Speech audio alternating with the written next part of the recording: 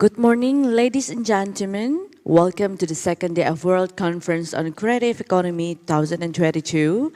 And we are about to start our program for this morning. For that, I would like to invite everyone to please kindly enter the ballroom and please kindly be seated. Thank you. Selamat pagi Bapak dan Ibu tamu undangan yang kami hormati. Kami persilakan Anda untuk dapat memasuki area ballroom dan menempati tempat duduk yang telah disediakan karena acara akan segera dimulai. Terima kasih.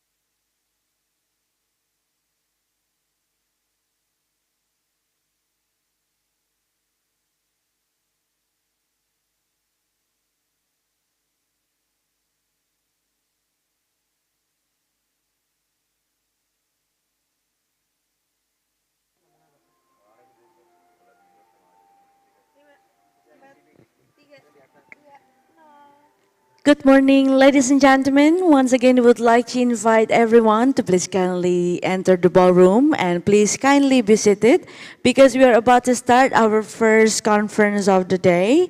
So once again, we would like to invite everyone to please kindly join us for the first session on our second day of WCCE for today. Sekali lagi Bapak dan Ibu yang kami hormati, kami persilakan Anda untuk dapat memasuki area ballroom dan menempati tempat duduk yang telah disediakan, karena kita akan segera memulai rangkaian acara kita pada kesempatan pagi hari ini. Terima kasih.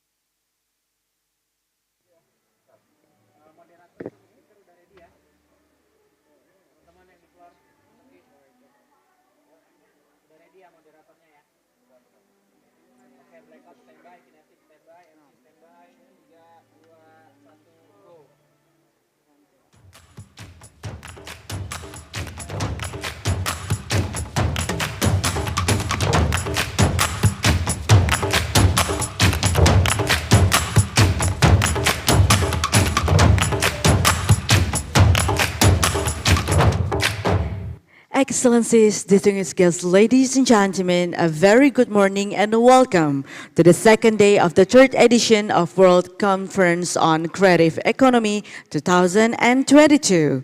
We are very honored to have you all here today. And also, ladies and gentlemen, our meeting today will be divided into panel session, and may this day be filled with the new discoveries and also enriching discussion. Ladies and gentlemen, to start our program for today, let us focus on the screen for the speech from the chairman of the Indonesian Chamber of Commerce and Industry, Bapak Arsyad Rashid.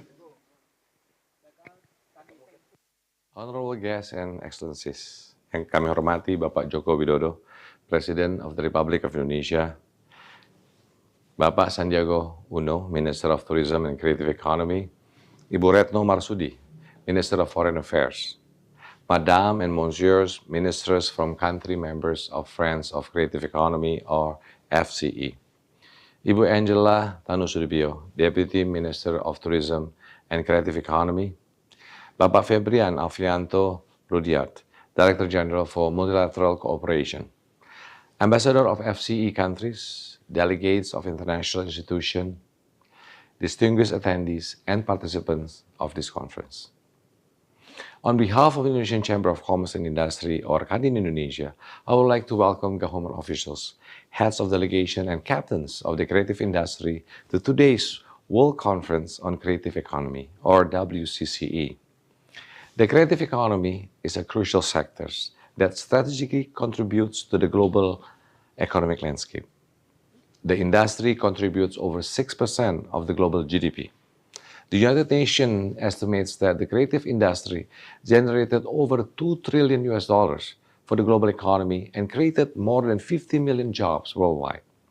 For example, in South Korea, the K-pop industry generated $10 billion annually for the country.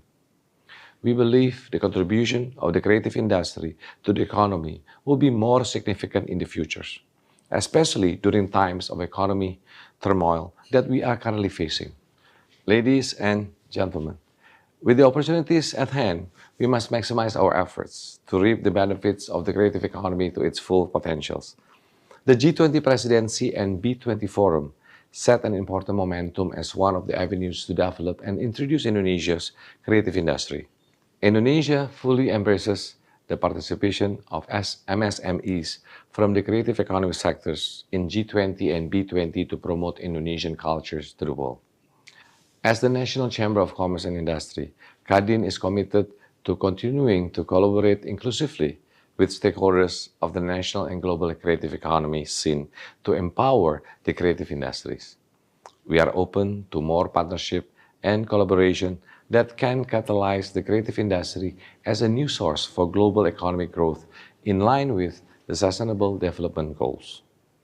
Through WCCE 2022, we would like to invite participants to collaborate and give birth to new ideas that can catalyze global growth in the creative economy sectors. Hand in hand, let's collaborate for a better future. Recover together, recover stronger. Thank you.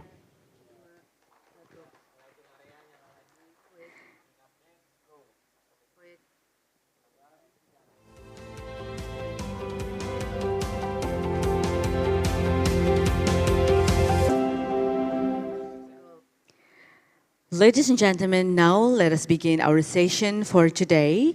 We would like to present our sub-theme Inclusivity and SGD's Agenda with Creatively Sustainable Practicing the Bridge as our panel session for today. And for that, we would like to request the presence of our moderator on the stage, Dr. Dwinita Larasati.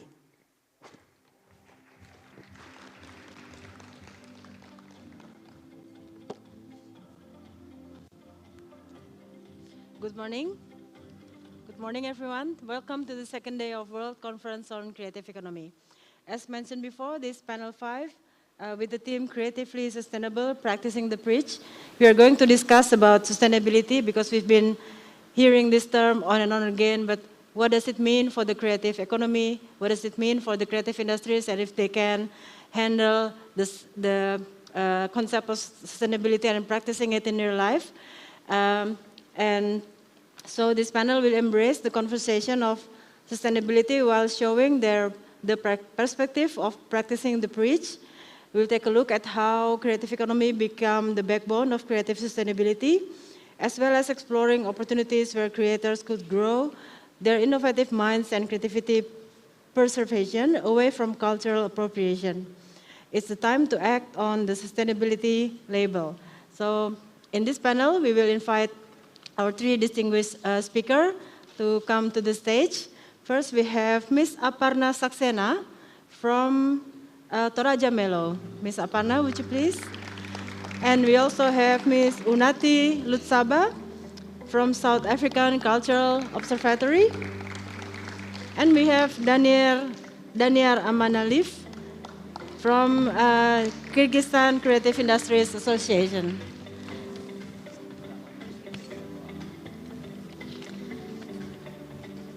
Please take your seat. I will introduce briefly our speakers. Aparna Saxena, CEO of Toraja Melo. She is heading Toraja Melo, an ethical lifestyle business in Indonesia, and setting its strategy and expansion across new countries, new distribution channels, digital pivot, and marketing. Aparna is also co-founder of an early-stage angel impact investor setup and advisory in India that focuses on plant-based businesses in India. Overall, Aparna has more than 16 years of experience as an entrepreneur, advisor to impact businesses in various areas, primarily in logistics and e-commerce. She was in Vietnam for 6 months as a part of the co-founding team of an ad tech company, Manabi. Prior to this, she was a COO at Angels of Impact, an online community of funders, corporations, and entrepreneurs that focuses on poverty alleviation and managing partner at Superlative Foods, an organic snacks manufacturing company. Unati Lutsaba, Director of South African Cultural Observatory. An academic, researcher, and sociologist committed to the cause of culture and creativity in South Africa, Unati Lutsaba is the Executive Director of the South African Cultural Observatory, a think tank tasked with measuring and valuing South Africa's cultural and creative economy, funded by the National Department of Sports, Arts and Culture, and hosted by Mandela University. Ms. Lutsaba has always used her academic and entrepreneurial skills for the good of economic development. She has led and run several multidisciplinary research projects in the Nelson Mandela Bay over her career and operated groundbreaking initiatives and consultancies. Prior to her role at the SACO, she also worked within the public and private sectors. A rural girl at heart, she is fanatical about the development of young people, issues of transformation, development of young researchers in the arts, culture, and development industries. Daniar Amanalif, bandmaster of Ololo and chair of Kyrgyzstan's Creative Industries Association. In Central Asia region, the role of creative economy has increased within its emerging creative communities and hubs.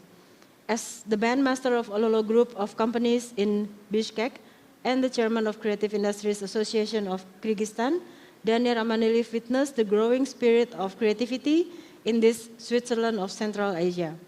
Daniar is a graduate of Bachelor of Science, focused in financial management from St. Petersburg State University of Economics and Finance. Daniar is also the international member for Policy and Creative Industries Evidence Center under the patronage of UK's National Endowment of Science, Technology and the Arts, NESTA. We will have our 3 speakers delivering their insights and thoughts. We start with Aparna. Time is yours, please. Thank you.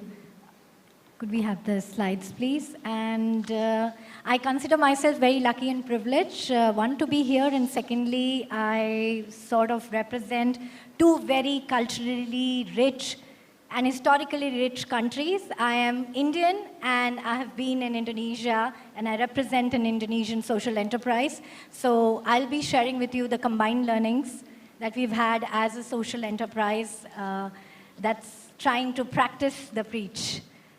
Could we have the slides, please?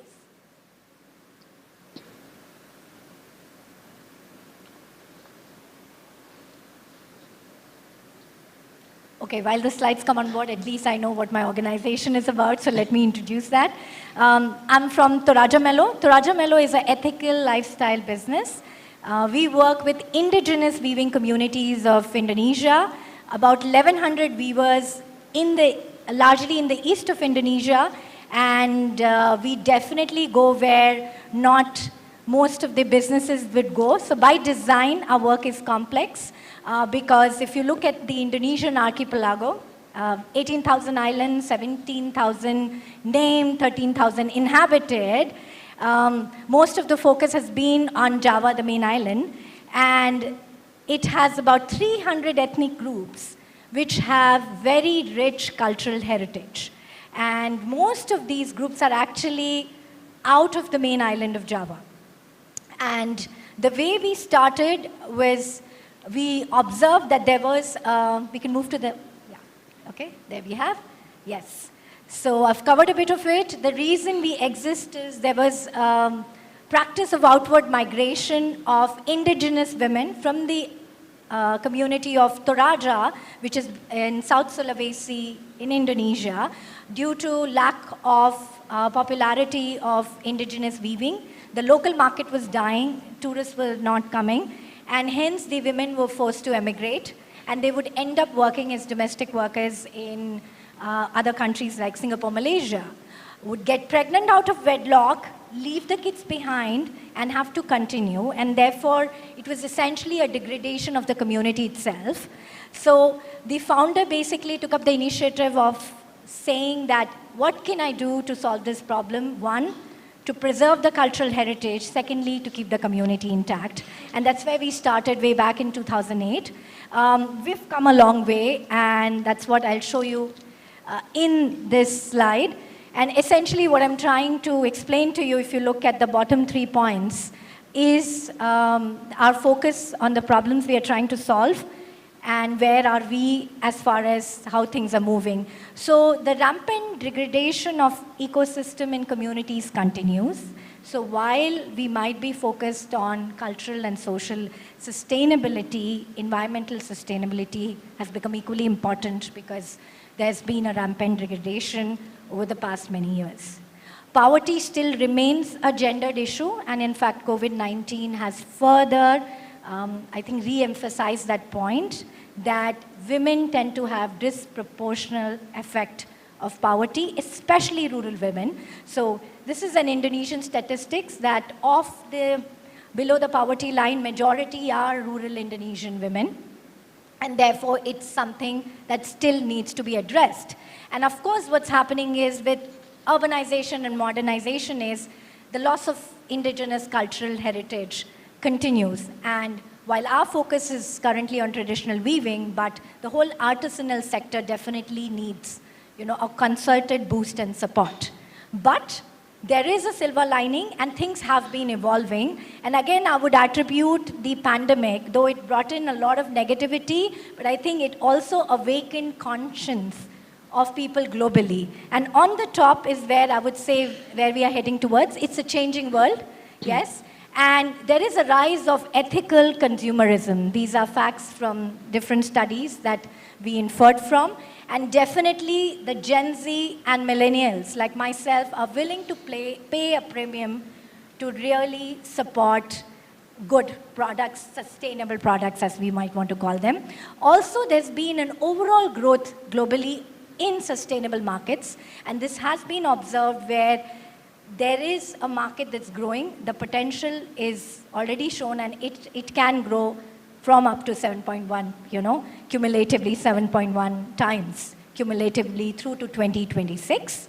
And of course, we have rising income levels. So what has also happened is the purchasing power of the Gen Z and millennials has been on the rise, and just like most of the world, Asia, and of course in Indonesia, 40% of Indonesia's population falls under this sector, which means these are the people who are going to be buying and consuming and essentially directing where the market is heading towards. And as I said, with these things evolving, we have taken a strong commitment. And when I say this, I also would like to extend it to overall creative economy sector is we cannot work with just one or two, right? You cannot work on cultural sustainability without knowing the impact on social or environmental. We can't pick up cultural and social and forget environmental and vice versa. There is a strong intersectionality. One cannot do without the others because each of these have become critical for us to have a sustainable growth over a long term. Because we might have high growth at certain periods of time, which the world has seen, the demand rises. Especially during COVID, there were certain sectors that really boomed. But is it sustainable? What happens post that, right? So therefore, really, the thought process now that has to happen is, are we thinking in terms of long term? And are we really looking at intersectionality of these three pillars of sustainability? Now, all this sounds pretty interesting. The path is laid out. But there are some ground realities. And of course, the facts that I'll share in the next slide are more akin to Indonesia. But I think they would stand for most of the global south, especially when you're talking about the developing markets. So the ground realities are, yes, we have a lot of MSMEs. I think this number was also shared yesterday. And they are the backbone of this country's economy. The key fact to note is more than 50% are run by women, and women still do the majority of unpaid work, which means they support these businesses while managing the work at home, right? Then there's been a lot of talk on digitalization, right? And we are heading in the right direction, but from the perspective of a practitioner that we've been, and especially working in the remote areas, mobile penetration does not translate to actual network connectivity. People have mobile phones, in fact, more than the population, right? So per capita, actually, a person has more than one phone. But what is the network infrastructure? It's still struggling. We still struggle to reach out to outlying communities in a sustainable manner. And definitely, there's something that needs to be worked on, right, for us to have long-term access. And then we talk about digital exposure, right? So of course, digitalization is happening, must happen. We have to work with the support of technology. But I'd like to here point out a difference between digital exposure and digital literacy. Traveling once, training an outlying community is not going to do enough for them to be digitally literate to run a business, right? And that is where I think we have to look at the sustainable aspect rather than saying that, hey, we went, we trained, we helped these people out, and we are now going to bring them online. No, what's next? Because I think this is where there's work to be done. We have to make them digital literate and empowered. Then I would talk about fragmented supply chains. Of course, I'm talking about textile and fashion, but honestly, our studies have revealed that it's essentially all over. Also, geographically, this archipelago tends to have that kind of impact. And therefore, this is something that we can extrapolate for all SMEs that operate, that we really face a very fragmented value chain, right from raw material sourcing, production, to market access, and then even post-consumer. So there's really work that needs to be done in order to create a better connectivity. And as I have said, it can also lead to a lot of income opportunities, right? There's a lot of unmapped, untapped potential. We just need to put the effort to get this done, because our efforts reveal that we don't have enough data yet. So I think there's something that needs to be worked on. And again, I will speak from my fashion perspective, is our efforts reveal that majority of the raw materials that we use here are still imported. And COVID was a big revelation, because the ones who were sourcing from outside really struggled, big and small. So therefore, we really need to work towards raw material pre-end product supply chains. And finally, if you would look at the whole requirements of MSMEs, honestly, their requirements are very simple. Sometimes they just need invoice financing, working capital, debt, support, capital support, and finally, I would say business acumen. I think John mentioned it, the father of creative economy, in his session yesterday. Just because you're creative, just because you have a great product, a great talent, doesn't mean you have the business acumen to sell. So are you getting the necessary support to develop that business acumen so that you can connect to the market? I think that's something we need to look on. So therefore, I'd like to bring your attention to the top right. We need sustainable solutions, long-term solutions that work. So with this, my final slide, and this is where what we feel as Toraja Mello, our experience of 14 years of operating in this country, what we feel are the things that we could work on. And I think my fellow speakers will talk about more on what they've been able to do at regulatory government level. So I think a lot of learning we can tap. But this is our perspective as an MSME, is these are the things I think we could work on to make ourselves sustainable, relevant. Relevance is very important, and also evolutionary. We have to evolve and be able to cope with the changing markets. So it has to start from the start, from the design processes itself, right? Whatever we are designing, is that design sustainable? Do we need to look at alternative materials? Because what got us here is not going to get us there. Things have changed. So what is it that we need to change, and what is the support we need in order to make that change? Because often we don't have the access. We are suffering both from information and knowledge asymmetry. So I think that's an area to explore, using technology the right way. And the ones I've actually marked in bold is my call out to the government, right? The government official, regulatory bodies, we need your support here. We need the frameworks to be set up so that, be it IPs, be it articles of geographical indication, it becomes more easier, for us to be able to pursue that, because currently the processes can take years and we don't even know whether it can happen or not. Then we move to the next stage of development and production. So again, are you producing? Are you using the right process for producing? Do you have the capacity? Do you have the materials? And finally, do you have the infrastructure, right? Because having 1 million SMEs operating on their own, competing against each other, when we could actually work on joint sourcing, setting up networks, setting up intermediaries, aggregators, and collaboration, right? We don't have to take notes from the typical market economy, which is all about competing. But can we do better? Can the creative economy actually work on collaborating, leveraging on each other's strengths, and set up some, sustainable supply chains? We're really, looking forward to that if we could do that. And we, Toraja Mello, are really committed to that, to working with SMEs on that regard. And of course, to the government, please make the licensing, the certification processes more open, transparent, easier, so that we are able to compete not only at a national level, but an international level, and bring our products forward. And finally, we talk a lot about market access, but right market access, are you targeting the right market, and are you ready for that market, right? Just empowering SMEs doesn't mean that, okay, you say, hey, I'm going to take your product to this country. Are they ready? Do they have the infrastructure support, the knowledge to be able to, go and access these markets? Because often what has happened is people end up going, having this one-time effort, but they're not able to sustain it because they don't have the capacity, they don't have the support. So I think really that's where we need to work towards.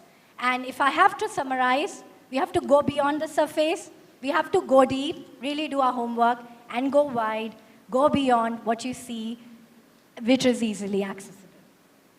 We're looking forward to collaborating. Please reach out to us. We would like to support more and more SMEs in Indonesia and the Global South. Thank you so much. Terima kasih, matur suksma. Thank you, Aparna. I can hardly help myself from nodding at every slide you show and all the statements, because it's like a value chain that we've been trying to educate young designers, young creators to consider and to understand that what they make actually have impact in any way, positive or negative. And Toraja Melo, well, you couldn't see that on your slide today, but the products of Toraja Melo is really amazing. So people, if you know, Aparna has the bag and all the accessories are made from these women weavers. And also Miss Dini Yusuf is also here from Toraja Melo as well. So promoting it best is by wearing them, so these products. So I'll be curious to explore that further and we'll discuss that later. We will move on to Ms. Poinsunati. Please take your time. Thank you, Chair. Good morning, everyone. My name is Unati Luchaba, and I am from South Africa. I work for the Nelson Mandela University, and I'm the executive director there for the South African Cultural Observatory. Perhaps before I jump into my talk for this morning, I just want to share a little bit about what the South African Cultural Observatory is all about. We are a cultural and creative industries research project hosted by the Nelson Mandela University in South Africa, and we are tasked with mapping, understanding, and valuing the economic impact of the creative industries in our country, how the sector contributes to the country's GDP, how it contributes to growth and development, and how it contributes to nation building. And we do this with partner universities in the country, Rhodes University, the University of KwaZulu-Natal, and the University of Forte. And then just going straight into my talk for today, today I'm here to contribute towards this conversation on creatively sustainable, practicing the preach. And I always like to start with an end in mind. So before I go into my talk, okay.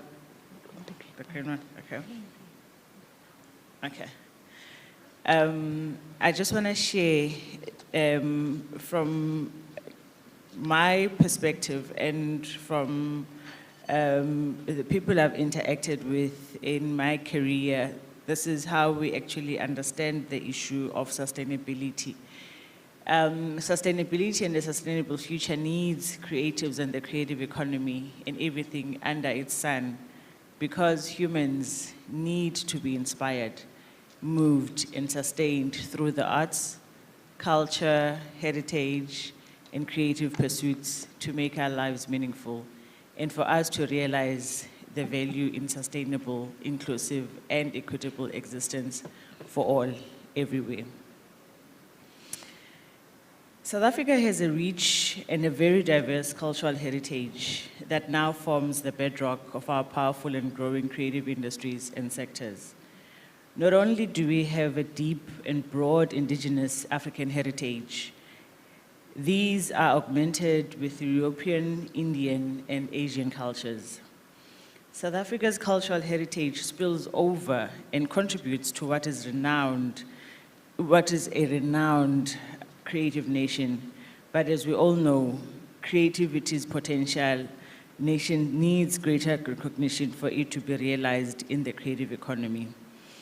The creative economy is not only one of the most rapidly growing sectors of the world economy, as Ms. Henderson from UNCTAD has shown us yesterday, especially in creative services, which account for more than 20% of all services globally.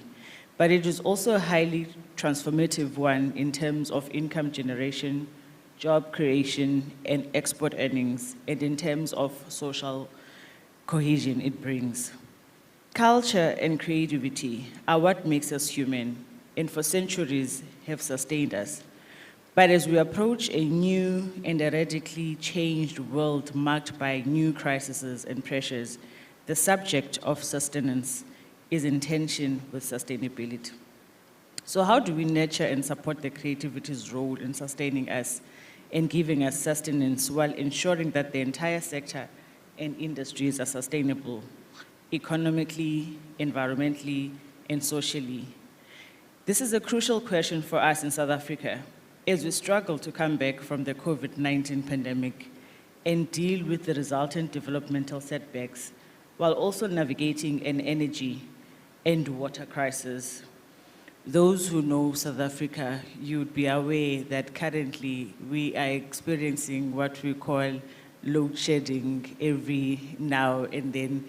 If you are in constant communication with someone from South Africa and whilst you are on a virtual meeting and they get cut off and they say, oops, sorry, it's load shedding, then you must understand it's the energy crisis that we are faced with. Now is the time to pause and then action. That action must be directed toward a better and more sustainable future. For us, that means interrogating the tenets of sustainability. Firstly, financial sustainability is critically important, given the high levels of poverty in South Africa and the unacceptable levels of inequality.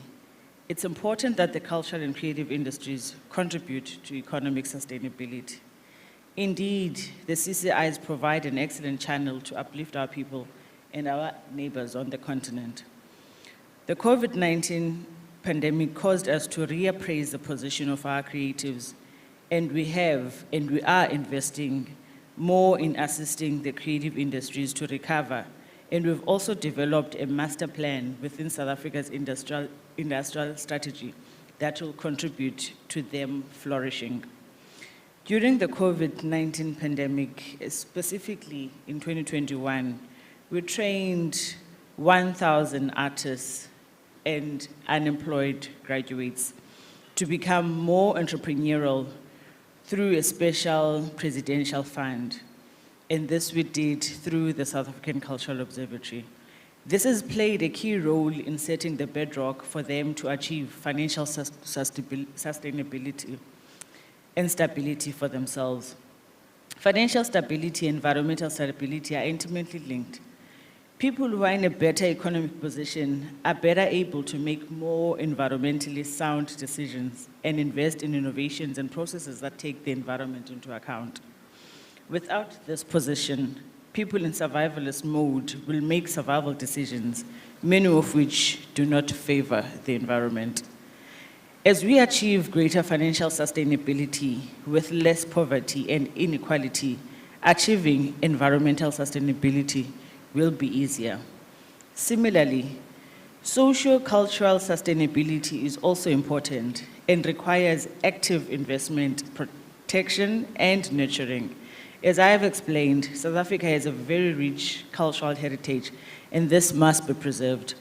Our stories must be told, and they must be recorded. Our heritage sites must be marked, protected, commercialized, and marketed. We've recognized this as a route to the overall success of our cultural and creative industries in South Africa, and we are working to preserve our artworks, stories, films, music compositions, and even our designs.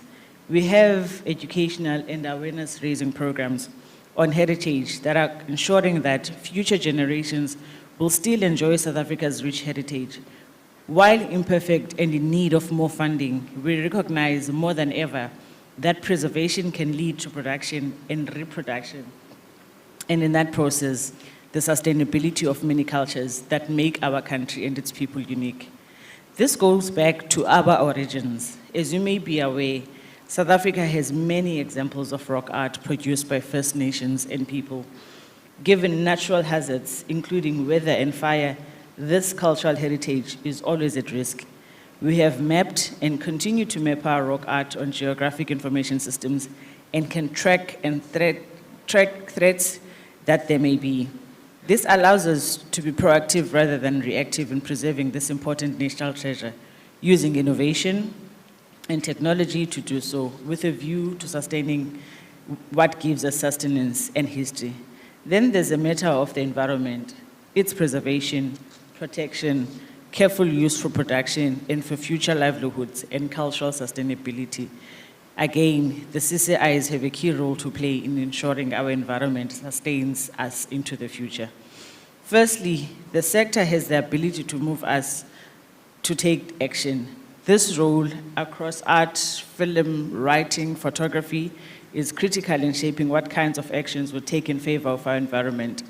The marketing, advertising, publishing, and broadcasting industries that take up the mantle to communicate effective the sticky messages that spotlight the crisis, but also routes to managing it. Our creative minds can lead in this regard. Other industries like fashion, architecture, film, publishing, furniture production are industrial powerhouses with the power to change their processes to become more green and environmentally friendly. Value and supply chain reform within the CCIs is a route of sustainable practice that at scale can reshape these sectors for good. For example, in South Africa, the film sector has shifted towards the responsible business practices or sustainable production practices and facilities that support the triple bottom line. The South African film sector is committed to being emissions neutral and climate resilient by 2050. This is part of the C40 cities initiative. The sector is using more digital documents, more efficient satelliting, otherwise known as LEDs, using rechargeable batteries, biodiesel fuels, recycling and compost collections, and moving away from bottled water and introducing meatless Mondays on set. Leftover food is also donated to homeless shelters and charities, as are wardrobes. This is a practical example of sustainability in motion in the motion industry and something all film producers can embrace everywhere. If you cannot measure it, you cannot manage it. The KwaZulu-Natal Film Commission, for example, has identified and is measuring key performance indicators that can track and report on industry improvements. This will further create awareness and a more conscious effort by film producers to reduce their environmental footprint. Besides preventing environmental degradation, the arts play an important role in increasing awareness of the importance of living sustainably. Perhaps the best known example from South Africa is the Oscar award-winning film, The Octopus Teacher, that depicted the lesson of the fragility of life and humanity's connection with nature. To end off, ladies and gentlemen, we need more poetry, more music, visual arts, plays, dances that will contribute to sustainability. The future requires the mindset that many creative practitioners possess, one that embraces experimentation, learns from failures, perceives and thinks out of the box, plays, innovates, pivots, and seeks perfection in the ultimate product. And I would have failed if I don't mention that on the 9th and 10th of November in South Africa, we will be hosting an international conference. SACO will be hosting its fourth international conference, where the issue of the creative economy reset and the creative economy being rebuilt, reshaped, and more inclusive and sustainable will be discussed in length by academics, by practitioners, by businesses at length. Thank you. Thank you. That event on creative economy reset would be really interesting to get a follow-up on. So I get some points, especially interesting that you also push the index on the environmental performance of creative industries. Especially you mentioned the film industries, and I wonder if that also has to do with the incentive of finance that you will get from that. So we'll discuss about that later. And we move on now to Daniel, if you please. Thank you. So I'm not very used to this 360 auditoriums. So let me speak standing. Can I have my presentation, please? Okay, so I'll talk about the country that maybe you have not heard of. I'm from Kyrgyzstan, and in Kyrgyzstan we are trying something really new, and that might be a good idea that can be tried in other places in the world too. So starting from the January, I guess, we'll have the best tax regime for all creative industries, the best in the world. And this is a very interesting story how we created this and why it's important. I will talk about this today. So first, I need to explain what Kyrgyzstan is. It's this red country It's in Central Eurasia, as you see, Central Asia. We're surrounded by China, Uzbekistan, Tajikistan, and Kazakhstan. We are post-Soviet country, so we got our independence in 1990. You know, as a post-Soviet country, we're only learning democracy. So we had 3 revolutions in my country in the last 30 years, because usually when the new presidents are coming, they're trying to become dictators. So we don't like that, and we have to change them sometimes this way. So now we have our 6th president, and Kyrgyzstan is a little bit like Ukraine in Central Asia. Very different to the neighboring countries. So it's a very small country, like 1/10 of Indonesia, maybe 50% bigger than Java Island. And it has a very, very small population of 7 million. That's why we can try things. And this population is very young. We have almost 60% of people younger than 30. Every 4th person in my country is a child below 10. So in my country, why we're talking about creative economy is because of the influence of British Council. They arranged a series of Creative Central Asia forums where I actually met John. And I heard the story how John was promoting creative economy inside Britain in the 90s. And it was a very small group of people who initiated everything. And I thought, okay, if a small group of people could do that in one of the biggest world's economies, then maybe we can do something also in my country, even if we build a very small group of people. So we were thinking what would be the best way to develop creative economy.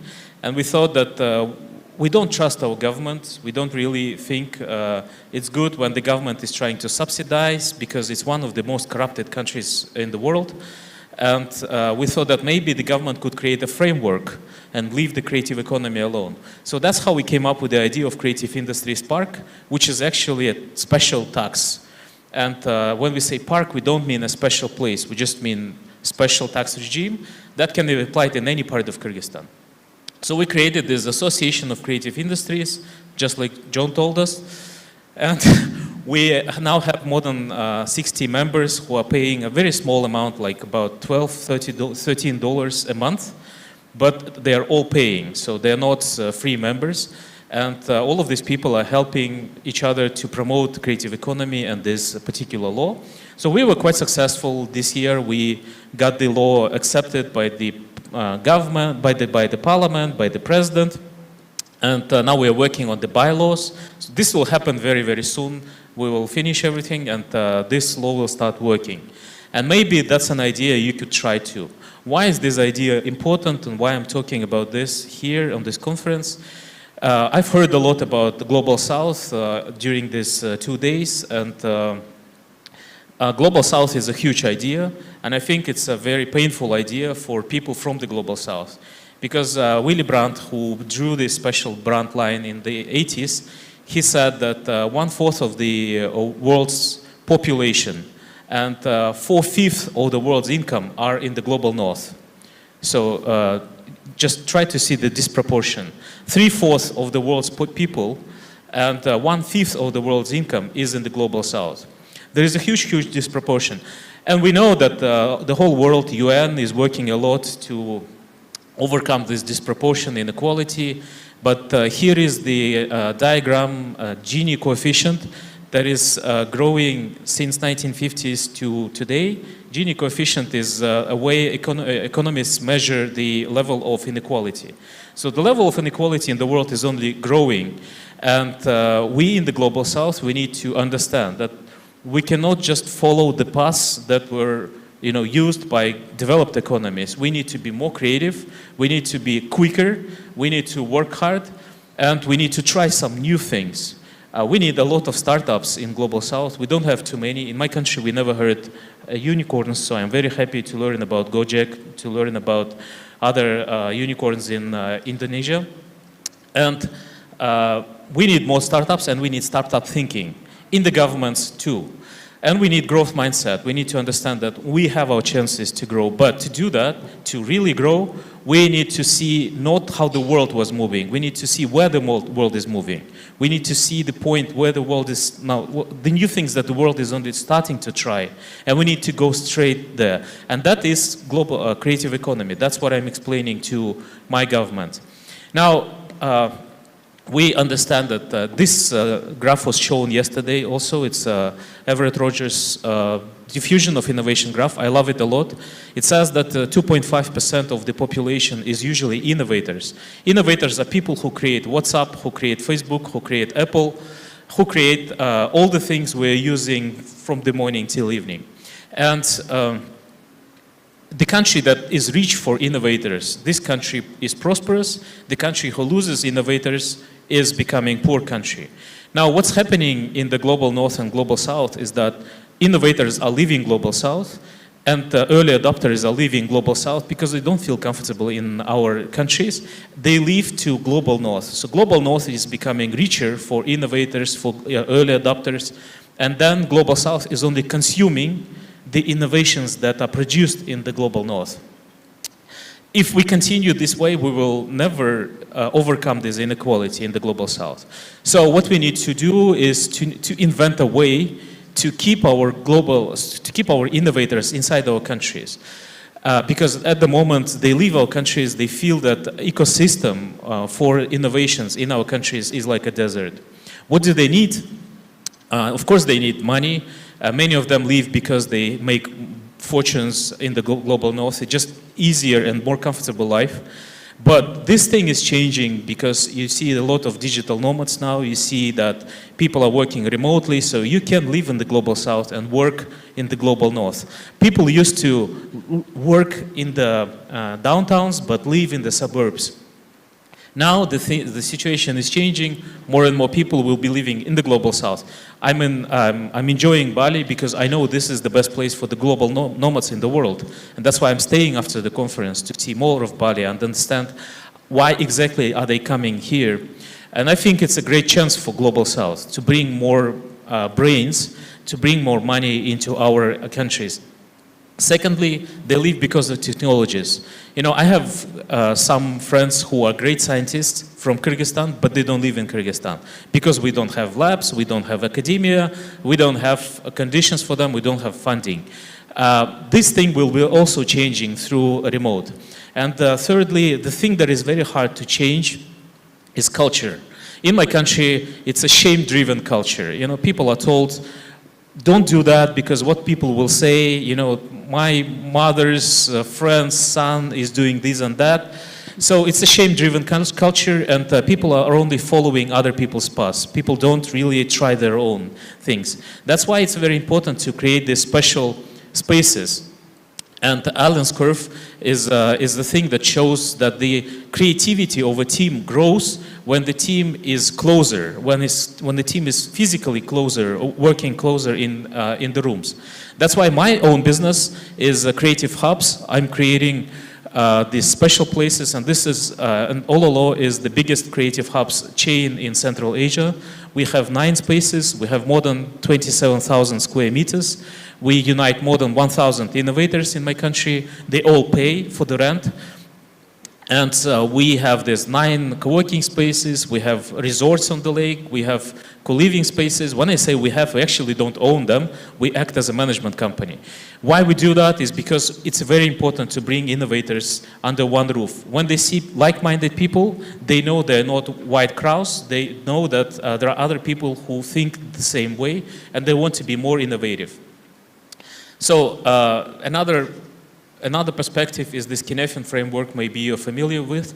You know, in my country and in many other countries in the global south, people and the governments, they live like, they behave like we live in a very, very simple, clear world, where everything is, where the cause and effect is clear. In fact, we are moving to a very, very complex world. We cannot say what will happen in October, what will happen in November. Who could predict a war in Ukraine?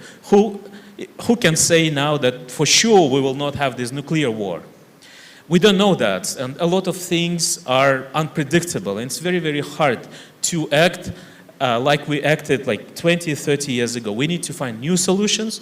We need startup thinking. We need agile. We need creative economy because of that, first of all, not only because it's producing economic value.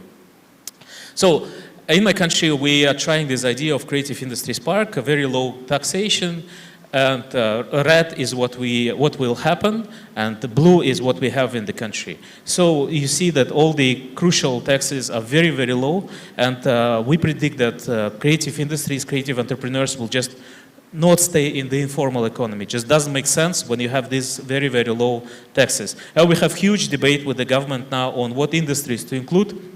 That's why I'm very happy to be here and learn more arguments. So we, in my country, we identified more than 20 creative industries. Not only the creative industries that were mentioned in Britain, but also the service industries that serve creative economy, and also infrastructure services that are very important to develop creative economy. And this will help us to identify what creative industries are, how they grow, because of course we will not cover the whole creative economy, but we'll cover a huge part of it, and we'll have numbers. Like Unati said, it's very, very important. If we don't measure it, we cannot really manage it. And then we will have some resources for the ecosystem, because people will pay for the membership in the Creative Industries Park. And I think we'll make the creative professions very desirable, very fashionable for the youth. And we went as far as to offer our government a vision for the future of my country. And the vision is to create a lab, like make our country, it's a very, very small country, as I said, a lab where new ideas, new technologies could be tried. We think that the world needs such labs. This is, by the way, the flag of my country, very beautiful. And this is my contacts, my QR, if you scan the QR code. And I want to finish here by this saying that I've heard many times yesterday, and I love it very much because I think it's very close to creative economy, because it's very diverse, it's very inclusive. Wassalamu alaikum wa rahmatullahi wa barakatuh. Salam srajta bagi ketasum. Om Santi Santi Om. Thank you, Daniel. Thank you for sharing. It's interesting that you will call it a global lab, especially because a huge majority of your country is under 30, and young generation is one of the most valuable assets for any place in the world, and that you want to create an ecosystem that works for them, and you will like to also refer it to Bali as the digital nomad place and so on. And you also mentioned about the money, technology, and culture as the most aspects there, which reminds me also, if we talk about creative industries, creative economy, and actors in a place, there's this concept about talent should be there, technology should be available and accessible, and there's also tolerance, because you also mentioned, which is very relatable, about a society that works along the perception of what will the neighbor say, of what will the other cousin say, and so on. So working around that, we'd like to open a conversation now. We'll open a question from the audience, but I would like to explore furthermore, first with Toraja Melo, Ms. Aparna. Because we know that Toraja Melo, well, it's been around for a while, and the products have been very amazing. But of course, the challenge is first, the most difficult part is at the start, when you begin to engage with these weavers, these women, which are mostly in rural villages and so on, and how you connect their products to the market and make the products relevant in function and in everything, because we know that the fabric is valuable in itself. But then how would you be an intermediary to connect these products, make it usable, and receiving proper appreciation from the market? Would you please share that part? Thank you. Thanks. And I think great question, because it's combining the traditional, the craft, with evolution and contemporary, right? So again, as I had mentioned, what worked before will not work, and the populations are evolving, right? We're dealing with the younger audiences, and they will not appreciate that weaving the way it was earlier. So what we try to do is we find the balance. The weavers weave, they are good at that. We want to empower them to be able to do that. But the color palettes, how the market is evolving, we be their connectors. We take the weaving, we convert it into products that are relatable, that are understandable for the evolving audiences and the market. So I think that's where we step in, and that's where we'd like to empower and connect them. However, we leave them to do what they're good at, which is weaving. We do not want to convert them to become something else, right? And the other thing that we are trying to do is essentially them becoming more environmentally conscious, because what happened with modernization and urbanization was they started switching to non-sustainable fabrics and dyes. And that made them dependent on cheaper materials but non-sustainable. And they've had their ancient wisdom. So we're trying to bring that back for them to own it, while we connect to the market by making sure we are aware of what's happening around the world and find that balance. And one thing we are very strict about is not allowing cultural appropriation, and that's where we really need support, that the weaving has to stay as weaving. Please do not print it. Please do not convert it into something else, because you are appropriating an ancient craft. So that's how we keep it going. Yeah. We appreciate that a lot. So, well, to find the balance between those, because when you are doing the process of making the products relevant to the current market, not only the pricing, because we see the data that the younger generation are willing to pay premium for the products that has such value.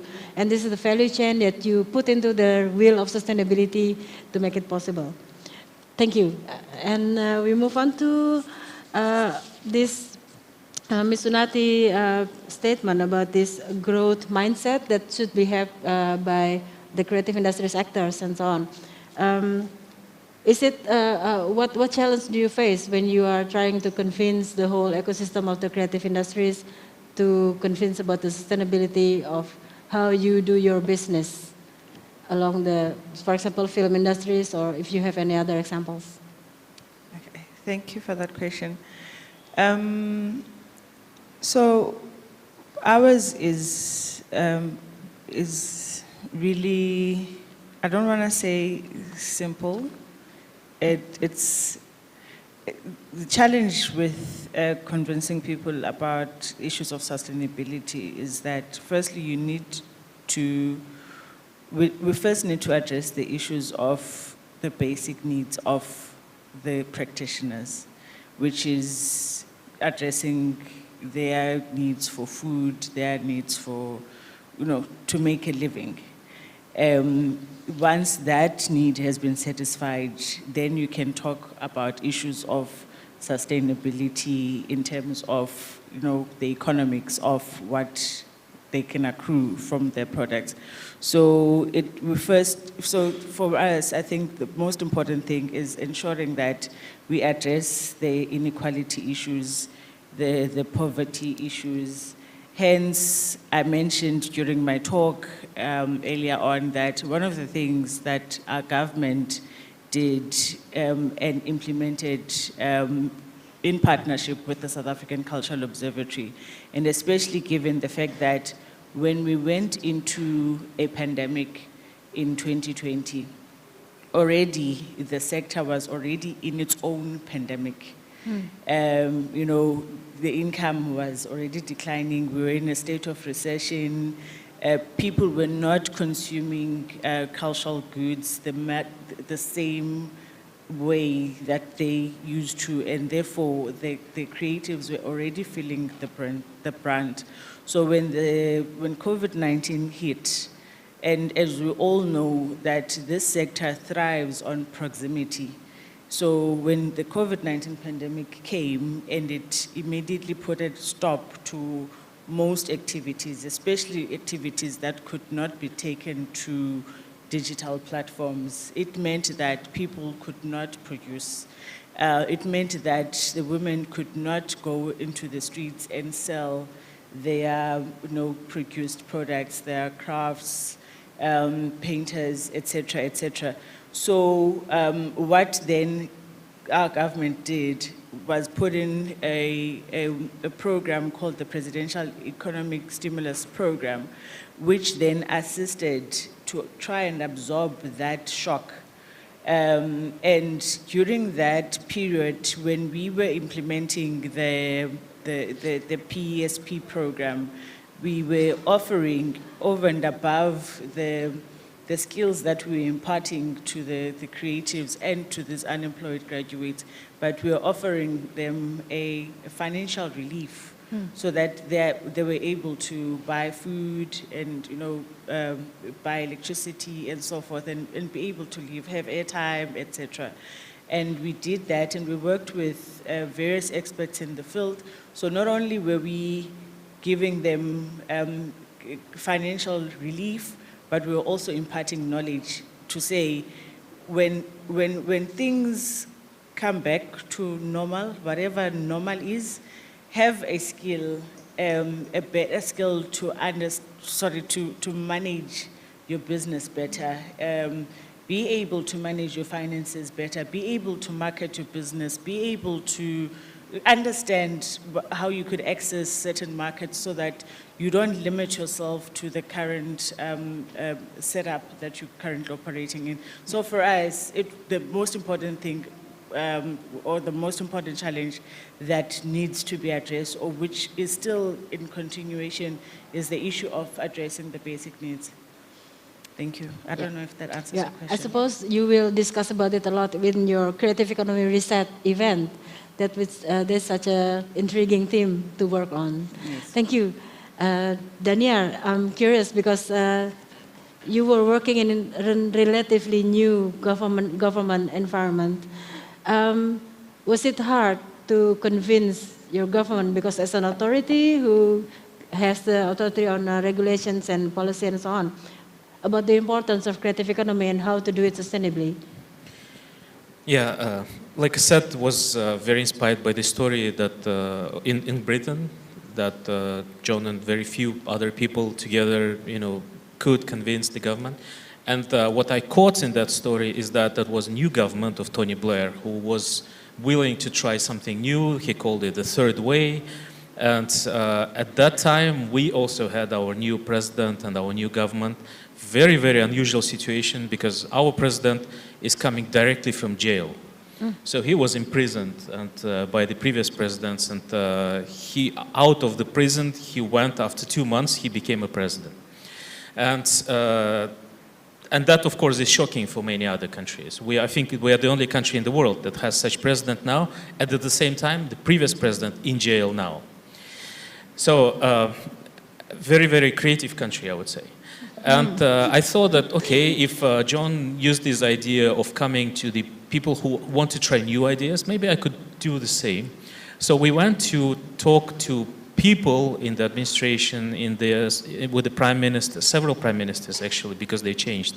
And it took some time and a lot of disappointing conversations, a lot of disappointing presentations, but several people were interested. And then, we could explain them that this is a win-win-win, because it's good for the government. When they go outside of the country, they can say something. They can say, we are trying something new, right? It's an idea. It's a creative economy is buzzing. And at the same time, we told them that people inside the country, creative people, will support them, because they're not very supportive of this particular government at the moment. And local people, of course, they see the point. If they pay low taxes, it's good for them. So it's a win-win-win-win. And this way, it was easy to convince and involve many people and unite a lot of people around this idea. So sometimes, instead of fighting against something, it's easier to find solution that would be liked by everyone. And we were discussing with John yesterday that creative economy is a way to develop the democratic values, in fact. It's not only about economy. It's about gender, it's about LGBT rights, it's about a lot of things that the world is trying to promote. But when you talk directly in countries like mine about the culture, about the importance of art, about gender equality, and importance of artists, you don't get recognized. When you say this is creative economy, it can create value, people can make money on this, country can grow, economy can grow, GDP can grow. This way you can do the same thing. You can promote the same values, but in a much more comfortable way. So it's very important, I think, to find this idea that would be uniting, and I think it worked. Thank you. I think we have only a very few time to take question or remarks from the audience. If there's any, you can put your hands up. All right, considering this session about sustainability and creative economy, if no one is going to contribute their thoughts, I think we can wrap up for this session by also, we all maybe agree that creative economy as sustainability is a multidimensional thing that you cannot just view from one side, but we have to consider many sides that has to be balanced as well. Because from the three speakers, we got very different viewpoints. Daniel is more about the demography of the young people and the governance, new governance, and the challenge to face the newly understandable creative economy. While here we also do on the reset on creative economy and how to rethink it in a bigger ecosystem. And for Toraja Melo also, there are similar companies that works the same way, a similar way of connecting the locals, traditionals to the current markets and so on. With environmental, social, economy, social culture, and it has to be all balanced. And it's a challenge we're still facing forward because we have new disruptions as well. Not only the digital, but also pandemic and so on. So we'd like to thank you for your contributions to the session, and please give a big applause to our distinguished speakers. Thank you. Thank you. Once again, thank you very much to Dr. Dwinita Larasati and also to all the speakers for inclusivity and SGD's agenda with the topic creatively sustainable practicing the bridge. Thank you. Thank you.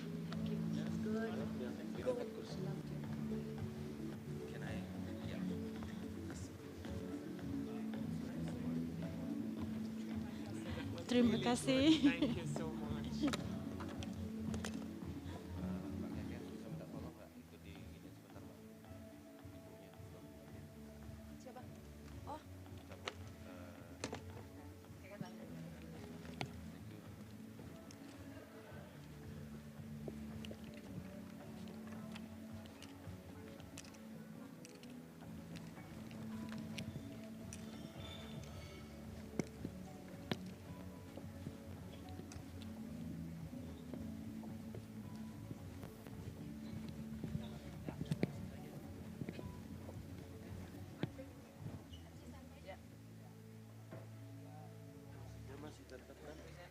Ladies and gentlemen, now we would like to continue our session by welcoming our spotlight speakers, known as the Indonesian Comics BBC 100 Women 2018.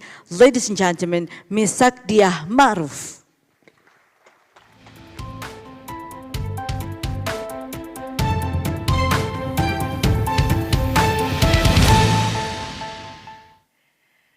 Hello, wow.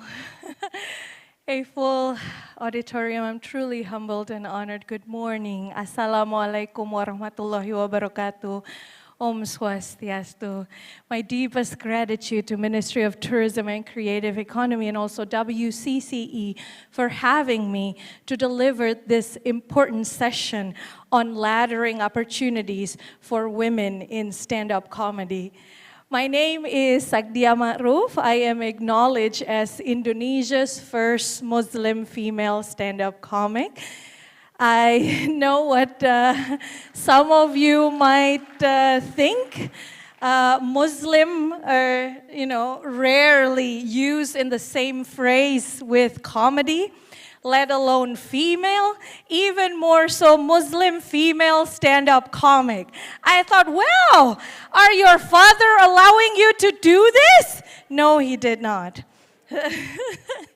Yes, but basically, ladies and gentlemen, but here I am, here we are, standing and fighting centuries-old myth that said that women are not funny. So far I have not been successful. My opening seems more like, motivational speech. But yeah, I'm just excited to be here. A little nervous, but so excited. Too excited I even get a haircut. Like you can totally tell, right? Yes, ladies and gentlemen, if I can ask you a question, can women laugh? Yes, yes, can women laugh? Can women make us laugh? Yes. You will say, yes, of course. But let me tickle you with some overlooked facts.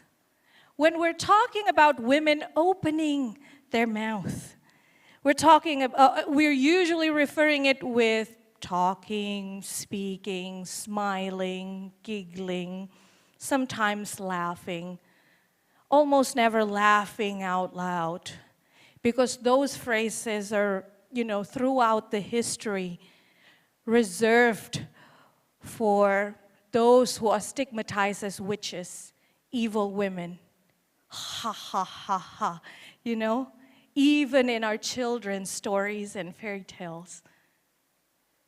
And in Indonesia especially, when we're talking about women laughing, when we feel even that we are about to laugh, our immediate, almost automatic reaction is to close our mouth. As if this is a taboo. You see, this is why it has been very, very difficult. It has been difficult. It's not an easy path to begin with. Allow me to begin with a personal story. I was born and raised in conservative religious community. To put it in perspective, pandemic lockdowns is basically my father doing his job. Yes. Yes. Some of us are having it for 2 years. I'm having it for 17 years. Yes, not allowed to go out of the house. You are looking at a black belt in staying at home. Really, yes. But, I'm so happy, nevertheless, my parents are supportive of my educations because, I was not considered pretty or rich, so they sent me to school. Like, brain is your last, although least preferable asset. Like, you gotta have something. So, yes. I registered for college. I registered for English literature, told my father that I want to be a writer, not a comedian, of course, no. And then I got accepted, I got admitted, and the first thing that my father was very proud, and the first thing that he did is he called our neighbor and said, "Oh my God, my daughter's just got accepted in medical school." I'm like, what? I don't mind. I don't mind at all. What I'm afraid of was that someday my neighbor will call with a medical emergency and all I can say, "Of course I can help you. Don't you know that laughter is the best medicine?"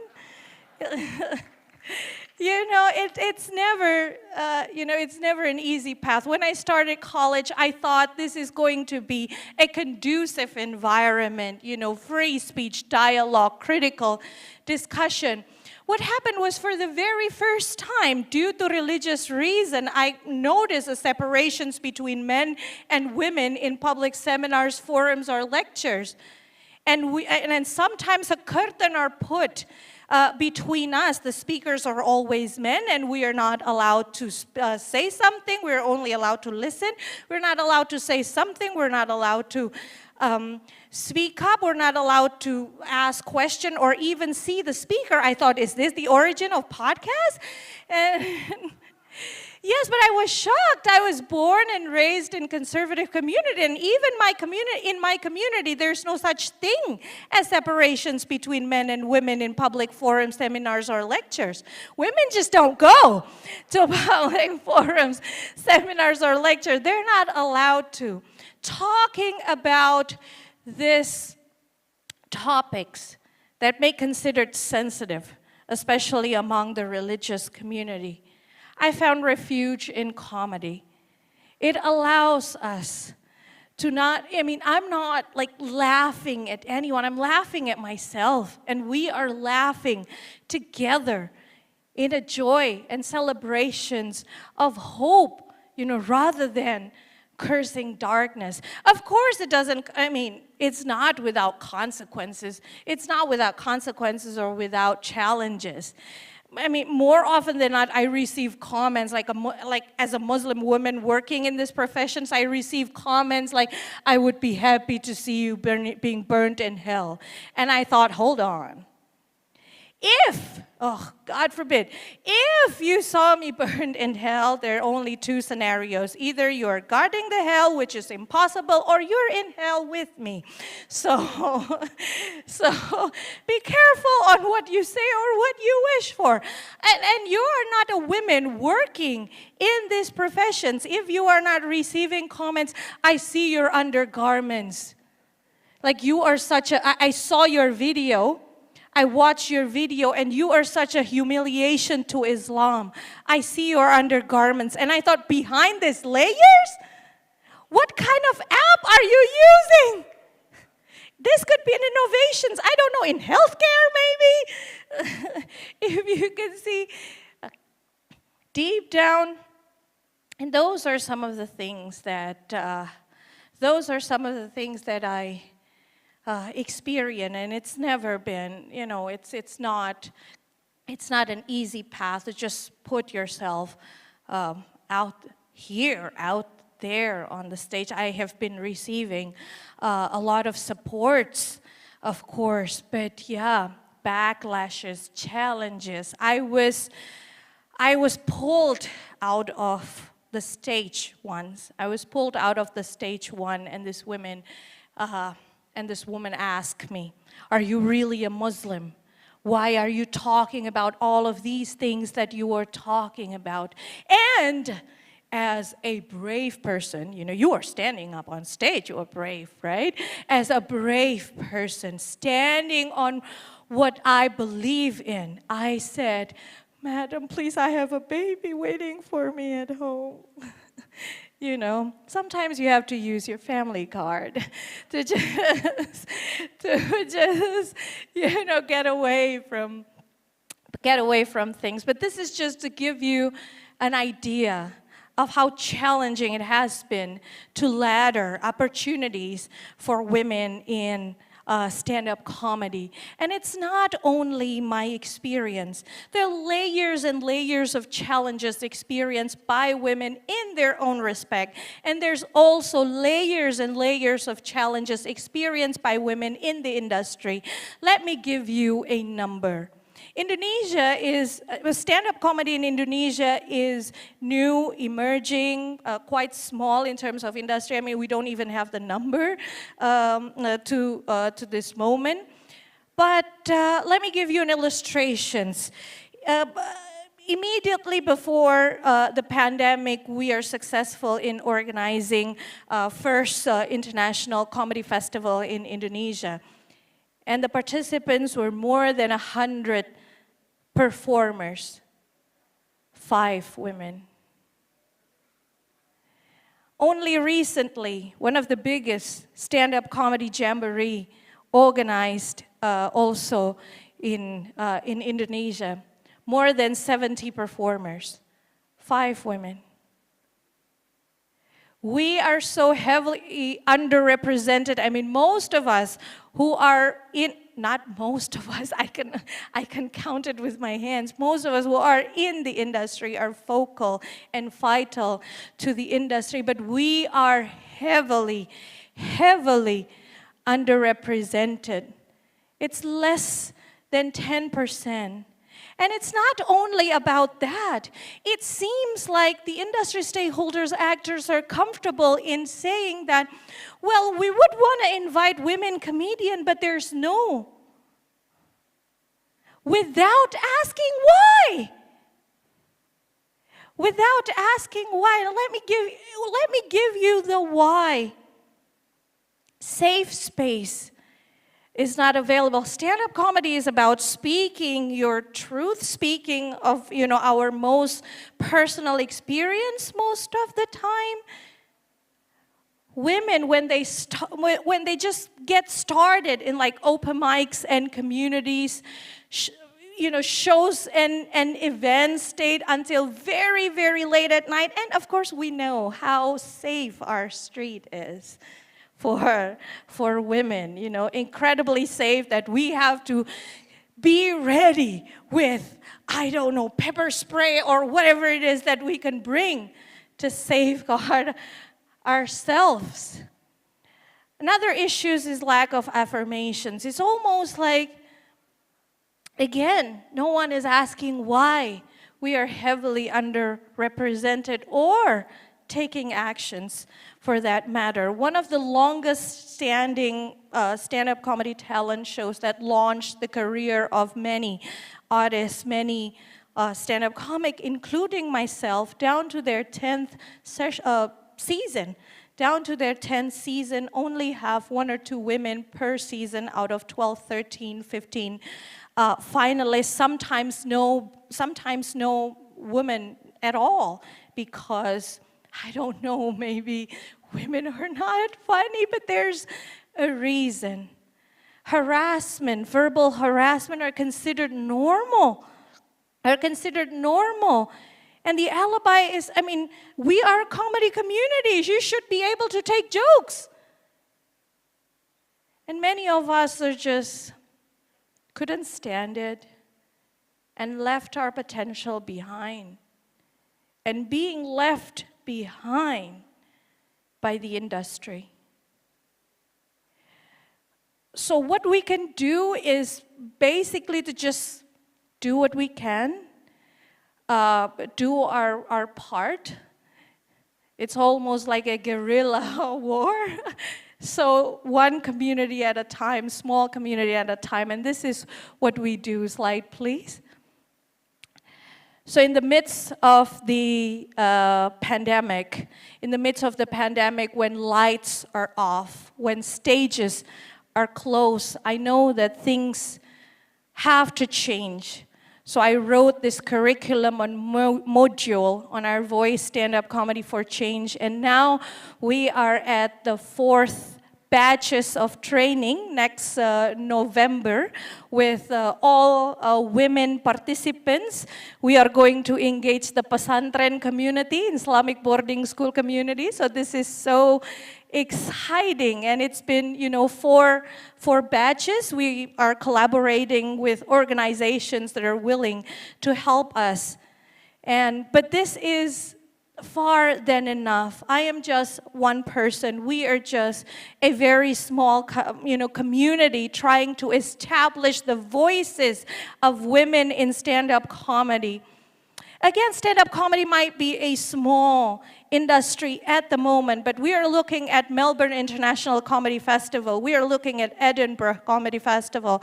We are looking at Laugh Out Loud Comedy Festival in Canada. They are all icons of their countries. We have a major potential in these industries, and women are largely left behind, and this is 2022. Gosh. Yes. We've done our part, and we will continue. We will continue these small efforts, but we need your hands. We are ready to collaborate. We are ready to build this ecosystems of female talent.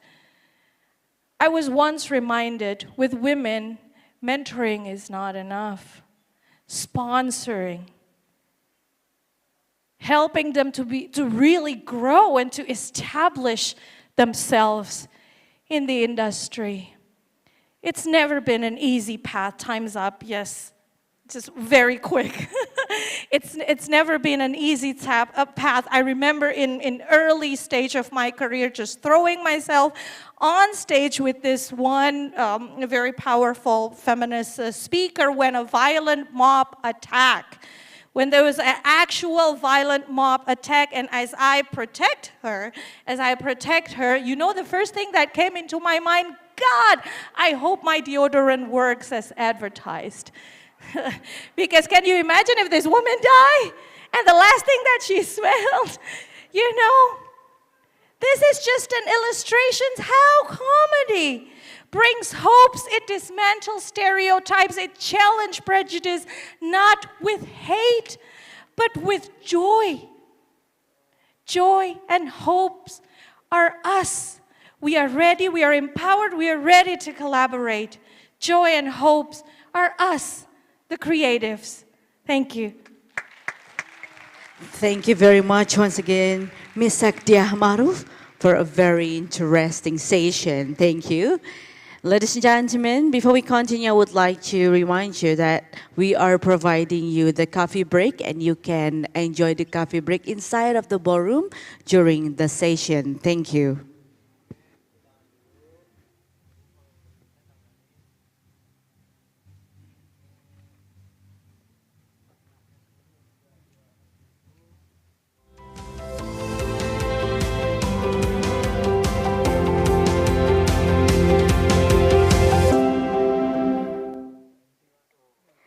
Ladies and gentlemen, we are still in the third edition of World Conference on Creative Economy 2022 Day 2. And now let us continue with our next session. We have our panel session with the topic Creative Inclusion Towards Equal Pedestal. And for that, we would like to request to presence on the stage our moderator, Miss Faye Wongso.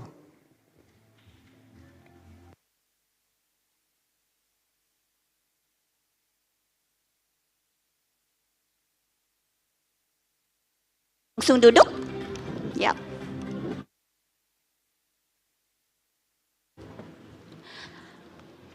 Okay, good morning. You are here on behalf of Mbak Niki Clara. So the next one is going to be very interesting panels. I'll be moderating creative inclusion towards equal pedestal. So this one, when we talked about inclusively creative, we need to ensure that everyone should be included. And we see the inadequate representations of certain communities in the creative economy. So while at the same time the pedestal and capital access has not been built significantly, creativity bounds and pushes towards boundaries, geographical location, genders, and more. It should be towards those who do not have privileges as well. So I will welcome our extinguished panelists. We will be inspired with the stories from our panel of practitioners who are witnessing the challenges and opportunities at the first hand. So I will welcome the first one, Ms. Hana Al-Faki.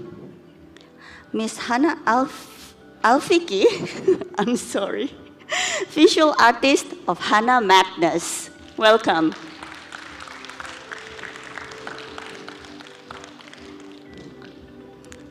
Hi. Hi, thank you so much for having me. So Hana Al-Fiki, or well known as Hana Madness, right? You're a visual artist based in Jakarta. Yeah, exactly. So I'll read a bit about your bio. Sorry? I will read about your bio. Go ahead. Sure. And then you will present about your work, right? She spent her childhood in a difficult environment which was not supportive to artistic development. And during your high school years, you found that art can be cathartic, helping you to maintain sanity amidst your psychological crisis. So your work, your artworks, represent most of your mental health disabilities. Exactly. Ones which would eventually become your main inspirations and challenging resources. So before you start, I would want to welcome another speaker, and we will have two speakers joining us online, but then Nikki Clara, the COO of Disabled Enterprises, will be represented by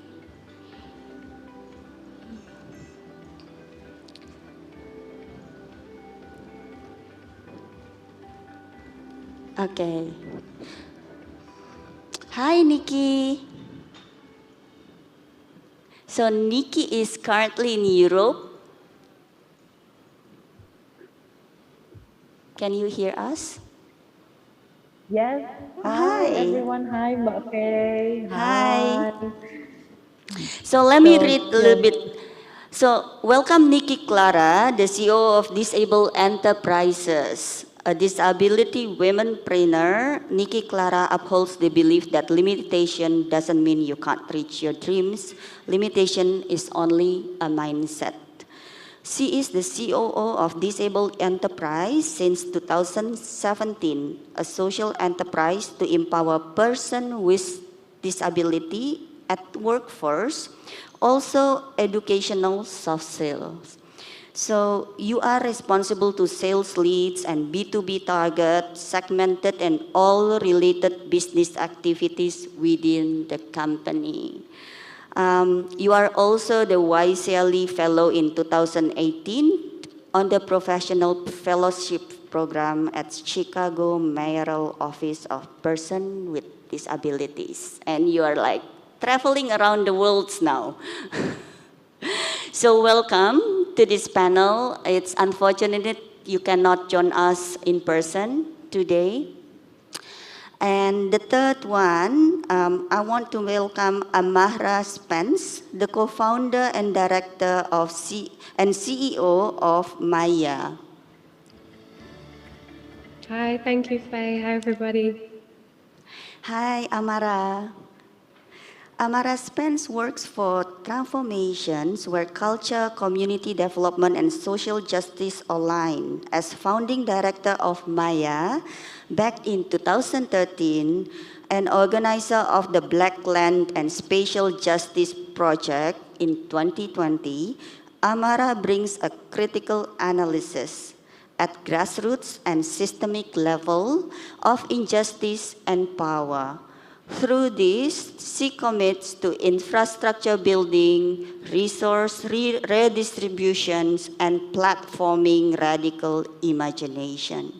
Her work has included creating a radical art school to democratize cultural production in under-resourced neighborhoods, developing spaces that redistribute the culture sector's hospitality budgets back into local artists, creating crowdsourced funds to resource minoritist artists. Wow.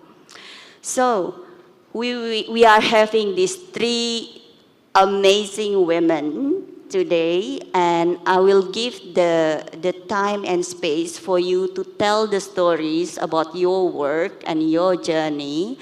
I'm Faye Wongso. I'm the CEO and co-founder of Kumpul.id, as well as the president of Co-working Indonesia. Hana, I was also spending 10 years of my early careers in mental health and trauma counseling across the world. So really looking forward to hear your story.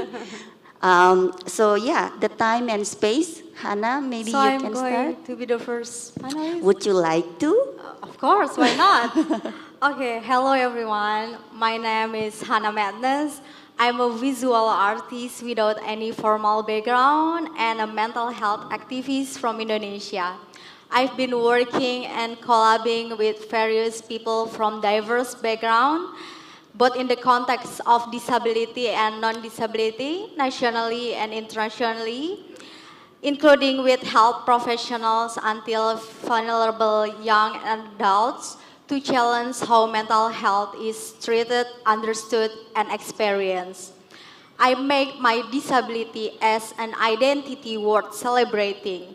Disability art reflects the experience of disability, which makes it not as a barrier, but as an appropriate and useful subject for artworks in raising awareness to bring about political change towards people living with mental disabilities. So I'm not talking anything that describes me from people's point of view. Rather, I tell my perspective on mental disabilities and the issue that surround it. I've been voicing this since 2012 to bring up something that has been considered as a taboo, to open up conversation that has been shackled below the surface so it can build mutually reinforcing narrative both to myself and others.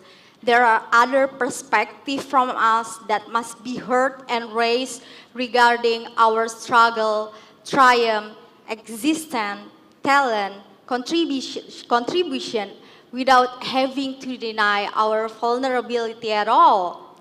Disability identity is an important step in accepting disability and helps to reduce stigma because many people still think if disability is a barrier label. We believe that everyone has certain basic needs that must be met. People with disabilities become disabled not because of their inability to do something, but because of the fact that our society is inaccessible, plus our dependence is seen as an exception. That's why we believe disability has been built and is systematic. And as an artist, I feel that I must continue to present work that provide joy, interaction, dialogue, and inspiration, but also provide a wise criticism to the system to encourage the community to engage wisely and make steps in social progress. Because art it's about people's emotion. It is very personal, but also can be universal at the same time. It is about connecting with other human rights issues in giving voice to those who are voiceless and marginalized. And also about creating conversation and giving voice to questions that need to be answered. Just so you know, there are still more than 19,000 people with mental disabilities in Indonesia have been in Pasung, or the practice of chaining and locking people in confined spaces for decades, some until they die. Mental illness is indeed something that is very, very challenging for us who experience it and for people who live with us.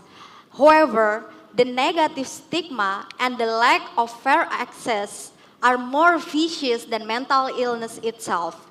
We exist, we are valid, and we cannot be invisible anymore. Then, can a radical supportive ecosystem be created from conversation, connectedness, openness, and partiality? For me, surviving madness and exposing the voiceless is a liberating practice.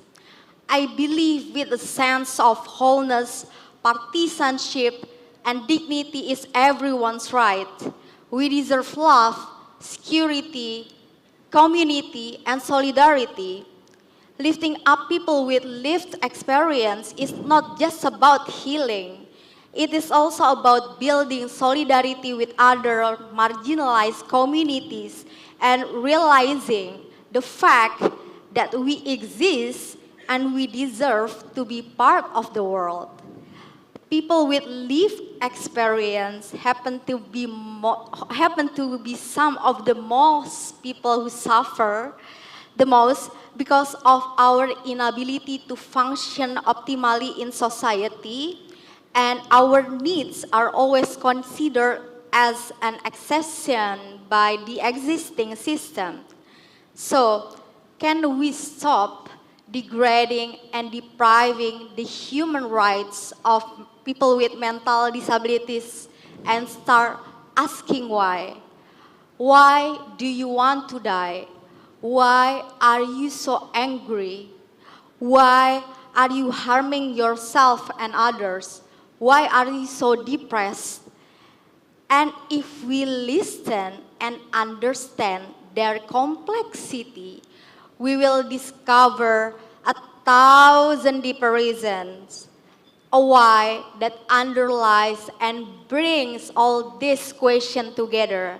And that is a system where we live in a world that doesn't stand for our existence, a world that's full of violence and is intimidating.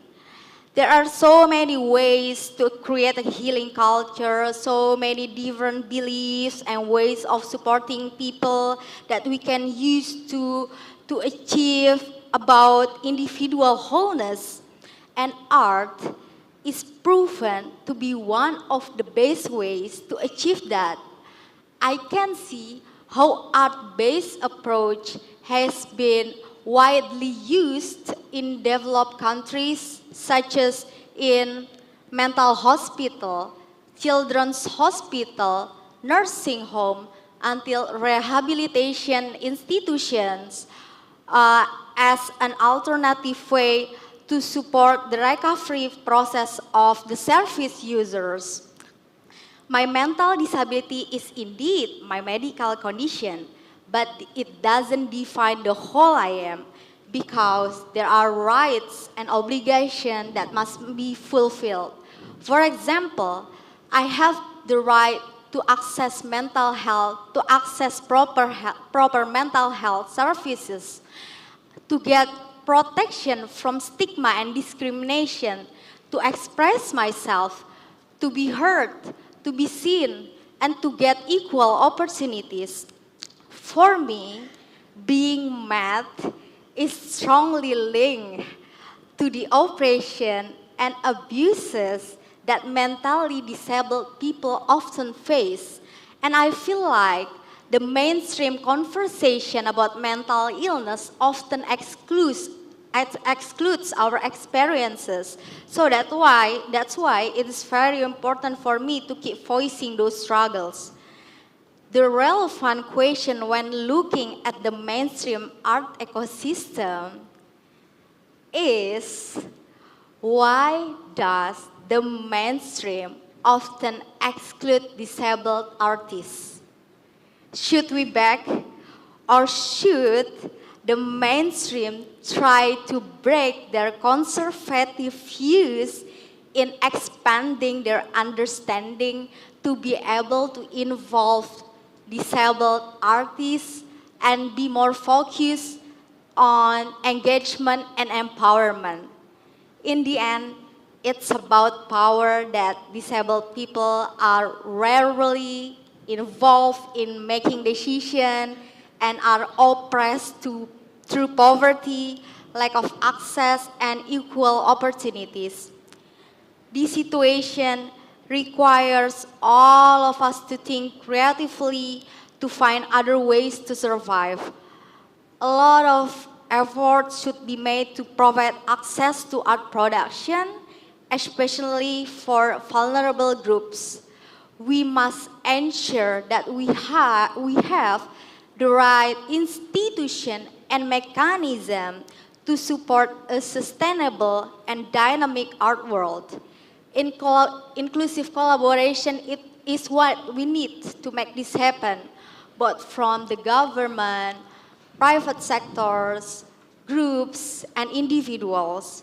Respect, support, and space for culture must be part of our future understanding of art, because most of disabled folks don't have equal access to training, mentoring, or hands-on practice. So that's why their abilities are not honed. Nothing about us without us. People with lived experience know better what we need than you. So get us involved when planning an inclusive program by asking, listening, implementing, and evaluating. For example, an accessible art festival should have such as ramp and lift access for wheelchair users, and that interpreter and speech-to-text screen technology for deaf people, quiet room for neurodivergent people. Also, guiding blocks until dog assistant must be allowed to enter buildings for blind people. Also, disabled artists are often being asked to do something for nothing or for free. That's clear how ableism that does exist in our society by making us less valued or less appreciated just because our different condition and needs are seen as something lower than non-disabled people. We are now entering and adjusting to a new era and reality, and I hope that our current situation right now will be a dynamic catalyst that inspires ideas and futures innovations, like reshaping how we should find solutions to empower each other. I hope that hybrid innovation can continue to be developed to create an inclusive ecosystem that accommodates interaction, dialogue, creativity, education, relaxation at all possible levels, so that the needs of disabled folks to be involved, to enjoy arts and public spaces are no longer seen as an exception. Last but not least, you don't have to agree with all my statement, of course, but at least we move together. Thank you so much. Woohoo! Thank you, Hannah. So the next one, Nikki, we will just move to the next panels and then we will go to the question and answer Sure later. thing. So Amara, are you ready?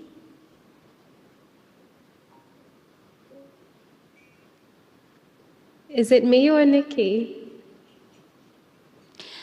Nikki, can you go first? Okay. So Okay. yeah, I'm going first. Okay, please, Nikki, the COO of Disabled Enterprise. Okay, Ms. Nikki, I will start this. Okay, so morning, ladies and gentlemen. You're probably wondering who is this little girl in front of you. So I'm Kia. I'm not supposed to talk here, but I will be supporting Ms. Nikki Clarification. And anyway, you're probably wondering what is this little red thing I'm holding, and why just she can't put it on the seat. I'm sorry I can't just put it on the seat because I'm really happy and I'm really proud to show you that this beautiful red thing, this beautiful clutch, and this beautiful kimono is originally made by people with disabilities. Yes, you heard me right. This made by people with disabilities. And so you're probably wondering what exactly we do and how cool people with disabilities made this such beautiful products. So we have a video to show you, and then it will continue to Ms. Nikki's session. And I'm going to stop talking right now, so let's have a video. And that's all from me. Thank you. Thank you, Tia.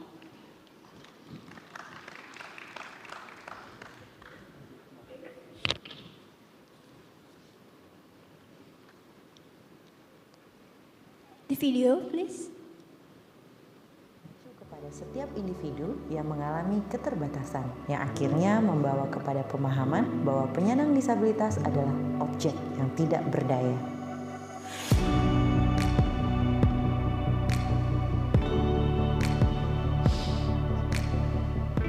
Menembus Batas hadir sebagai sebuah platform yang ingin mengajak seluruh pihak untuk memulai mengubah pemikiran bahwa penyandang disabilitas adalah subjek berdaya.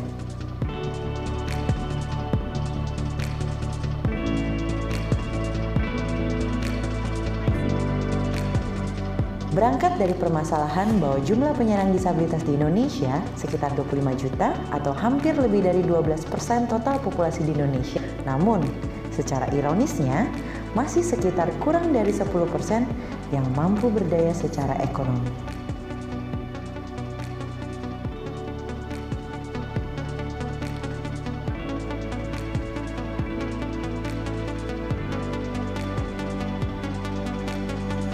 Menembus Batas hadir berlandaskan pilar aksesibilitas pendidikan, pekerjaan, informasi dan mobilitas, mencoba menjawab permasalahan ini dengan mengajak berbagai pihak untuk turut serta membangun dan menciptakan Indonesia yang inklusif dan ekosistem disabilitas yang berdaya melalui kolaborasi yang pentahelik. Dengan memberikan pendidikan vokasional, profesional,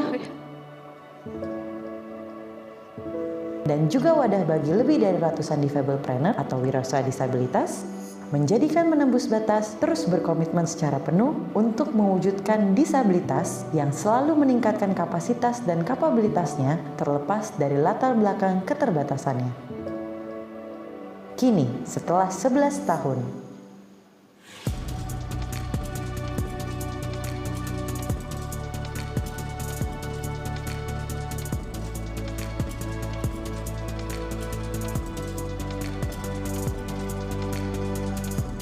Menembus Batas hadir merangkul bersama seluruh stakeholder dan menciptakan kolaborasi yang pentahelix. Kami terus berupaya menjadi bridge of hope untuk Indonesia yang inklusif dan disabilitas unggul.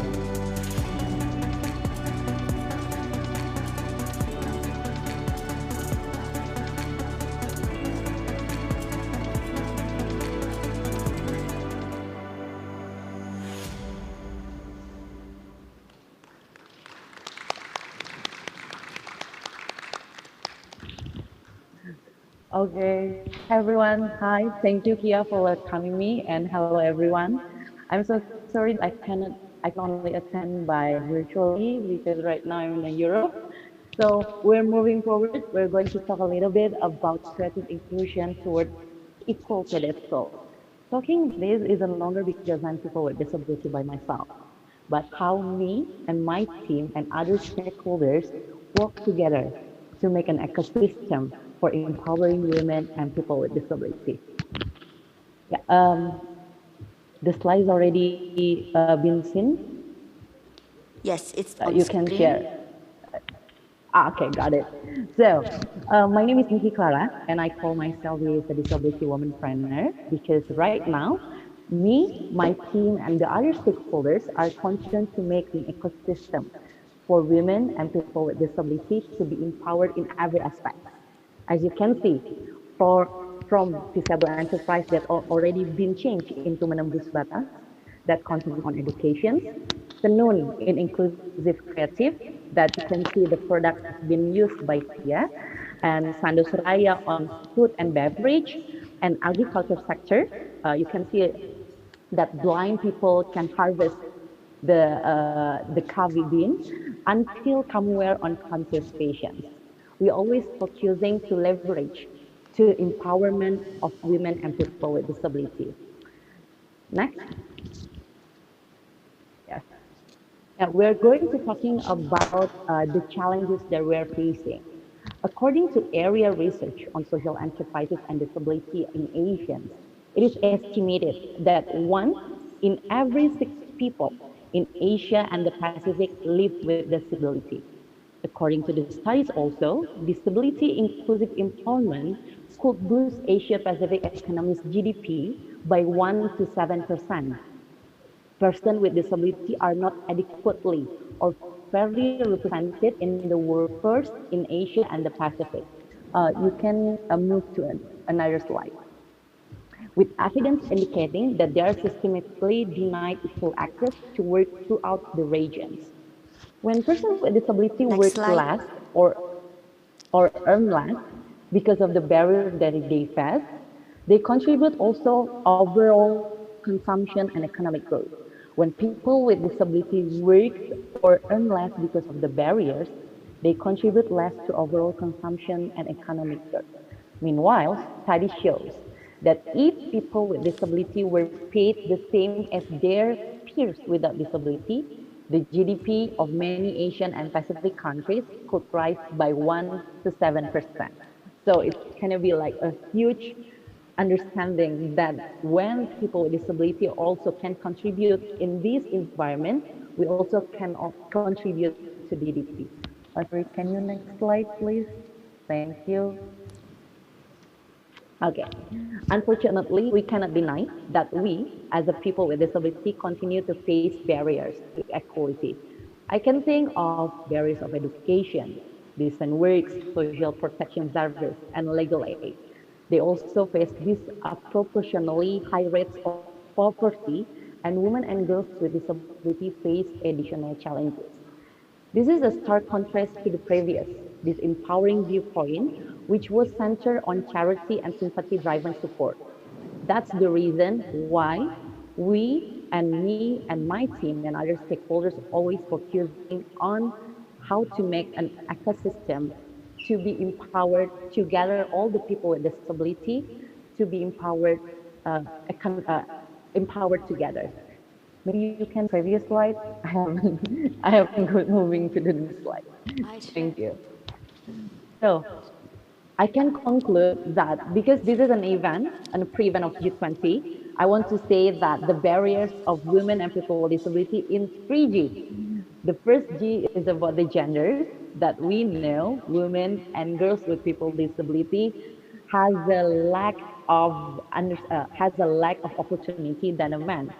We can understanding that most of women with disability uh, have a barriers to access the education, have a barriers to access into a decent works.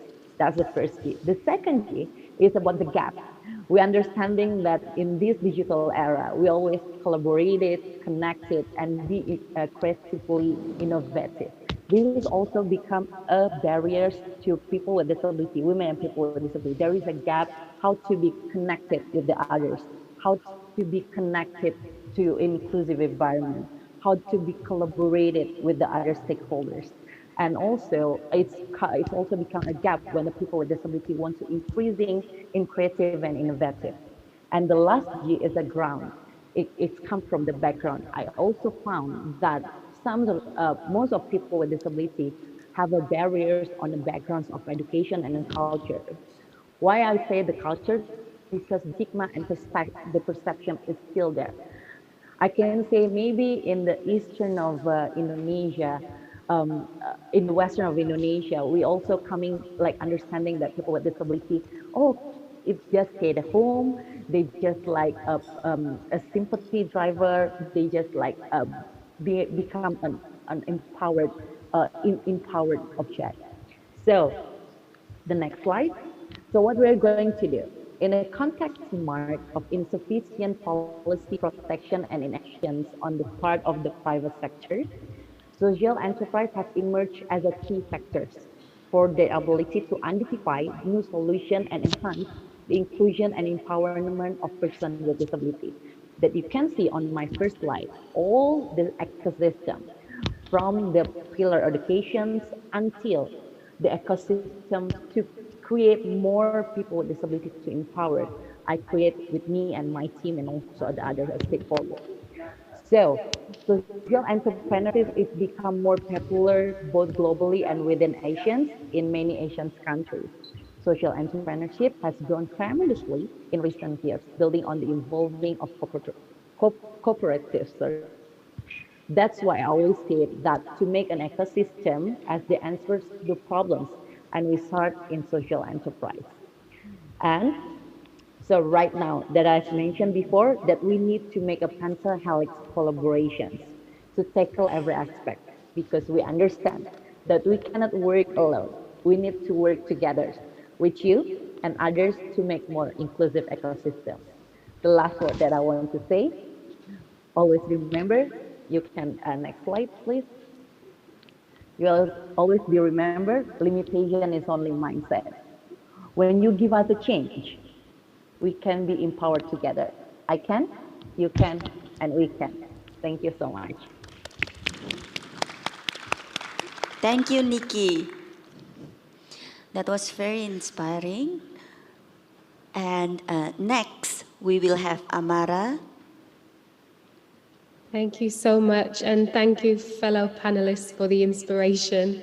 I'm so honored to be speaking with you all today. I am very sad that I can't be with you in person. I'm here in Birmingham in the UK, and Birmingham is the second largest city in the country. and it's a city of great haves and have-nots. It's a city of huge disparity. It's a city in which infrastructure and resource is incredibly centralized. And it's a city where the people who have the most passion, the most ideas, the most love for their neighborhoods are usually the ones that are most disconnected from the resources needed to make change happen there. I'm gonna attempt to share my slides, so please bear with me if this doesn't work. Can you see these okay? Yes. We have it on screen. Perfect. Is that okay still? Yeah, I think you can go ahead. My name is Amara Spence, and I became an artist because I'm in love with building and imagining worlds. And I come to that as the great-granddaughter of the first storyteller that I ever met, and I'll talk about him shortly. But the thing that I love about world building is the idea of cultivating more just futures. And in particular, the idea that we as oppressed people get to rehearse the world that we actually want to live in, a world that can resource our needs and tend to our various needs, and the way that we can share those stories as we're practicing what that world looks like. I think as an artist and also from an organization perspective, I'm really interested in work that demonstrates that artists can do much more than create nice things. An artist can do much more than make people feel good, although those things have their place, of course, and there's always space for that. I want us to resist that becoming a kind of container or a confinement for the role of artists in society, and in particular, oppressed artists. And I just want to anchor in my presentation with some words from Adrienne Marie Brown, the incredible writer and artist, who says that we are always living inside somebody's imagination. Imagination gives us borders, it gives us superiority, it gives us race as an indicator of ability. I often feel that I am trapped inside somebody else's imagination. I often feel I am trapped inside someone's imagination and I must engage my own imagination in order to break free. And I want to anchor this conversation with this quote because I think that we're living inside of lots of people's imaginations and whose imaginations aren't included. I think we're going to wayfind the future through the imaginations that aren't included. I think it's time to radically reimagine the precedents from which we design our cultural futures, our cultural ecology. I've heard the word ecosystem used so many times over the last 2 days, which excites me deeply, but it tells me that we have a lot of work to do because a lot of people aren't being considered in this ecosystem and a lot of people aren't at the table in designing this ecosystem. I want to reflect on the precedents that we design from. I want to bring in my grandfather into this conversation. He is an incredible person, the first storyteller that I ever met, the reason that I wanted to be an artist, and not just because he was a great storyteller, but the home that he cultivated, the home that he created, the home that my family has grown up in, represented the spirit of the future that I imagine. It represented a dream of cultural spaces that I longed for our cultural sector to embody. And I'm going to talk a little bit about some of the work that I do now. In 2013, I founded an organization called Maya. And our mission essentially is to grow capacity for collective well-being. And we see that artists have a really particular role to play in this. We understand that if artists can give ideas form and materiality and nuance and context and are always generating ideas, what would it look like if we position that skill set, if we position that as a resource to design the world that was more just, that was more equitable, that was more accessible? What could the role of artists be in that paradigm? I want to uplift some words from another incredible writer and artist, Tony Cade Bambara, who says that the role of the artist representing an oppressed people is to make the revolution irresistible. And I think that that's what we're here to do. It's to make the revolution irresistible. It's to make change the most desirable thing that we could possibly do. And it's to step into that world. We've been incubating lots of different types of things, and we have some guiding questions for how we explore our work. We talk about Maya as a culture incubator in which we're rehearsing freedom, and we think about that through the lens of space, i.e., how do we reimagine space as sites of imagination that are not only sustainable, because sustainable doesn't quite go far enough when we're thinking about compounding crises that we're facing, when we're thinking about the levels of inaccessibility, when we're thinking about erasure, when we're thinking about harm that's playing out globally right now. It's impossible to limit ourselves at sustainability. How can we think about spaces that are regenerative and continue to create and continue to inform and influence the next? And how can those regenerative spaces serve the planet as much as artists and as much as cultural workers and their proximate communities? Because this isn't about artists and cultural workers operating inside of a vacuum that is self-serving, but that it's about artists being totally immersed in their communities. Another lens that we think about this through is the resources. And in particular, how do we decentralize resources to meet the various needs of people? And this goes so much further than just monetary. How do we support people's access needs? How do we support people's living needs? How do we support people's spiritual needs and faith practices? And how do we do that in really interdependent ways? And especially with those who have been systematically disinvested in. And I use the word disinvested in because so many of these are designed decisions. These things aren't accidentally happening, these are intentional. The third lens that we explore our work through is programs. So how can art and culture support liberation work?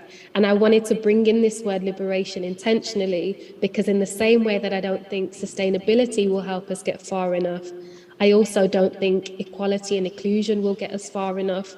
We need to be free. We need liberation, we need liberatory paradigms. And how can art and culture and programming that uplifts the role of art and culture in creating new narratives support that liberatory paradigm? And then finally, the models. What are the models, the structures, the organizational practices, the governance pieces that are going to help us cultivate this future? Because we can't all, have the copy and paste scenario. We can't all be replicas of each other and expect change. So how do we really push forward on what organizational modeling and infrastructure looks like? So in our sites work, we call our spaces sites of imagination. And I just want to draw upon a couple of prototypes that we've been doing at the moment. So one of them in 2020, in February 2020, we took the keys for a house. We turned a 4-bedroom house into a site of imagination. And the idea was that we would take the cultural sector's hospitality budgets and invest it back in this house. So we would accommodate their artists in residence when they had shows on, and we would look after their artists. And in return, those artists were feeding and being part of our community. And then COVID happened, and we couldn't do anything that we imagined we'd be doing. And so instead, our site of imagination, our first prototype called Yard, had to be much more responsive to need, had to be much more responsive to the urgency and emergency that our local community were facing. But the critical thing that enabled all of that was the house was designed in the spirit of my granddad's home. And my granddad's home is the most joyful space you could ever imagine. There is always food, there is always laughter, there is always critical debate, there is always conversation that is fueling us, there are always children. And it's a space that's the first art centre that I ever knew. So we designed Yard in that spirit. And then we have Abuelos, which is an artist-led hotel that similarly takes the cultural sector's hospitality spend, but we're talking about a much bigger scale. So how do we move from a 4-bedroom house into a 62-unit hotel, and what scale of resource can that generate so that it can go back into local artists and local movements, particularly those that are being disinvested in. And we're talking about racialized artists, we're talking about disabled artists, we're talking about gender non-conforming and female artists. We're talking about artists that have been disinvested in, those who are from low-income homes, those who have been in the care system, and in the UK, this is a huge thing, right? But how do we do this? We've been partnering with other organizations to kind of look at what would a site of imagination look like in their context? How can we help to either retrofit or create their own sites of imagination? And crucially, how do we grow capacity for more people to imagine their own sites of imagination? And we're doing lots of work around that at the moment and into the new year to support people where they are. This is just some images of some of the spaces that we have. And then the second strand, the resource and the movement, some prototypes that we've been doing. The key thing was, how do we meet the expansive and various needs of people? And how do we root that in disability justice? And disability justice helps give us the lens for how we think about access, how we think about inclusion. The danger of inclusion is that we invite people who weren't invited before into environments that are harming them, into environments that haven't been designed for them, into environments that are sustaining power imbalance. So the idea of disability justice says, one, nobody is disposable. And two, it must be centered in disability justice principles that are life affirming. So we, in 2020, again, we crowdsourced £85,000 when COVID hit. And by 2021, we had redistributed over £175,000 in hardship grants and commissions to support artists who were falling through the gaps of government support, who were falling through the gaps of other grant makers and other funders. It was community that came together and funded that, and we were just the administrator of that resource. Then we also tried our own types of funds, which were all about how do you give minoritized artists outcome-free resource? What does that look like? What do we learn? What can we iterate? How can we inform the future of grant making going forward? And we've done lots of other things.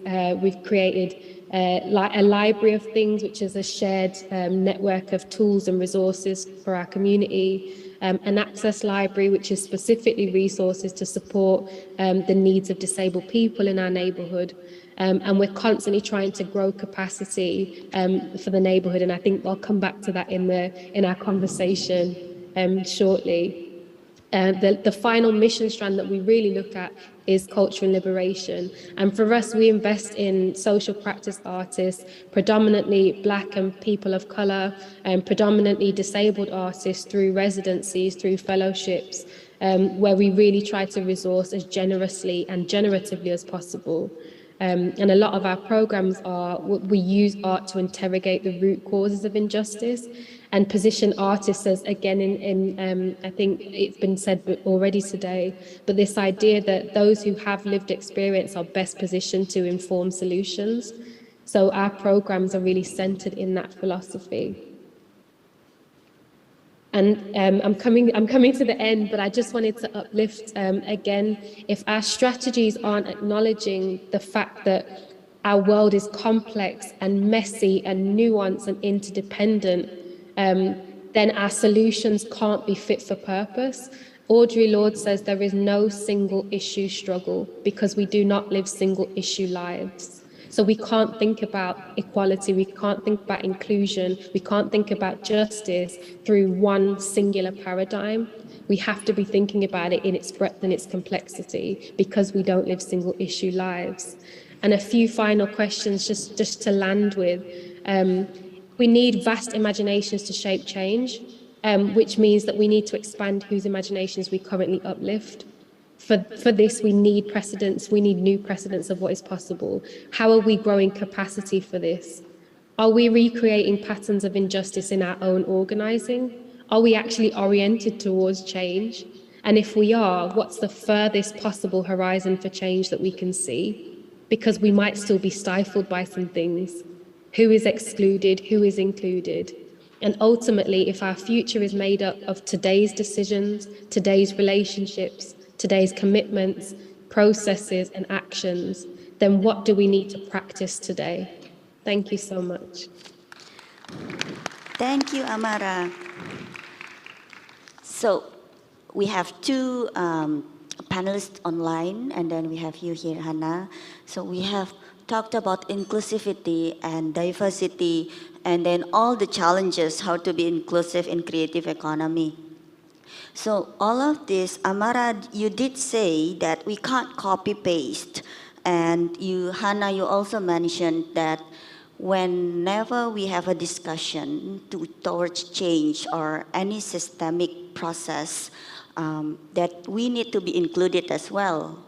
So any discussions about disabilities, then normally people with disabilities are not really included in the discussions. So how should we approach the significant policy that is inclusive for especially for the Global South region, according to you? And Amara and Nikki, you're also most welcome to answer. Can we have them online on the screen? Can I answer first? Sure. Oh, okay. As someone living in Indonesia, so maybe aku bisa melihat itu dari from my own perspective ya, as an Indonesian. So I think a new bridge funding program should be created at the provincial level with special allocations to include members of vulnerable groups, because the work of disabled people is too often confined to the communities they represent just to get to the mainstream art debates. So I think the budget allocation, especially from the local government. Yeah. So, and the local government should allocate that according to the programs, and or is it directly towards advocacy and policies, according to you? Toward advocacy, policy, collaboration with artists and communities. It's all what we need right now. Collaborative, inclusive art projects. Something like what I did previously when I conducted a painting workshop at the oldest mental asylum in the world called Bethlehem Royal Hospital. And I could see how art plays significant and important role to the development of people's well-being. So I think that's really important. We also got feedback a lot that, you know, being women, being minority groups, that we shouldn't also demand, you know, all these positive discriminations. But personally, I also think that it's very important to put spotlight to achievements, to thoughts, you know, to what is it that you want to achieve, because we exist and we valid. Yeah, we are valid, right? And with that we actually can have a voice.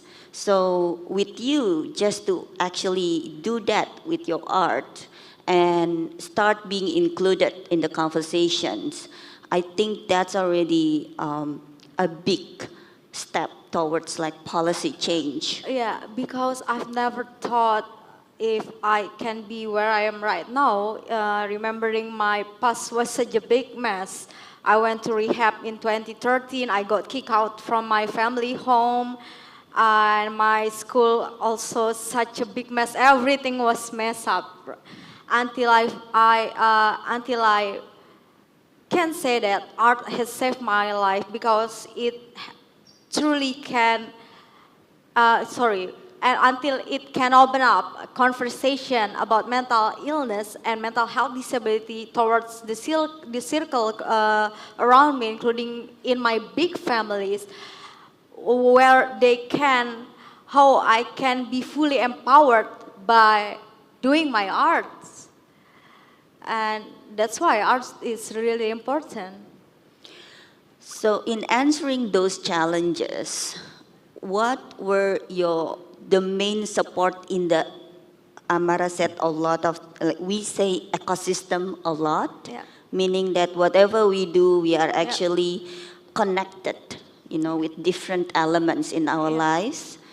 What would you change and what would you keep, growing through all of these phases in your life and then to be who you are today? Of course. And by working with people from diverse backgrounds, it always leads me to beautiful exchange of ideas and understanding, like how I value myself and others, and how I try to work professionally without hiding my identity as a disabled, because I was in so much doubts long time ago, considering I'm an artist that very vocal in voicing about mental illness, mental health issues, and it can be very sensitive for some people or company or organization to work with me.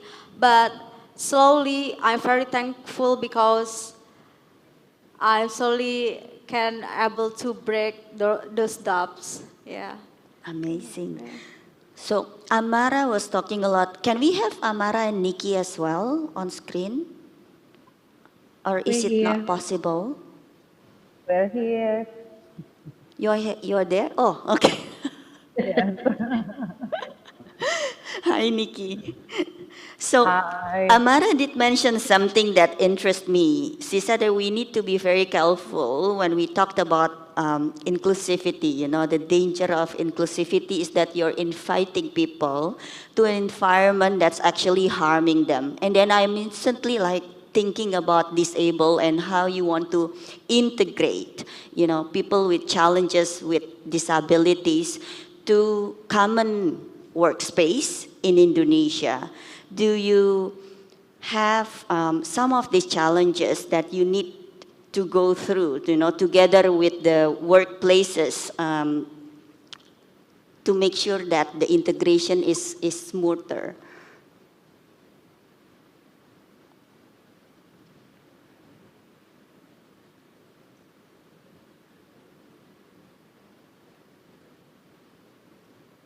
I think there's a delay. Nikki, did you hear the question? Yeah, I hear the questions. Shall I rephrase it? Did you have any challenges integrating people with disabilities, through Disables and Menembus Batas to the common workplaces in Indonesia? Because sometimes, inclusivity means you are inviting people to an environment that's harming for them. Because Buffet, because you say like Amara, I'm so sorry. That's the question for me. Because I'm just wondering, is the question for me or for Amara? Okay. So if you are talking about the difficulties, I can say that the mental block of the people with disability is still there.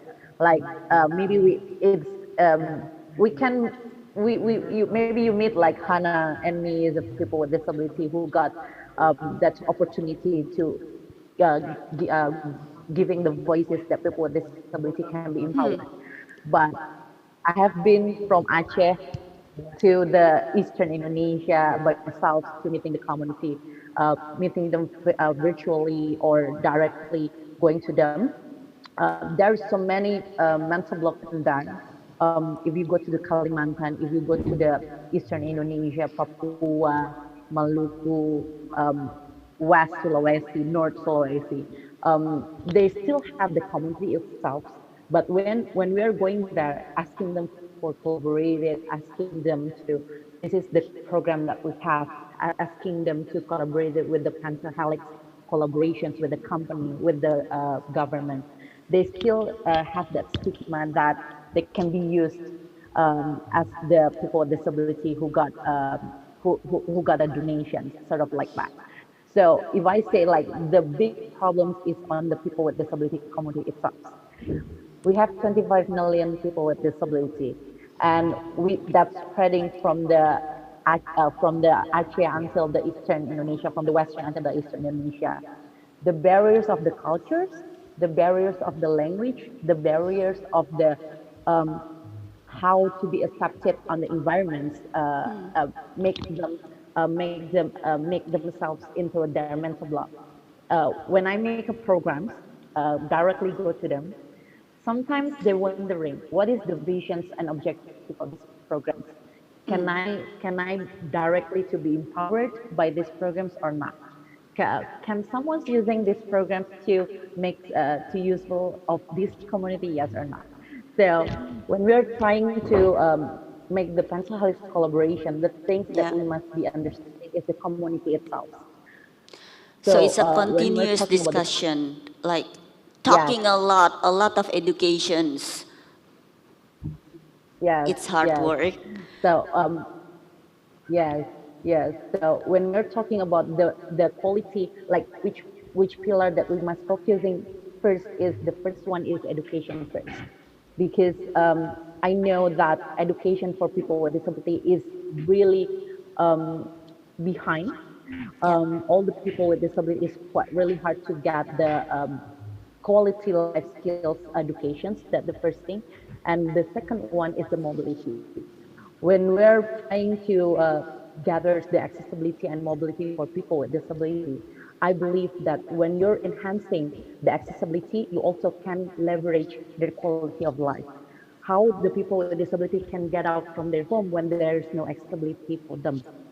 So how the people with disability can gather, like, can facing the inclusive environment when there is no accessibility in their place.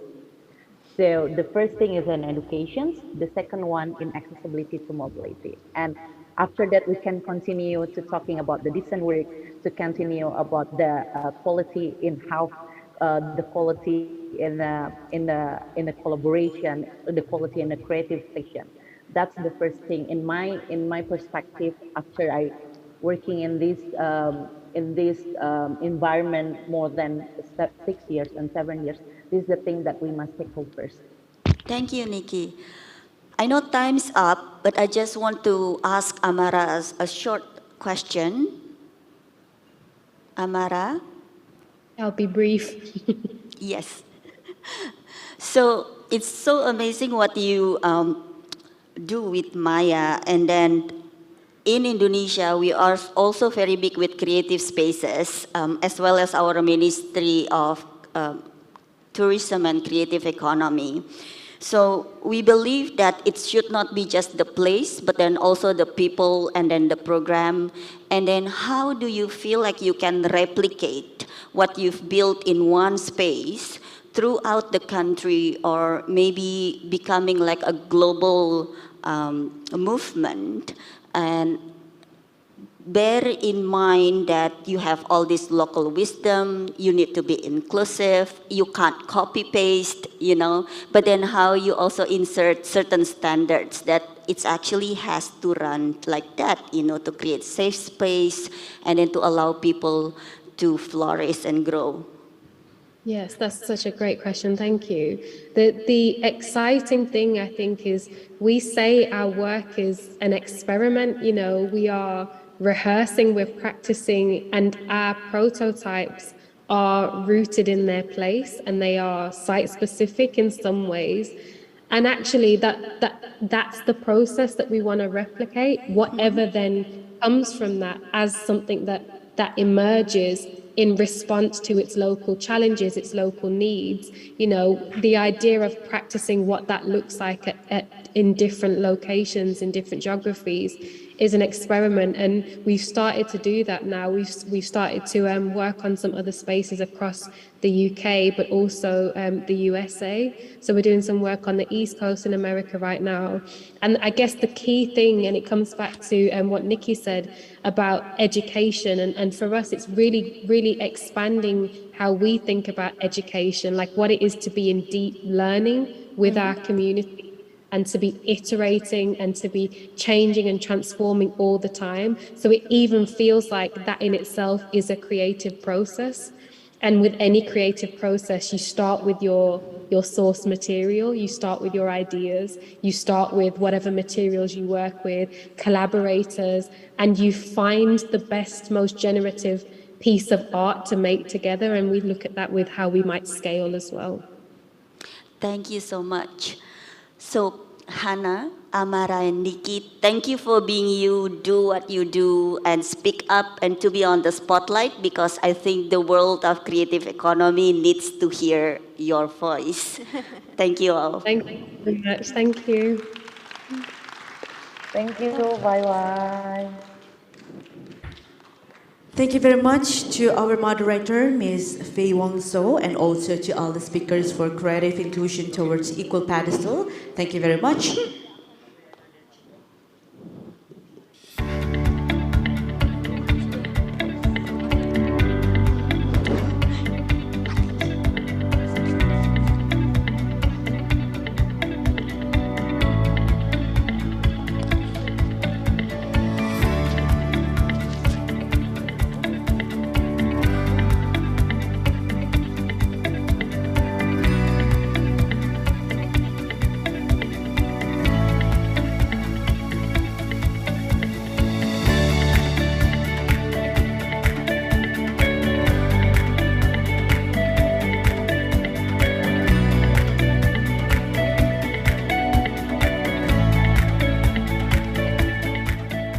Well, ladies and gentlemen, I hope that you are still excited with all our session for today, because moving on, we are going to have another session. And for this session, we would like to invite the lead private sector specialist for the World Bank Group as our next spotlight speakers. So, ladies and gentlemen, without further ado, I would like to present to you Mr. Emiliano Dash. Thank you very much. It's a pleasure to be here.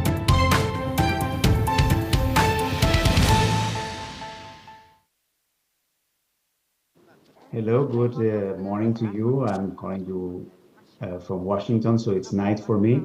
I'm very humbled to speak after Nikki and Amara with this very interesting session on inclusion. You know, I think probably the less appropriate thing that after this session is to have an old white guy talking to you from Washington, from the World Bank. So I will try to make it up and make a session that connects with some of the very important topics that the previous panel was discussing. I'm going to share my screen, and I'm going to try to make this in the 15 minutes which we have allocated. Let me share my screen and go on to the PowerPoint here. I hope you can see me well. You can see the screen well. So I'm going to talk of this case of the Cirque du Soleil. I assume that all of you know what the Cirque du Soleil is, and you have been in one way or another involved. It's a success story of creativity. The founder of the Cirque du Soleil is this guy here in this picture, Guy Laliberté.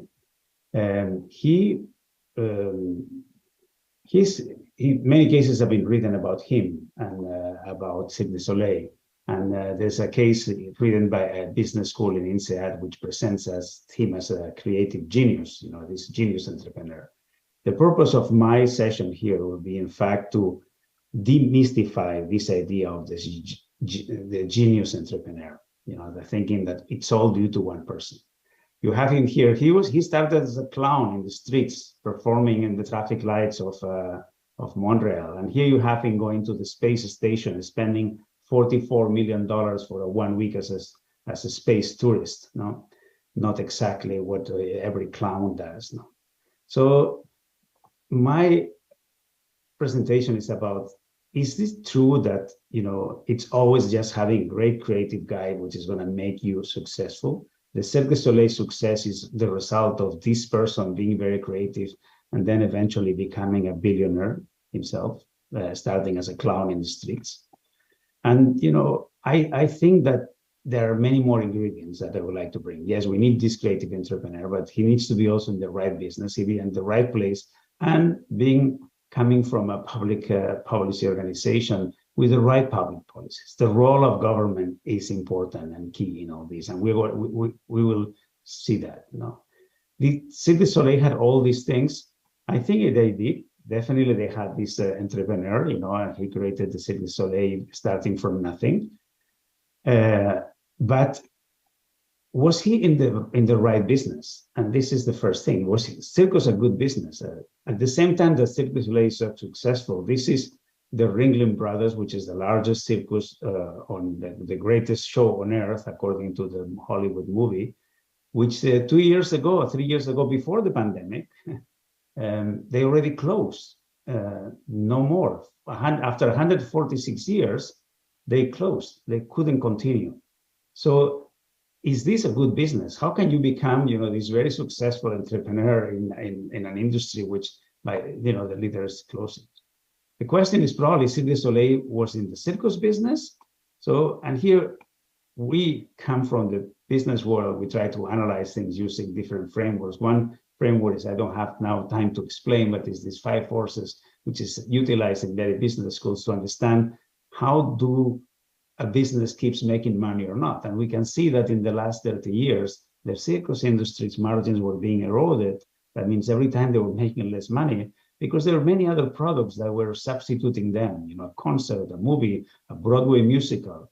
And also because the people making money were not the circuses, but were the star artists, the great trapeze artists, or the animals. It's very difficult to negotiate a cut in salary to a lion, which is hungry. He needs to eat whatever he needs to eat, and you cannot negotiate that. So what happens is that even, after consolidating, Ringling Brothers merged with Barnum, and then even after all this, they couldn't continue in business. What happened is with Cirque du Soleil is that Cirque du Soleil redefined this business by incorporating many of these substitute products. If you go to a performance of this Cirque du Soleil, it is not a cirque only, it's a musical, it's a theater show, it's a Broadway show, it's acrobatics, it's a rock concert, it's everything. So basically all the competition that before you could say that was taking business out of them, now it's included there. And they also have eliminated the animals as respect to the animals, but also they have eliminated the star artists. There's no great performance. You know the Cirque du Soleil, but you don't know who is acting there. Most of the employees are replaceable. They're unknown. They can change one to another. So they don't have star artists which are capturing all the process. This has changed this business. So you can make money in this business as a cirque. And not only the Cirque du Soleil, but everybody which is in this type of business, in this new type of circus, is making money and can still continue being there. And that's why you have seen many competitors to Cirque du Soleil and many others which are practicing this without animals, with acrobatics, music, with many alternatives. No? In fact, many people think that the Cirque du Soleil is already too standard and not innovative enough. But the part that I'm more interested to know is the place. Doesn't matter where you are. The traditional circus, Ringling Brothers, was based in Sarasota, Florida. Was that the right place to develop this new circus? I mean, this was a place that was there because it was warm in the winter. So the elephants and the lions could be, in Florida during the winter. That's not exactly what we need for a new value chain. That was fine for an old value chain of animals, but the new one, is very different. Cirque du Soleil is in Montreal. In fact, what you're seeing now here in this picture is over the old dump of the city. It is built on the poorest quarter of Montreal over an old trash dump. And that's where they have developed this. And they have within these amazing headquarters in which 5,000 people work, and there are another 10,000 people working in different locations around the world, all managed from these headquarters. All, remember, started by these guys who performing the traffic lights, as street performers. And within this value chain, we have very different activities. These heads that you see here is that every head from every artist, from all these 10,000 artists which are performing around the world, has a 3D image of them in the headquarters. So they can make the headgear perfectly to their size. They have a 3D image of every feet, so they can make their shoes exactly to the measure. These images are made using 3D technology, which is copied from Bombardier, which is an aircraft manufacturer, which is in Montreal as well. They also make their own dyeing, their own clothing, because some of these shows are even underwater, so they need to have a very high quality. So what you have seen now is that they are collaborating with some of the more advanced, textile and dyes companies in the world to develop their own textiles and their own dyeing techniques. And they do have, software companies which are doing all the simulations of all the acrobatics, understanding everything before somebody's going to do it in person. This kind of environment that Montreal offered, where you can connect with many other industries, was critical for Cirque du Soleil to develop their knowledge. So the right place is important. Then the other part that I'm very interested is, what about the public policies? What was the role of government in all of this? And here I'm going to very quickly go over to what happened in the period of from the 80s to the 10s. What was the role of the government? Much before the Cirque du Soleil existed, 3 years before, the city of Montreal had already started a circus school.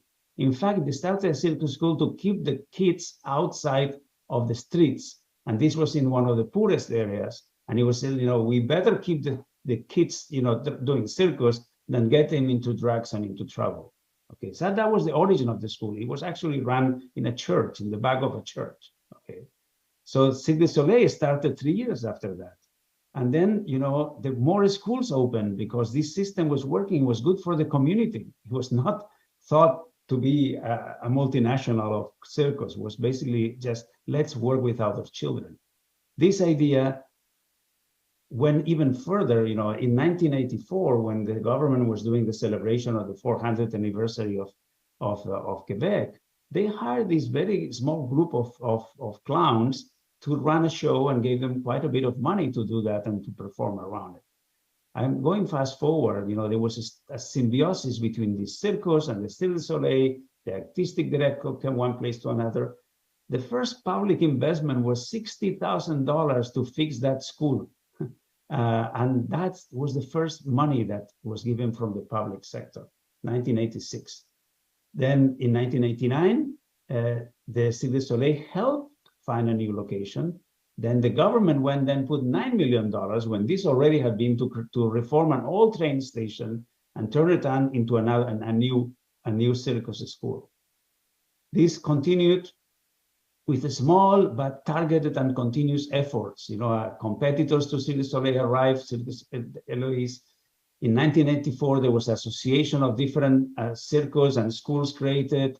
In 1995, the federal government recognized that this school could give a diploma of university level. So you get your university level diploma on circus arts, and doesn't cost very much, but make that people become attractive to that, And these schools that if you go and see them now, these schools are like a high school that provides you, 3 hours of circus every day and 4 hours of high school. The kids go there from the very beginning to learn that, In 2004, they even went further and they created like an industrial zone and an industrial area to share common spaces, so anybody can go and perform there. This is Latohu, a common space that they use for that. So what you can see that this is not casual. It was not just an entrepreneur all by himself being very creative and being in the right business, but a very sustained effort of multiples and layers of government, not putting a lot of money, putting a little bit of money first and a little bit of money later, focusing in simple things. They didn't want to be the international competitive. They wanted to make sure that the kids in the city and in the poorest areas had something to do which was creative and will help them, to become more healthy and more involved and professional and make a living out of that. So this circus school is 30 years old today. There are people going to the National Circus School in Montreal from all over the world, And it's amazing to see all these young kids, which are already at 14-year-olds, preparing themselves to be circus artists. Of course, then you have many companies like Cirque du Soleil or others, growing in this area. So this is not just the work of one person. It's the work of many layers of persons, many layers of government, trying to develop, the creativity in a city. Today, Montreal is known for being a city of circus, of leader on circus. But apart from these things, I wanted to introduce another one, which I think it has a lot to do with what I heard in the previous session, which is the more important thing of this. And here I'm going to quote one of the founders of the school of circus. His name is Jean-Roch Achard. I wrote a case study for a business school on this, so I had the chance to spend 3 weeks in Montreal and to interview several people. And basically, he explained me, look, circus arts for us is a way to define our identity. Says we are 8 million people that speak French, surrounded by 350 million people that speak American English. The French despise us. They see us as second-class citizens because we are just from a former colony, and we are never be the greatest, comédie française, or we are not going to be recognized as in the theater. So the Americans, that we don't speak their language, we don't want to renounce to our language to be artists. So what do? We invented this circus where we don't need to talk, where we perform with our bodies and with our creativity and our images and our imagination. And we communicate with others without having to give up our own language, our own identity. And at the same time, we are expanding what we mean and what we are, or what Quebecois are in the world, without having to renounce to our own identity. I found this was a very powerful message that probably doesn't go into most of the business formulas, but it's critical. Having this passion and this not renouncing to finding your own creative niche. And that's what they have done. Thank you very much. I think I arrived to my 15 minutes, so thanks a lot, and it was a pleasure to be here. Thank you very much, Mr. Emiliano Dash, for the session. Thank you very much. Well, ladies and gentlemen, before we continue to our next session for today, we would like to invite everyone to the exhibition hall at the second floor for the lunch breaks. And also we want to inform you for the Friday pray. The prayer room will be available at Manado Room on the first floor. So once again, the prayer room will be available at the Manado Room on the first floor. Well, ladies and gentlemen, we are expecting you to be back here at 1 p.m. Sekali lagi Bapak dan Ibu yang kami hormati, kami persilakan Anda untuk kembali lagi ke ruangan ini pada pukul 1 waktu Indonesia bagian tengah. Dan sekali lagi kami informasikan untuk Anda yang akan menunaikan ibadah sholat Jumat, dipersilakan untuk prayer room sudah disediakan di Manado Room di lantai 1, dan untuk makan siang Anda dapat menuju ke exhibition hall yang berada di lantai 2. So once again, ladies and gentlemen, enjoy the lunch break and we will see you soon. Thank you.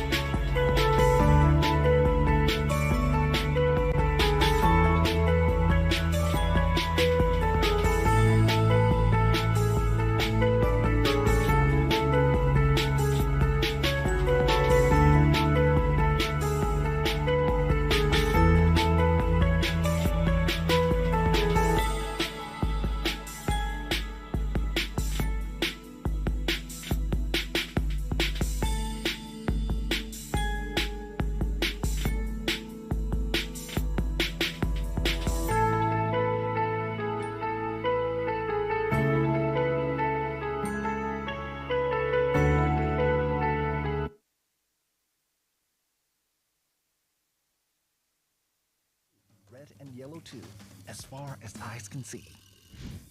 This is our secret. Shh. Better lower your volume if you don't want to wake them up. Inside this jungle, they proudly prowl and growl and whatever it is they're doing over here.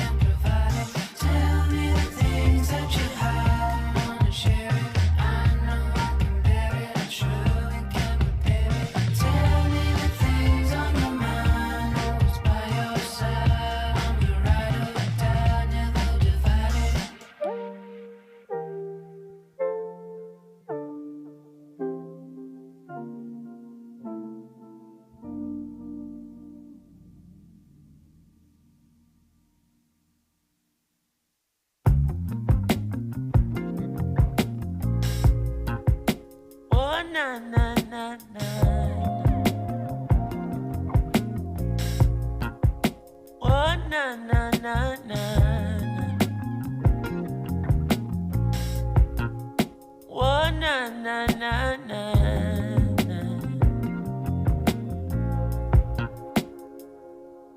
Good vibration, yeah. That's the positive vibes and we creating, yeah. The sounds that make you feel right, we keep it blazing, yeah.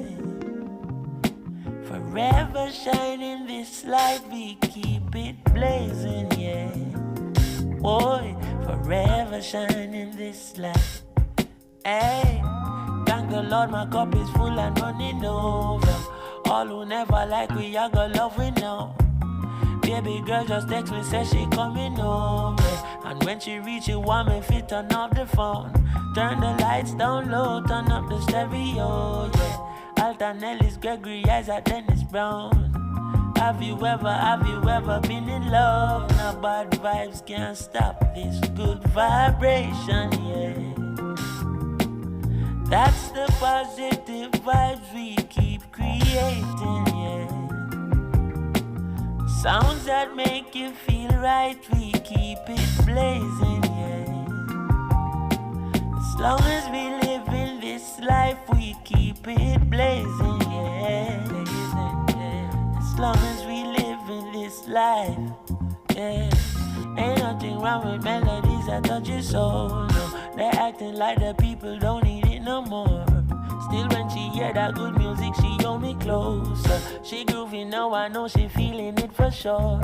She moved to me and rest her head up on my shoulder. Soothingly she tell me if it turn up the sound. Have you ever been in love? Now bad vibes can't stop this good vibration, yeah. Oh yeah, yeah, yeah. That's the positive vibes and we creating, yeah. Sounds that make you feel right, we keep it blazing, yeah. Forever shining this light, we keep it blazing, blazing. Forever shining this light, ooh yeah.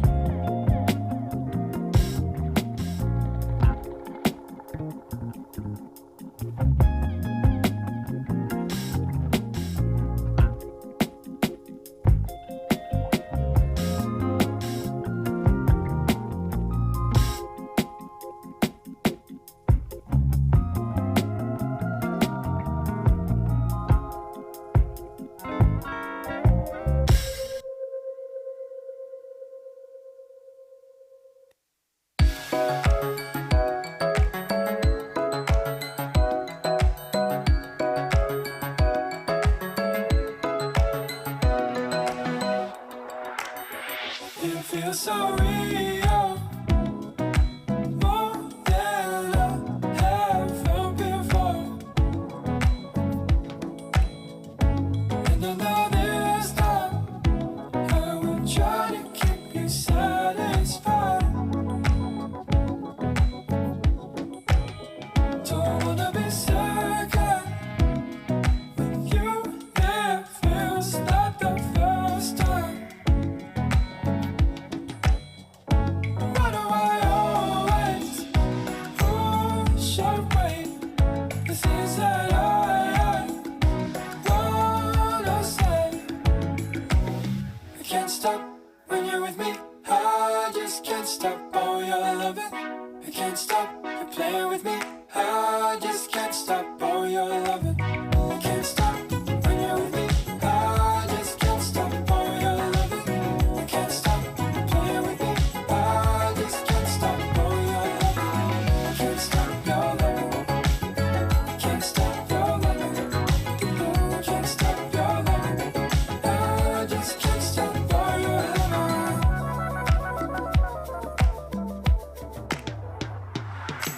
History keeps ourselves from moving on. Yeah, yeah, yeah. Don't wanna be lost place. Never reach the finish line. Never reach the finish line.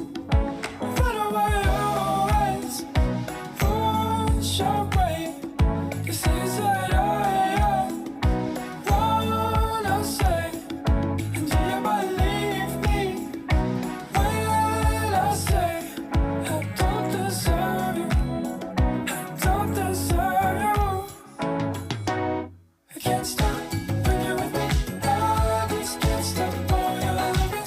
I can't stop playing with me. I just can't stop. Oh, you're loving. I can't stop when you're with me. I just can't stop. Oh, you're loving. I can't stop playing with me. I just can't stop. Oh, you're loving.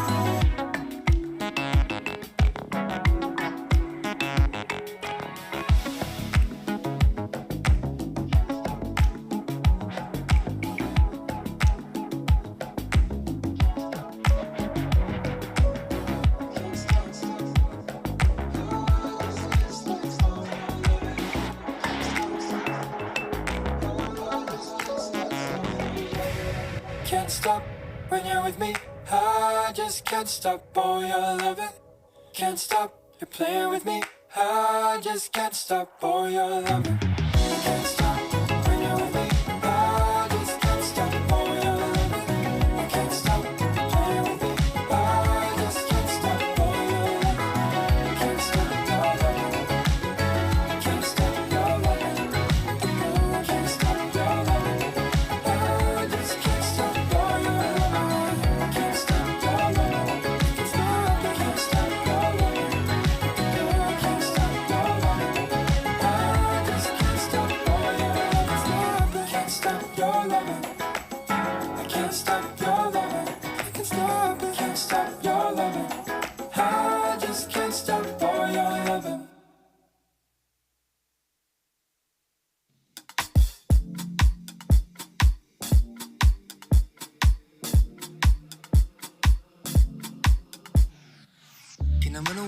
with you one fine day. Now that everything is said and done, yeah. Take it all the way with you, don't mind me, 'cause I never been the talkative one. Finally, I'm living like I should. I'm caught up in your new design. Yeah. I got no more anger, thought I would. I'm letting go in time. And baby, I just wanted you to take control. And baby, I just wanted you to take control.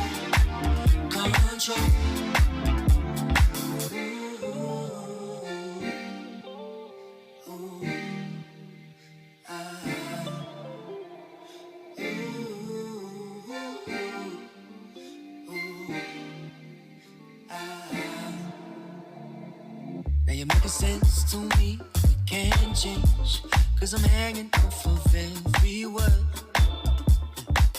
If you wanna do your thing, that's okay, 'cause I'm feeling like I've had my turn. Finally, I'm feeling understood. This is how our story goes. Yeah. I got all these answers, thought I would. I just need you to tell me no. And baby, I just wanted you to take control. And baby, I just wanted you to take control. We were always looking down, telling me you don't know how to follow. Trusting me to call the shots, I would always hold my cards so close.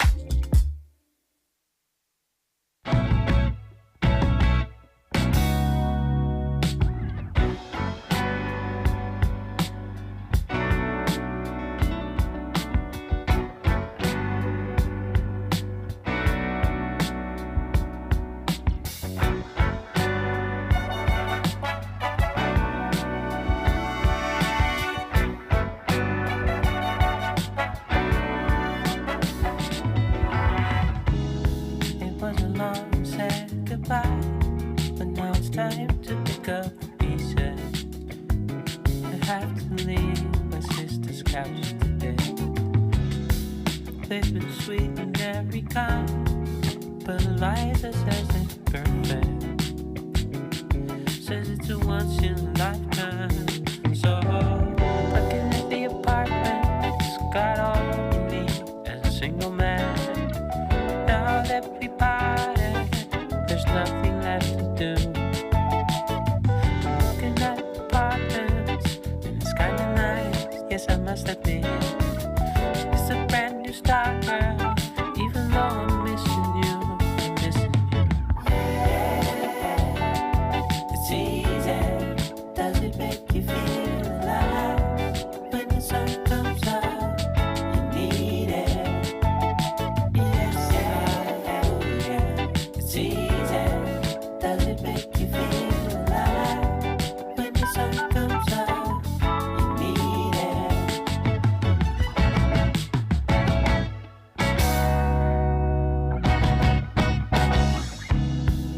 There's nothing left to say, so instead I'll just do start to move on. Been here too long, I'm on my own again. You threw it all away. Remember what you said? a list here. Just check it out. Yeah. I'm looking at the apartment. It's got all you need as a single man. Now that we parted, there's nothing left to do. I'm looking at apartments, and it's kinda nice. Yes, I must admit, it's a brand new start, girl. Even though I'm missing you, miss you. It's easy. Does it make you feel alive when the sun comes out? You need it. Yes, it's easy. Does it make you feel alive when the sun comes out? You need it.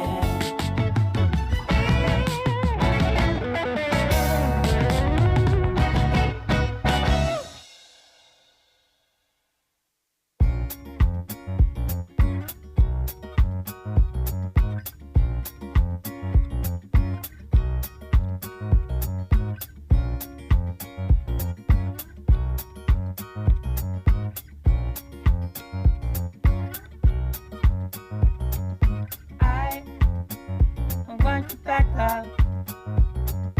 I want you back, love.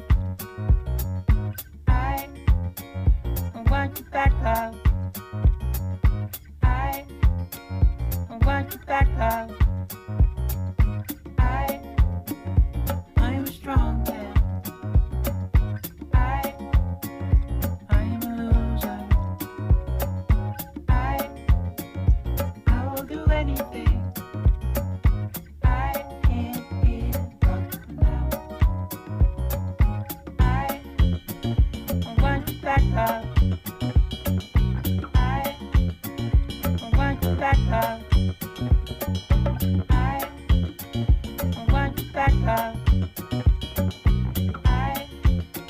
I want you back, love.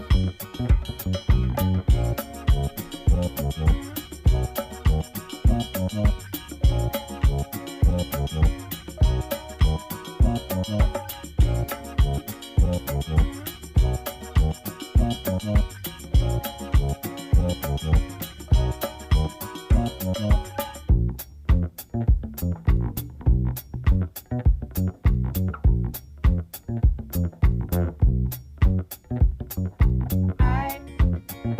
want you back, love. I want you back, love. I want you back, love. I want you back, love. I'm a strong man. I am a loser. I will do anything. I can't get up now.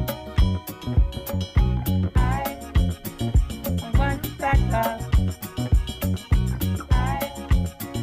I want you back, love. I want you back, love. I want you back, love.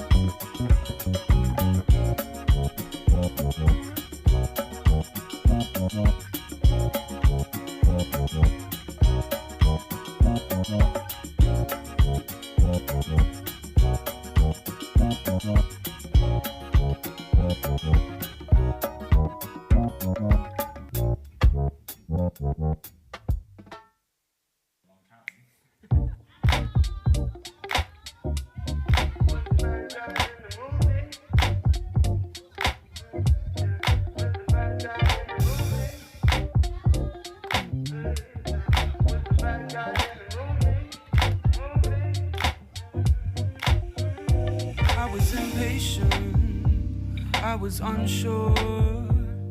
Spent too much time trying to seem mature. Took it for granted, I know I took my time. But I've come around and want you to be mine. So a little better now, but I still regret. Might be better now, but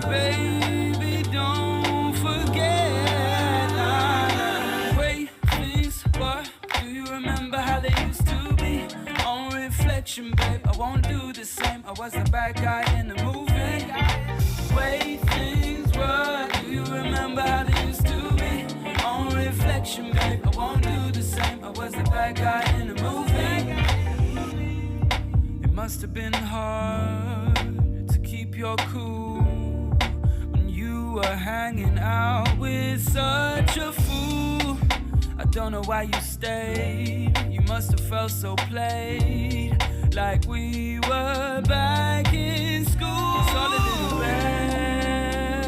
better now, but I still regret. Might be better now, but baby, don't forget. Way things were, do you remember how they used to be? On reflection, babe, I won't do the same. I was the bad guy in the movie. Way things were, do you remember how they used to be? On reflection, babe, I won't do the same. I was the bad guy in the movie.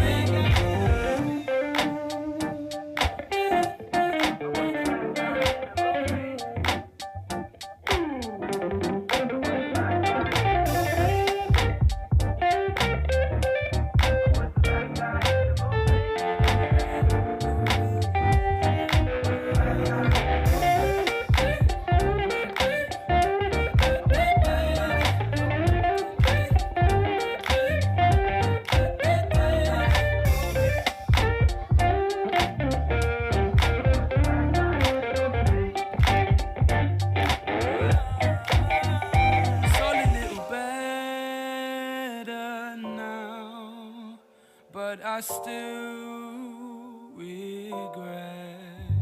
Might be better now. But baby, don't forget. But baby, don't forget the way things were. Do you remember how they used to be? On reflection, babe, I won't do the same. I was the bad guy in the movie. The way things were. Do you remember how they used to be?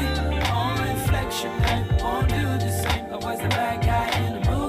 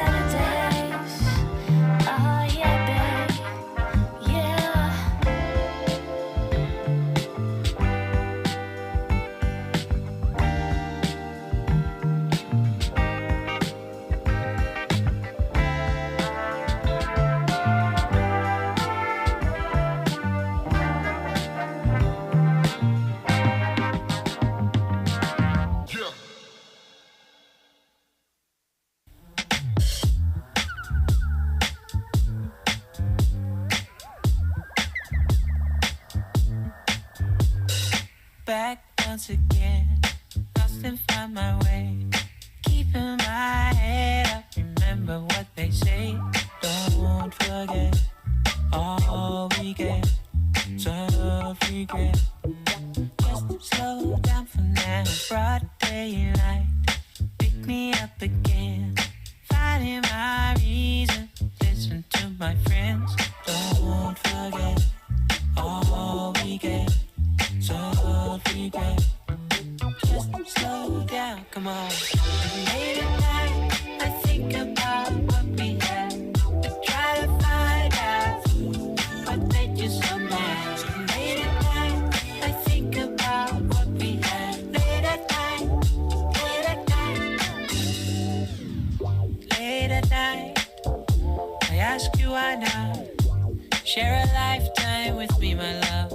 Ooh, it was a miracle we even met at all. So get me out of this house. Easy now, open up the door, letting go. I can't call you anymore. Don't forget all we get, self-regret. Just slow down for now, feeling alright. Such a lovely day, yeah. Keeping in mind what other people say. Don't forget all we get, self-regret. Just slow down, come on. Late at night, I think about what we had, try to find out what made you so mad. So late at night, I think about what we had. Late at night, late at night, late at night. Yeah.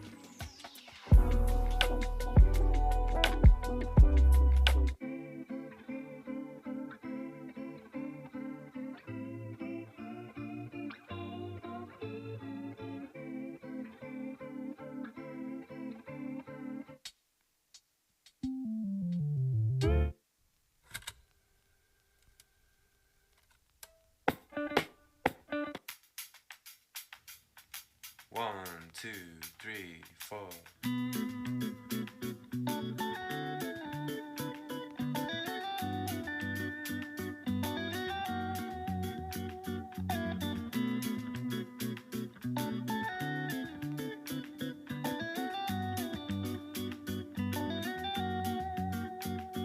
I love the way it flows. I love the way it grows. There's something in this sound that takes me far. It's like a special song, can move my mood along. What I cannot say, you'll hear through my guitar. She told me at the bass line, and everything will be alright. She told me that the groove is mine, it will take us through the night. And where I'll go, can't explain, I'll never know. But it's beautiful. You can't take this away from me. The way I hear the melody, the way it's bringing clarity, running through me. You can't take this away from me. Oh, the way I hear the melody, the way it's bringing clarity, running through me. I love the way it sings, all the joy that it brings. Remember skating down the road towards the park. I could never say no. You with that summer glow. The music gives me sun when winter starts. She told me at the baseline, and everything will be alright. She told me that the beat is mine, it will rock us through the night.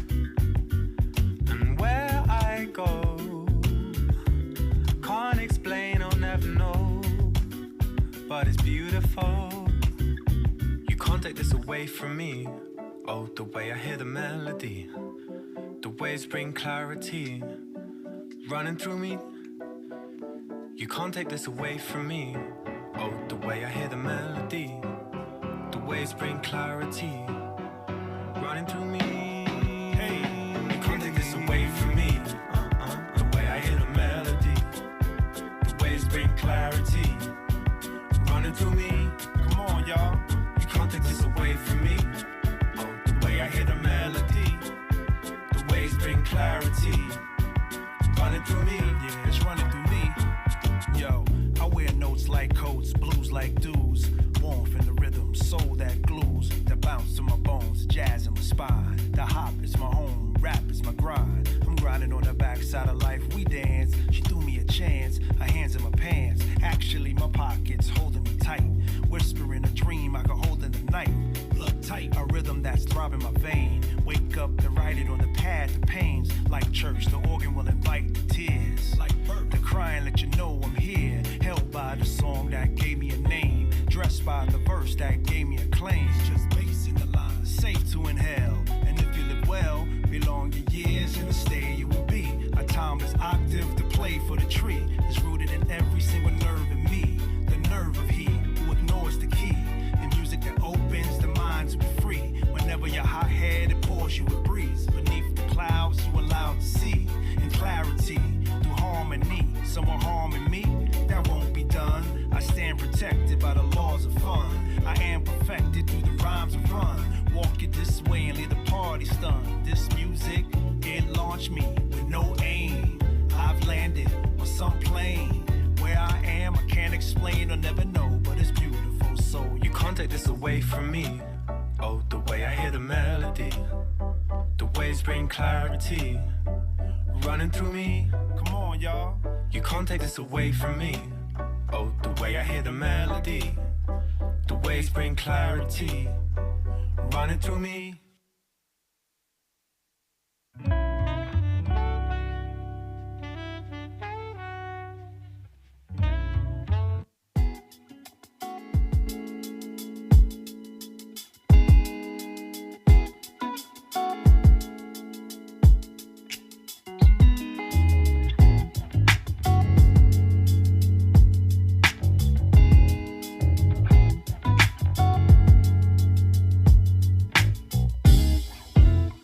I wish you'd known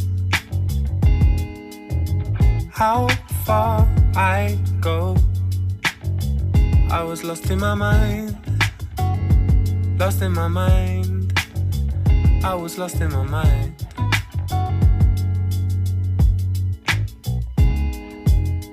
I wish you'd seen who I could have been. I was lost in my mind, lost in my mind. I was stuck in my mind. When you go, you go, you go, I'm a sun in the sky.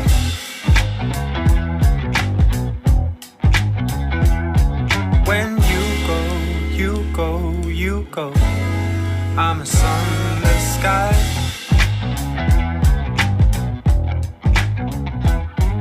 When you go, you go, you go, I'm a sun in the sky.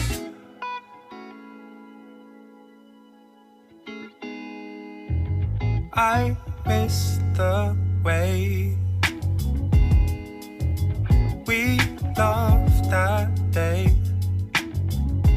When you were mine, when you were mine, still stuck in my mind.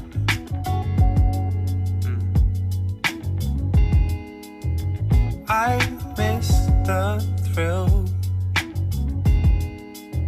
stays with me still, all of the time, all of the time, still stuck in my mind. When you go, you go, you go, I'm a sun in the sky.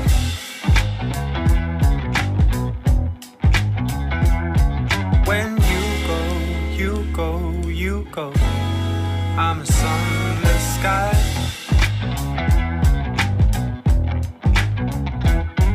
When you go, you go, you go, I'm a sun in the sky.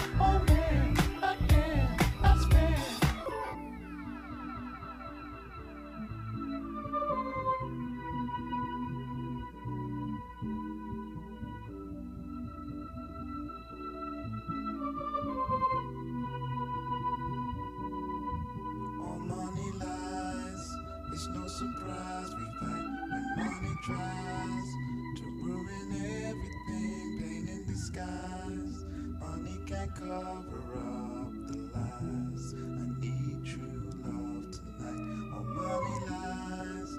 It's no surprise we fight when money tries to ruin everything. Pain in disguise. Money can cause a man to cry. I need true love tonight.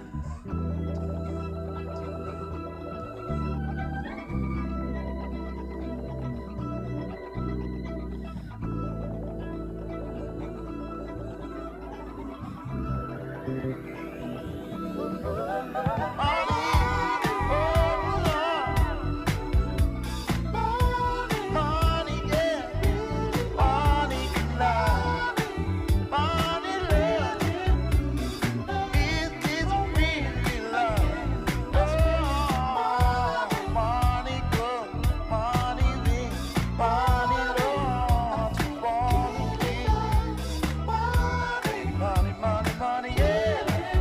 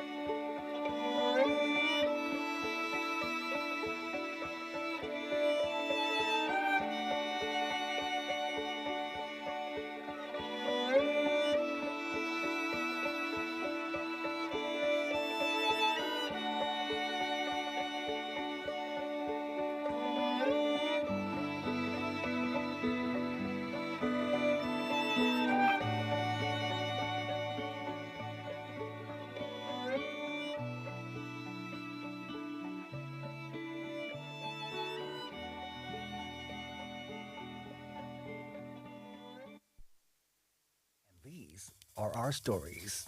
Stories you might not have seen, heard, or watched.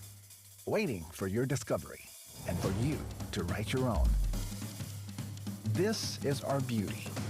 Ever heard people say the grass is greener on the other side? Well, this is the other side. Except that it's not just green, but also blue, red, and yellow too, as far as eyes can see. This is our secret. Shh, better lower your volume if you don't want to wake them up. Inside this jungle, they proudly prowl and growl and whatever it is they're doing over here. And can you hear it? It's our call to feast. So don't be shy, treat yourself with something sweet, savory, spicy. Just don't lick your screen, please.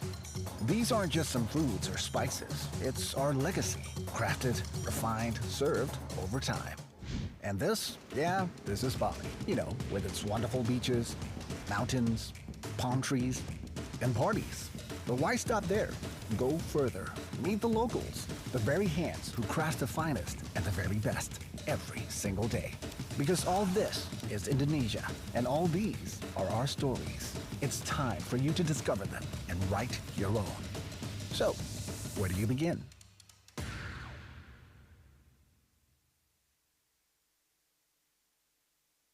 This is Indonesia, and these are our stories.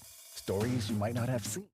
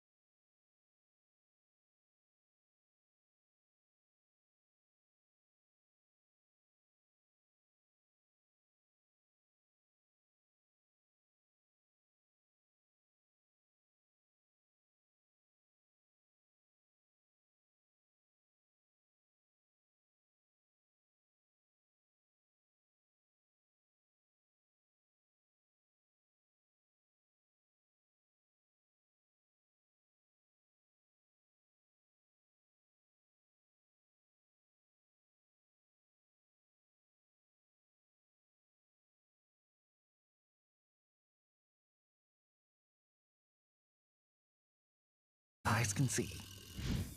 This is our secret. Shh. Better lower your volume if you don't want to wake them up. Inside this jungle, they proudly prowl and growl and whatever it is they're doing over here. And can you hear it? It's our call to feast. So don't be shy, treat yourself with something sweet, savory, spicy. Just don't lick your screen, please. These aren't just some foods or spices. It's our legacy, crafted, refined, served over time. And this, yeah, this is Bali. You know, with its wonderful beaches, mountains, palm trees, and parties. But why stop there? Go further. Meet the locals, the very hands who craft the finest and the very best every single day. Because all this is Indonesia, and all these are our stories. It's time for you to discover them and write your own. So, where do you begin?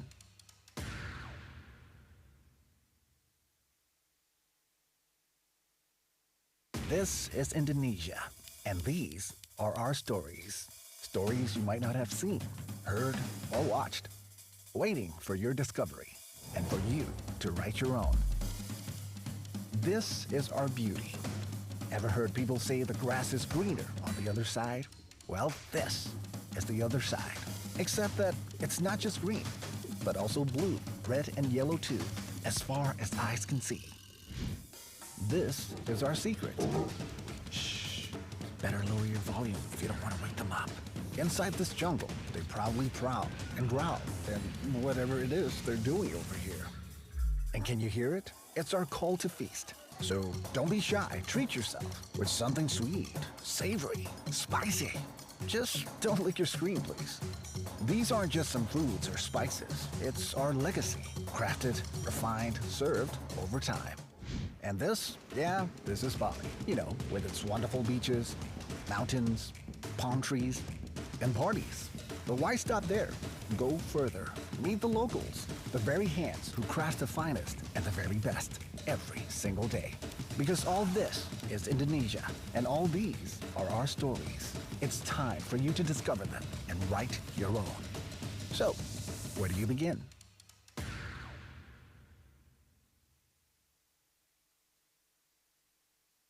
This is Indonesia, and these are our stories. Stories you might not have seen, heard, or watched, waiting for your discovery and for you to write your own.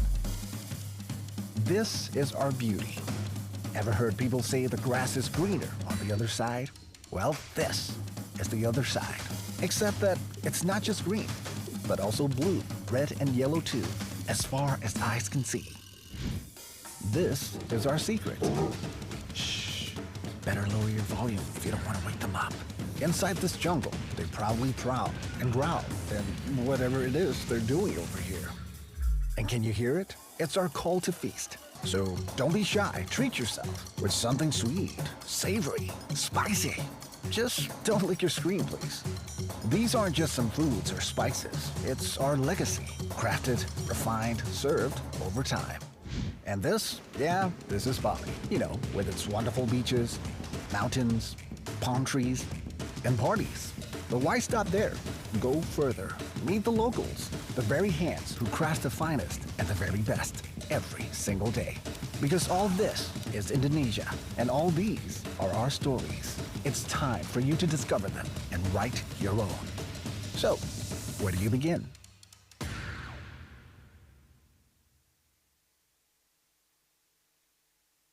This is Indonesia, and these are our stories. Stories you might not have seen, heard, or watched, waiting for your discovery and for you to write your own.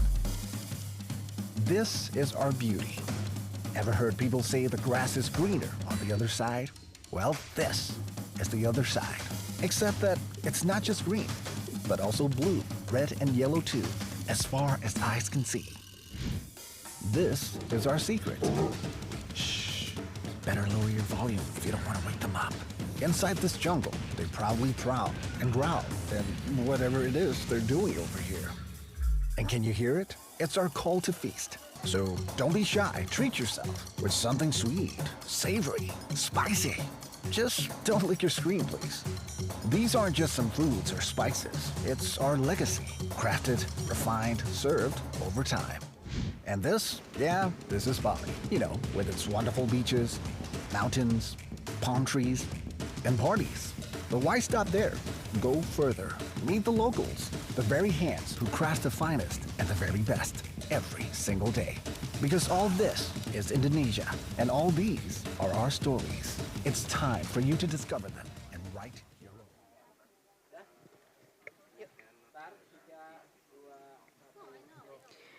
Good afternoon, ladies and gentlemen. We would like to continue our session for today. So for that, we would like to invite all the participants to please kindly enter the ballroom and please kindly be seated.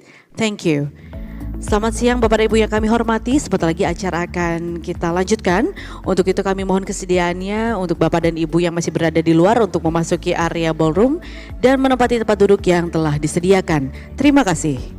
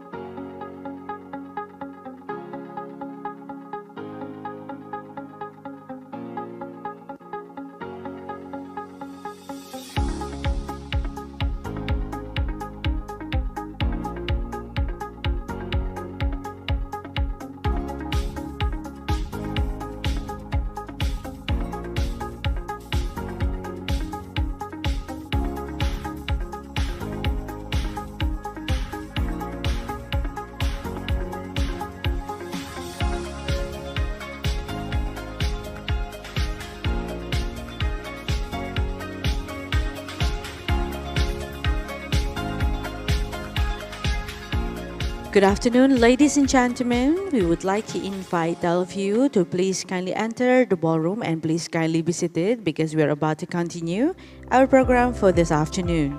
Sekali lagi Bapak dan Ibu yang kami hormati, kami persilakan Anda untuk dapat memasuki area ballroom dan menempati tempat duduk yang telah disediakan karena sebentar lagi kita akan melanjutkan rangkaian acara kita pada kesempatan sore hari ini. Terima kasih.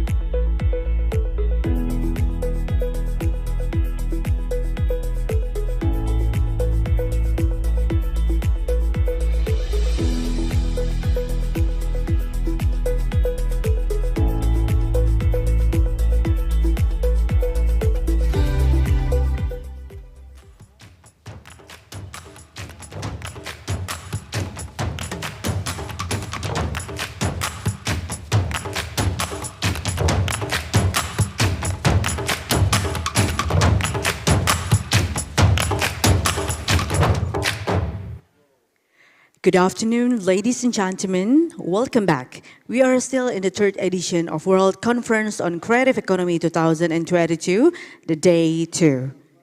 Ladies and gentlemen, we are about to continue our next session for today with the policymakers with the topic, the launch of Creative Economy Outlook 2022. And for that, we would like to invite the Chief Creative Economy Program at UNCTAD to come up on the stage. So ladies and gentlemen, without further ado, we would like to present to you Ms. Marissa Henderson. Hello everybody. It's a pleasure. Can you hear me? So, hello everybody. It's such a pleasure to be here with you. So, I'm Marissa Henderson. I'm the Chief of Creative Economy Program in UNCTAD. UNCTAD is, the organization is there beside the Ministry of Foreign Affairs. That's our logo. We are in Geneva. We are a small organization. We are part of the UN Secretariat. And today is an honor and a pleasure for me to launch officially UNCTAD's Global Report on Creative Economy, which is called Creative Economy Outlook 2002. So I will briefly give you some insights of the report, and you will be able to download the publication. At the end, I will give you the link. So let's start. So you will see in the report that there are different concepts and definitions on creative economy. And different organizations, global organizations of the UN, use different definitions in order to capture certain things, to measure and capture the things we are talking about. And so in UNCTAD, just to give you an idea, in UNCTAD we're interested in trade, in international trade.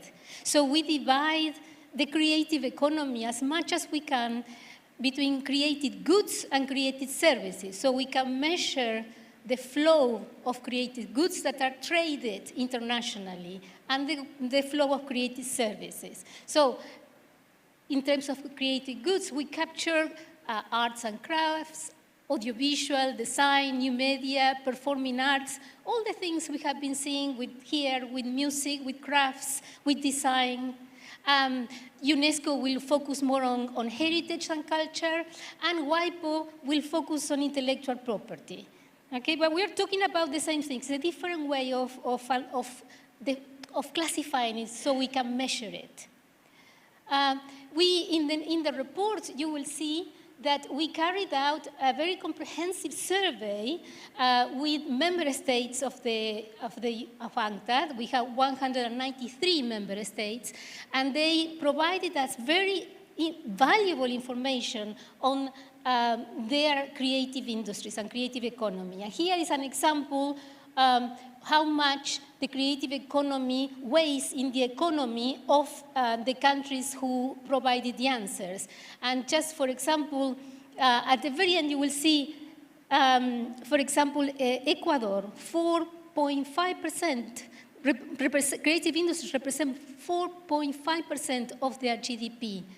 And even more, for example, in Canada, the latest survey shows that it represents 6.4%. And there are many countries that give you these figures. So it's a good picture. It's easy to capture, to see it. You will see it in the report. You can see it by country and by issue. And let me see if you can find the country you are interested in. But the important thing is it really represents an important sector within the country surveyed. So what you can see, what we saw, we asked countries to say, do you have a ministry or an agency, a government official, a government institution that deals with creative economy exclusively? For example, Indonesia has a ministry, the Ministry of Tourism and Creative Industries. Almost all countries have at least one entity in charge of creative economy. However, the answers we got was that we are very interested to see that most countries split the duties of creative economy across multiple ministries and agencies. So it's not just the Ministry of Culture that is with culture, but we also have, like here in Indonesia, the Ministry of Foreign Affairs, the Agency on Intellectual Property. So which shows why it's challenging sometimes to deal with creative economy, because we need an interministerial process on dialogue and cooperation to move policies forward. The graphic here is interesting because we, out of the countries who answered the survey, you will see that what are the priority industries in terms of the international trade. So what are the things that they trade the most in the country survey. And the bigger the letter, the more important the sector is in terms of international trade potential. And for them, music, fashion, design, you can see audiovisual arts and video games are internationally the most traded sectors for the countries who reported answered the survey. Let's focus now on trading creative goods, and this is internationally, trading in creative goods and services. And you could see, if you see from the figure that shows here, you could see there is a trend upwards from 2010 to 2020. Creative services have exploded. So creative services have increasingly exceeded creative goods, and in 2020 we have they represent trade in international creative services represented about $1 trillion worldwide. Followed by creative goods is 500 million. So creative services is something that is really the future. Particularly, I would say, because you will read in the report that creative services show to be very resilient during the COVID, but even within the total services exports, creative services were more resilient than services trade. So that is a good point. Here they will show you which are the main trends, and we can see, yes, that developing countries, or what we call the global south, actually export more creative goods than developed countries, because developed countries are stronger in services. And the creative goods is largely dominated by China, followed by other countries. But let's see what happens, what we mean, what are the main things that we're talking about when creating goods. And let me underline that design, which is the bottom one, as you can see, is the thing that dominates the exports, the trade in creating goods, because within design there are a lot of things in it. Fashion is part of this. Is part of the creative goods. So design is a big category, and therefore it is the largest. Let's go to now creative services. And this is, I show you already the first graphic. See who are the main exporters. And as you can see, the main exporters are developed countries. And developing countries play still a very minor role in terms of exports of creative services. And remember, we said that creative services are very important in terms of revenue. So, well, the main exporters is United States, followed by Ireland. We have the representative for Ireland yesterday. I'm not sure he's in the room. You see, we don't have any developing country there. So, what do we do when we talk about creative services? And the software services and research and development are the most exported creative services. So basically, this means that lots of developed countries are exporting software services and research services. It doesn't show here, but one of the services that developing countries of the global south are important in law are advertising, market research, and architecture services is one of the services that developing countries import the most. How do we encourage, how can we try to get developing countries to export more creative services? And I think what we noticed in the report is that we need more the infrastructure to become more competitive, because the creative services trade is extremely competitive. So we need to improve, or the Global South needs to improve the infrastructure, maybe the training, but also we need to make sure that services trade, barriers to trade are lower, or there is fewer restrictions. At the moment, the creative services is governed by the WTO General Agreement on Trade and Services. So when I think about something that could be very practical to think what is the barrier, for example, an artist traveling to a country to perform. And the kind of barrier they can face is that they find it very, very difficult to get a visa coming from a developing country to go to another country to sing and perform and provide that service. So this needs to be improved. we have here the number of commitments. These are the services that are classified within the GATS. And I'm very, very pleased to let you know that I'm not sure if Sean Hawkins is here in the room, but he had to do a lot in the classification of these services and related to the creative economy. That was in 1993, or well before. The agreement was done in 1993, so negotiations took before. So this is how the services in the WTO GATS are classified. So one of the key things that we mentioned in the report is that we need to improve and working on the frameworks on how to measure the creative economy. The fact that there isn't a harmonized definition makes it a bit more difficult. In the report, I'm very, very pleased to report that we have case studies on how some developing countries managed to measure the economic contribution of the creative sectors. And those are Argentina, Indonesia. One of the main experts of the report is here with us, Tita. She made a presentation before. And Mexico and South Africa. South Africa is also present here. So they are featured in the report. And so this is the challenges we get. We need to improve data.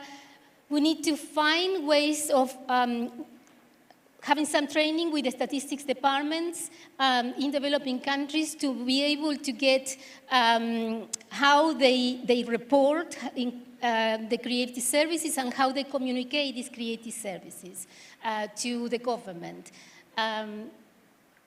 Okay, so the report also has a section on the new and emerging technologies. As you have seen, we're talking about how important the digital economy is. Indeed, it has transformed the way the creative goods and services are produced, are created, are thought, are creative, are produced, and are distributed. So the digital transformation has transformed how the creative goods and services work, basically. So this is explored in the report. One of the things that we mentioned before that's important for government officials is the digital divide.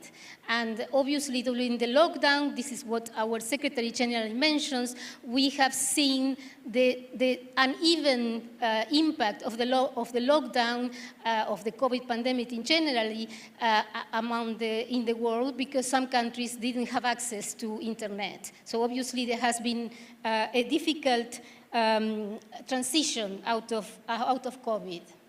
But improving the digital economy will have a very important impact on the creative economy. So finally, well, it's not almost final, but this is really important. The resolution that was led by the Indonesia that creative or announced 2021 as the International Year of Creative Economy is that there's a section in the report that celebrates the implementation of the resolution.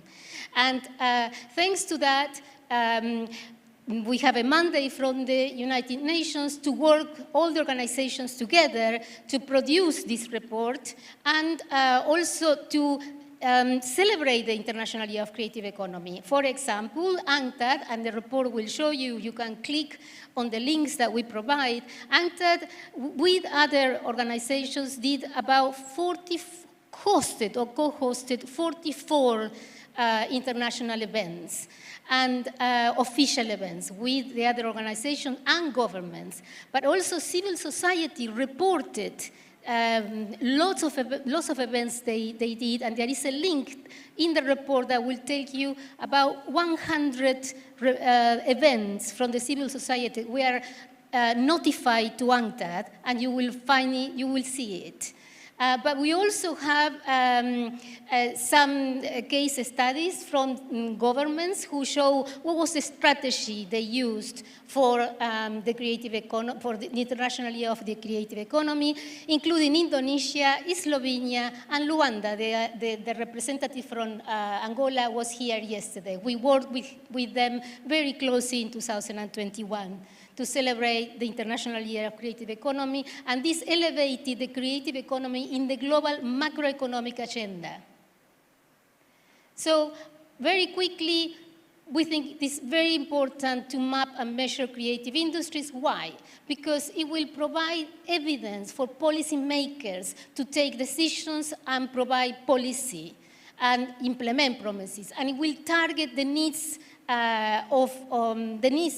for investors, and not only politicians, but also for investors. It will maximize job creation opportunities, identify clusters that can lead to economic growth and increase export revenues, and also will foster tourism and culture and tourism. So this is essential. This is one of the recommendations of the report. The other recommendations is that we need to encourage, as United Nations encourage and get better data to measure the creative industries. And UNCTAD, I'm really pleased to inform that UNCTAD, together with other organizations at the level of the Statistics Office, we are working. Well, we started in 2021, and 2022, we are working to try to get better data, but also finds ways of better capture the data and measure it. And we hope we will provide a synthesis report next year where we highlight new mappings and new ways to understand and measure the creative industries. The other key message from the report with the recommendations is that services, creative and non-creatives, are a very important enabler for the economic diversification of the Global South, of economies in general. And they represent an increasing share of the global services exports and generate substantial export revenues. So I think developing countries are largely, we said, underrepresented in the exports of creative services, and we hope to encourage countries and work with countries to be able to help them maximize the gains from creative services for trade and development gains. And I finish here. You will have this presentation online. You can download the report, the full report. You can download also a summary. And I want to announce on the right, this says access updated to the database of international trade in creative goods and services. So you can click there and you can change. I give you the global figures, but if you want to know a particular country, you can access the database and check how your country performs in terms of exports of goods and creative goods and creative services. Thank you. Thank you very much, Ms. Marisa Henderson, for the policymaker topic with the launch of Creative Economy Outlook 2022.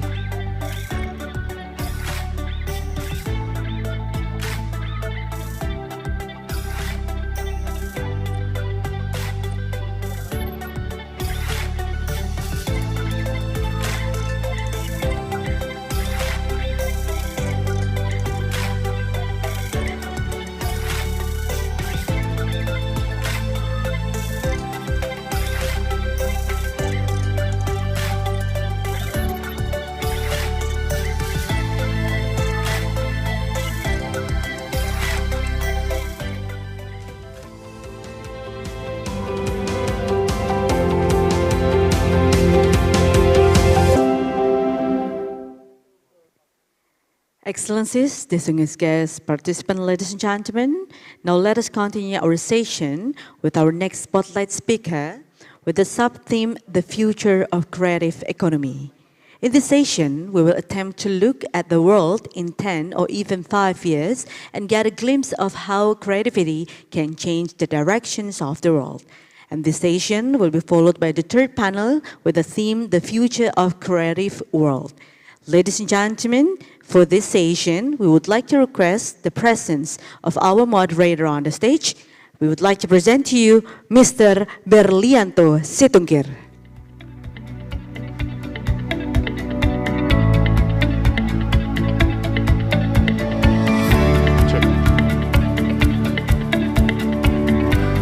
Check. Good afternoon, everyone. Welcome to the World Conference on Creative Economy panel discussion. And today, this afternoon, our session is the future of our creative world. First of all, allow me to introduce myself. I'm Berlianto Situngkir, Director for ASEAN Economic Cooperation, Ministry of Foreign Affairs of Indonesia. So let's begin. And to commence our session, let me invite our distinguished panelists. First, Ms. Sandra Chege, the Head of Arts, British Council, Kenya. And second, Mr. Rainer Kern, Co-Chair, UNESCO, Cities Network of Music.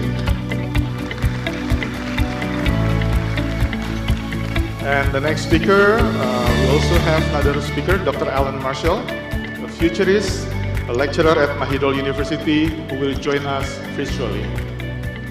Okay. So, how are you? Good, thank you. Hope you are well and have some time to enjoy Bali. I know it's never easy to conduct an afternoon session after we have had a nice lunch, but I believe our distinguished panelists will try their best to keep us awake, since we have a very interesting theme for this afternoon session, which is the future of our creative world. As an introduction to our session, allow me to give you a little background as the focus of our discussion this afternoon. The world moves and evolves in an unimaginable way, from technology to the way we live, from our mindset to our pattern of creativity. It is bound to be changing from time to time while retaining the spirit of survival. This change of wind includes the future of creativity, where we try to find the best way to solve day-to-day problem while recognizing our authentic self. How should we perceive the world in the next 10, 20, or even 50 years from now on? This panel will look at the sign of change and a few next megatrends within the creative economy. We will take a look on how creativity is influenced by the current challenges, from geopolitics to climate issues to self-fulfillment, and even commitment of unlimited innovation. Creativity itself will be the center of our civilization. It is the source of how much and how large it is going to be. So this session, the panel will be done in hybrid format, where the speaker will have around 10 to 13 minutes for presentation, talks, or sharing. I hope all panelists can use their time efficiently, so we have enough time for discussion. I understand our panelists, Mr. Rainer Kern, you have to catch your 5 p.m. flight, so we try our best to manage the time to accommodate your schedule. Thank you. And then the question itself, of course, we will take the relevant questions from the audience and we moderate it through our Slido application. You can see the selected question will be beamed at the monitor. So we are now fortunate to have prominent figures, once again, who have strong knowledge about the future of our creative world. Our first speaker is Dr. Alan Marshall, who will join us virtually. Dr. Alan's presentation will be delivered through the video recording presentation, and he will join us during the Q&A session. So now we can start a video recording of Dr. Alan Marshall.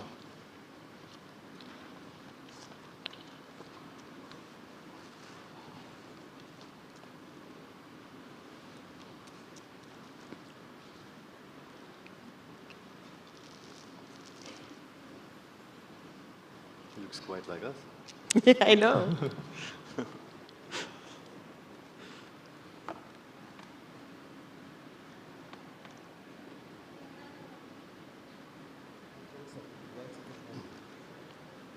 predicting the future of the creative world, my focus is usually on the futures of cities. And there are many scientific methods to predict the futures of cities. We can study technological trends to forecast urban economies, for instance, or we can study demographic changes to predict urban growth. Here, though, I want to advocate the use of the creative arts in predicting urban futures, specifically literature, via what I call the literary method of urban design. The literary method of urban design has 3 steps. Step 1, select a city. Step 2, select a literary work. Step 3, use the themes within the selected literary work to design the future of the selected city. In order to understand this process, here's some case studies presented by my trusty research assistant, Shelley.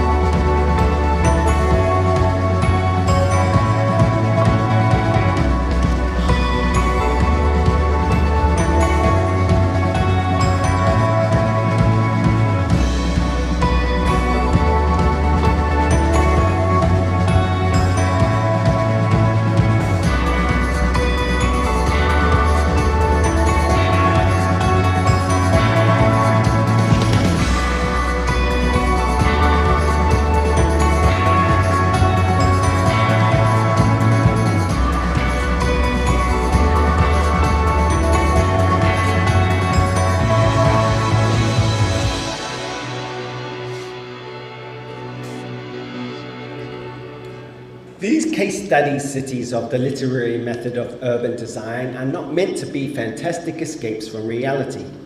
They are explorations into alternative urban life.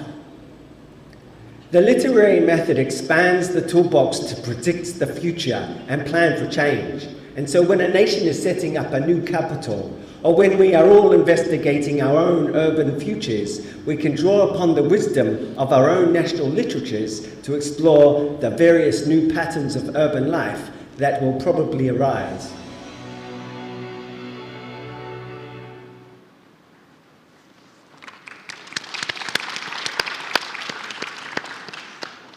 That's the presentation, video recording presentations from Dr. Alan Marshall. I understand that he's a specialist in environment and society, as well as technology and society. Thus, his presentation was focused on the city, the evolution of the city. He gave some, how do you call it, a very interesting example, like Tokyo and the island city of Singapore. And of course, the national literature that can explore the new urban life in the future. So we have the pleasure of having Ms. Sandra Chege as the next speaker. So before she takes the floor, allow me to read her profile. As the head of Arts of British Council in Kenya, Sandra Chege worked with talented artists and creatives to accelerate the progress of the sector. A cultural producer with experience in marketing and communication, Sandra also worked in strategy development, event production, theater facilitation and management in the creativity industry. So she possesses a master graduate in theater and media for development. She has experience in designing and implementing behavior change programs that are collaboratively designed and focused on the needs of its stakeholders. Mr. Chege, you have 10 to 13 minutes for the presentation. The floor is yours. Thank you so much. That was a really unexpected and exciting portrait of the future based on literature. Thank you, Dr. Marshall, for that. So as has been mentioned, my name is Sandra Chege, and I'm excited to be here with you today. I'm going to share perspectives from the African continent with examples from Kenya and East Africa. So by 2050, Africa's population will double. By the year 2100, 1 in 3 people on Earth will be African. This means that by the end of the century, sub-Saharan Africa, which already has an extraordinarily young population, will be home to at most half of the young population. What an incredible moment to imagine and an important future to plan for. The UNESCO chapter for East Africa recently published a report on the state of the diversity of cultural expression, looking at trends, challenges, and opportunities, some of which I'll draw from today. When I speak of East Africa, I'm referring to 13 countries, namely the Comoros Islands, Djibouti, Eritrea, Ethiopia, Kenya, Madagascar, Rwanda, Seychelles, Somalia, South Sudan, Tanzania, and Uganda. The combined population of these 13 countries is 494 million, with a median age of 21, which puts about 62% of the population under 25. So I'd like you to keep that in mind as I speak. The report highlights that most of these sectors are fragmented and driven by small businesses and individuals operating in the informal economy.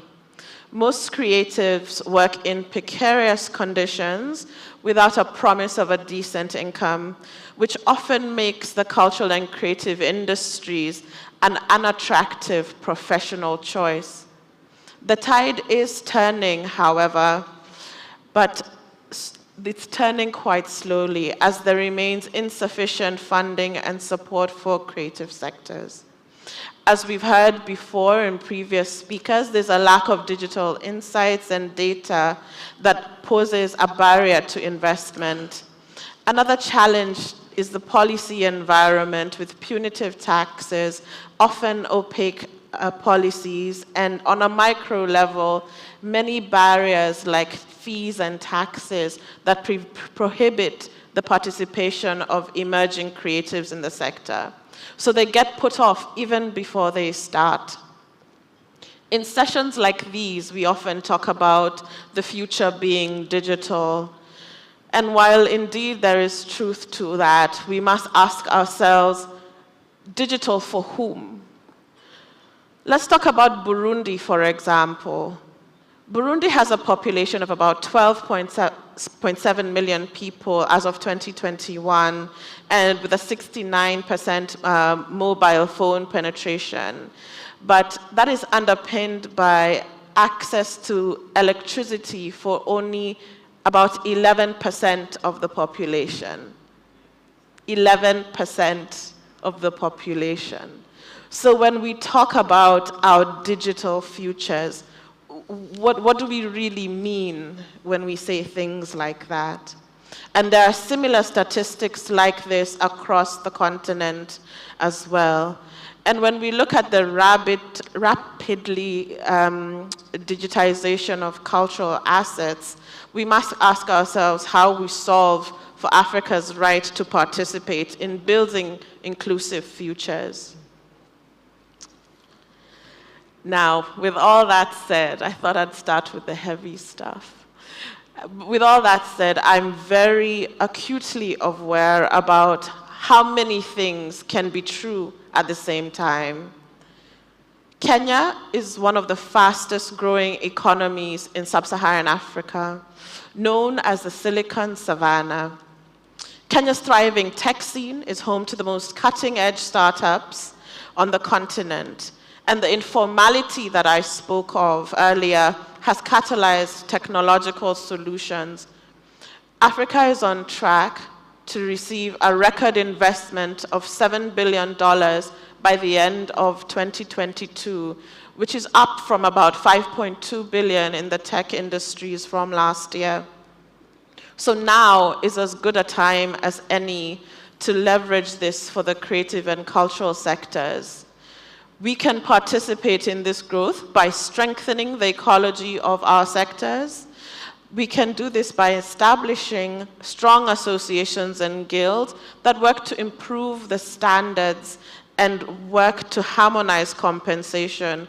We can increase skills development for young people and also facilitate cross-sector collaboration and south-to-south connections like the ones we're seeing today that can share learnings and experiences. So that by 2050, we're looking at a young population that can participate in the challenges and respond to the curiosities of African people.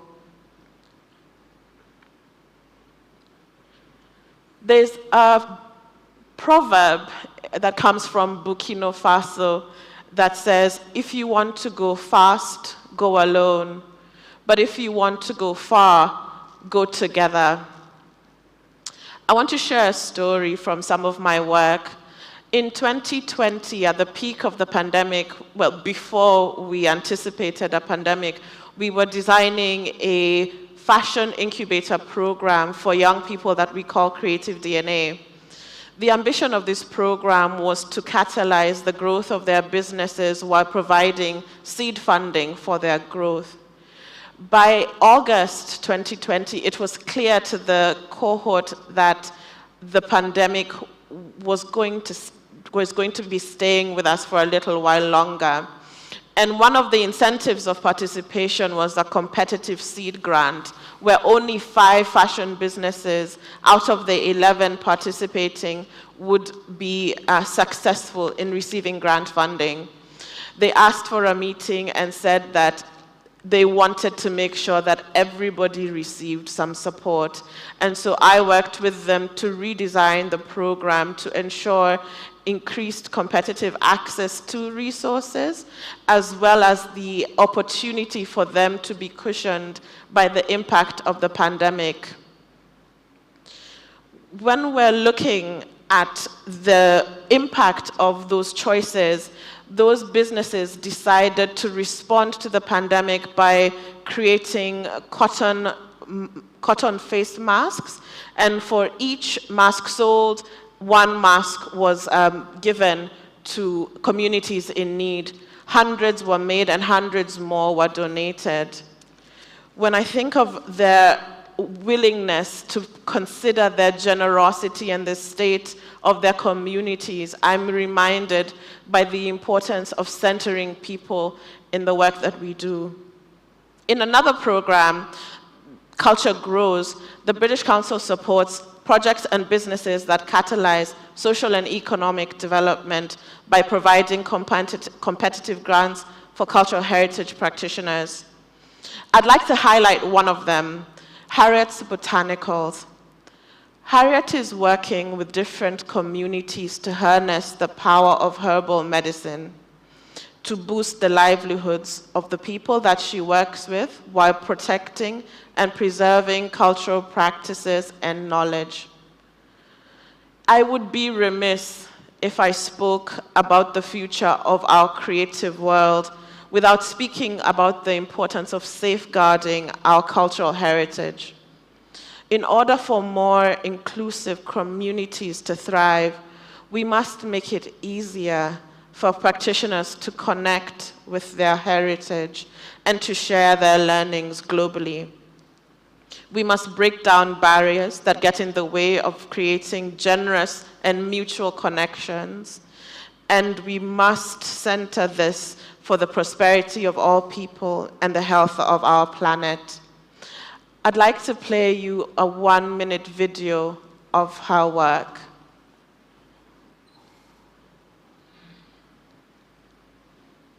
Oop. Sound.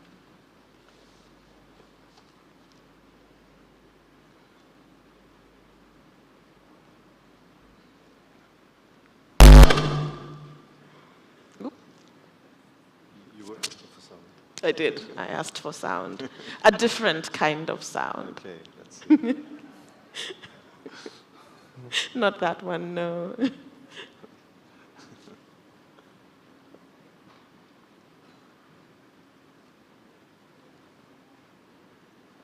Preserving the cultural heritage around medicinal plants. I had this illness that affects women around menstrual and digestive health.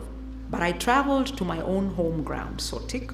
I was in so much pain that actually this woman noticed. And she just said to me, I'm going to bring medicine that's going to help you with that. And I laughed, but I was curious. And literally for the first time in 17 years, I had a painless period. I started wondering, why is it that African herbal medicine isn't given the same kind of platform like everybody else's medicine? And this is what I call mainstreaming it. Culture always anchors us. And as somebody says, when everything else goes wrong, we always go home. So going home is a form of saying, I'm going back to my roots. Thank you.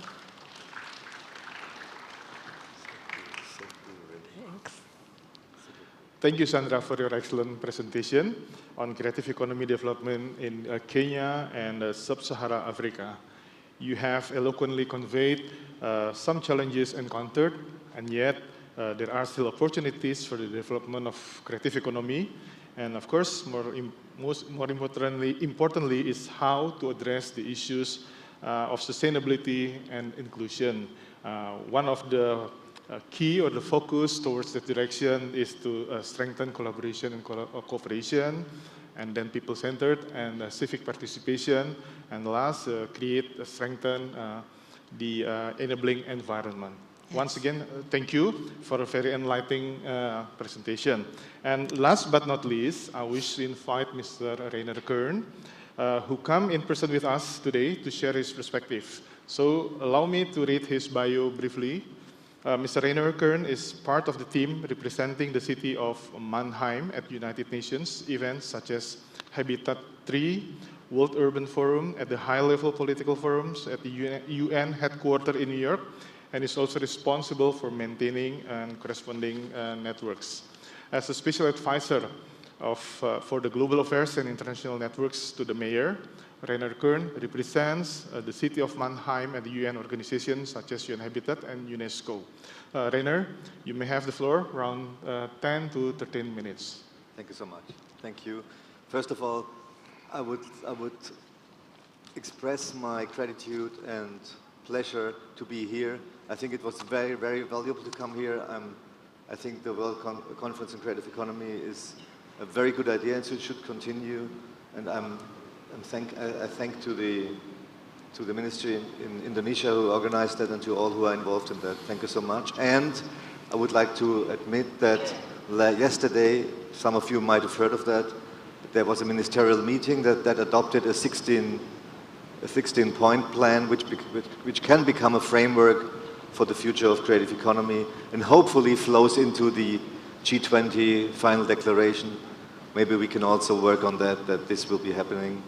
I think this is a step forward that the ministerial meeting adopted this 16-point plan because it will give a framework. As we are talking about the future of the creative economies, I would like to connect with the speakers before me, Sandra and Ellen, but also some of the speakers of the days of yesterday and especially this morning. And maybe I will be the devil's advocate in this, although we know there is no devil. First of all, Unati said it this morning. She said this word that we should take back home, mindset, and also Emiliano from World Bank mentioned that we should demystify some of the myths around the creative economy.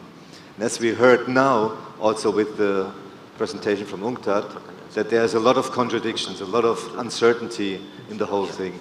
What is creative economy? We just heard that. Even the different UN entities have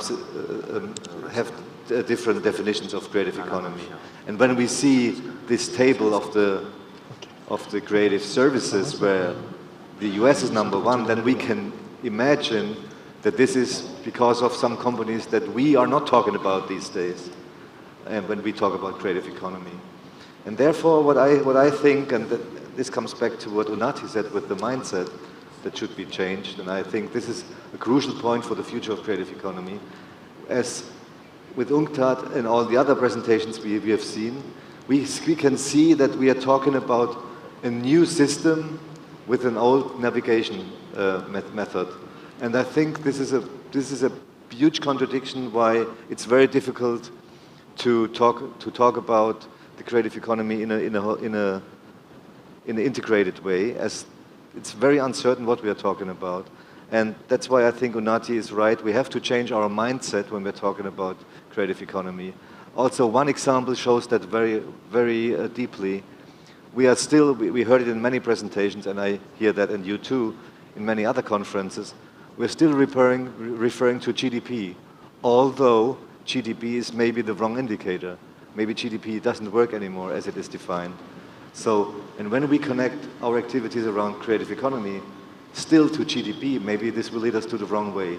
So that's why I, again, can only highlight what Unati said. We need a new mindset, and that's why it's great that Sandra is here, because she is an expert in behavioral change.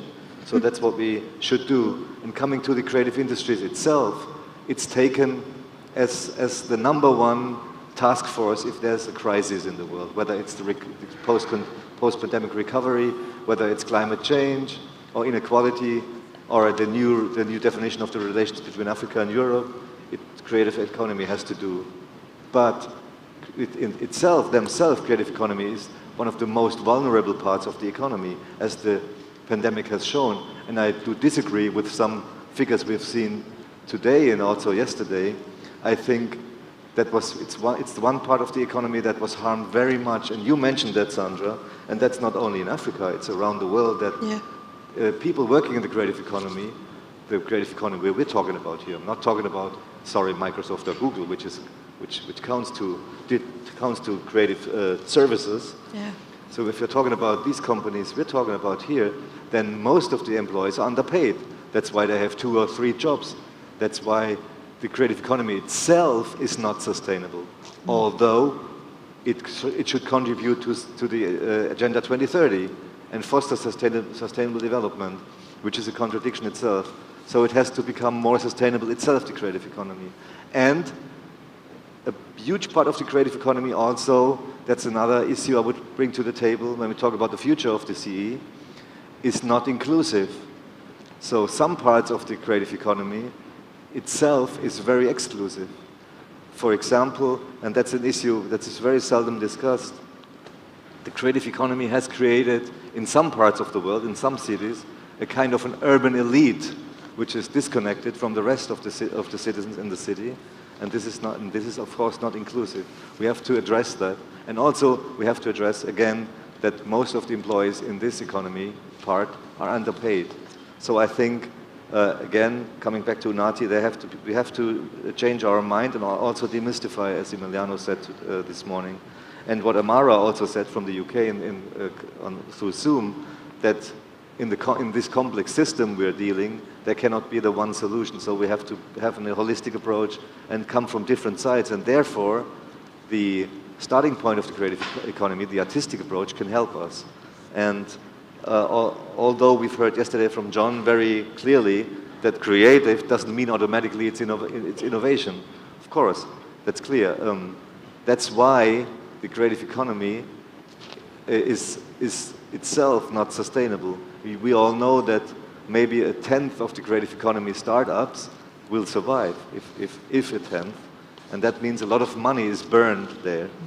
And so we have to take that into account. And I would like to address a mechanism which is called mission-oriented innovation approaches, which is a defined coordinated policy package designed to tackle special challenges. And this could be a mechanism that could also help within the creative economy, when the creative economy is taken to be the one who saves the climate and so on, and post-pandemic recovery. So I think when we look at the future, we have to accept that there are a lot of contradictions, that the gold rush mood that the creative economy was in for some years now should maybe come to an end now. We come back to the ground and be more realistic and also more into a new mindset.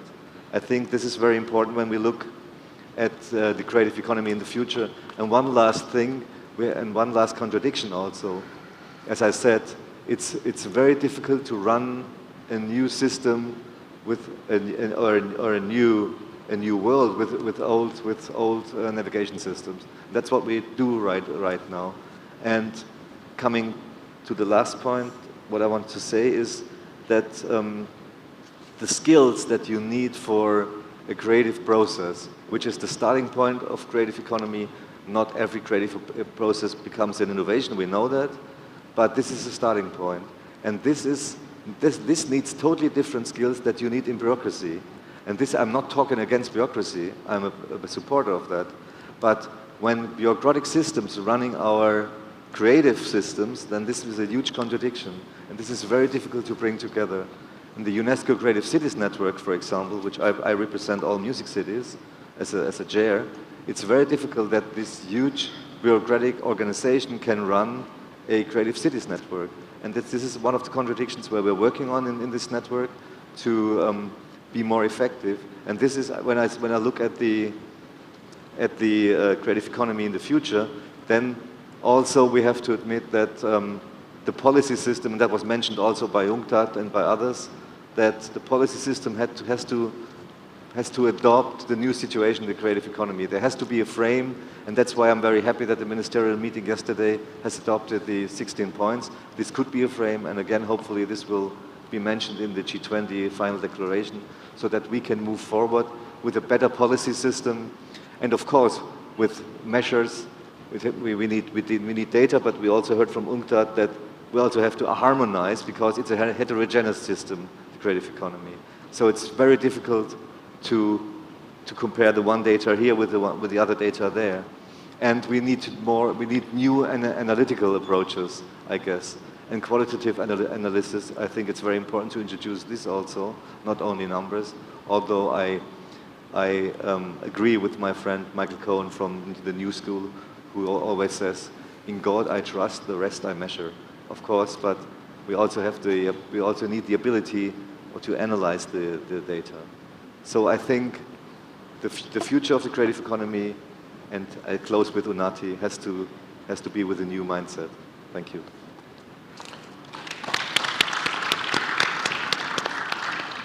Thank you, Rainer, for your input.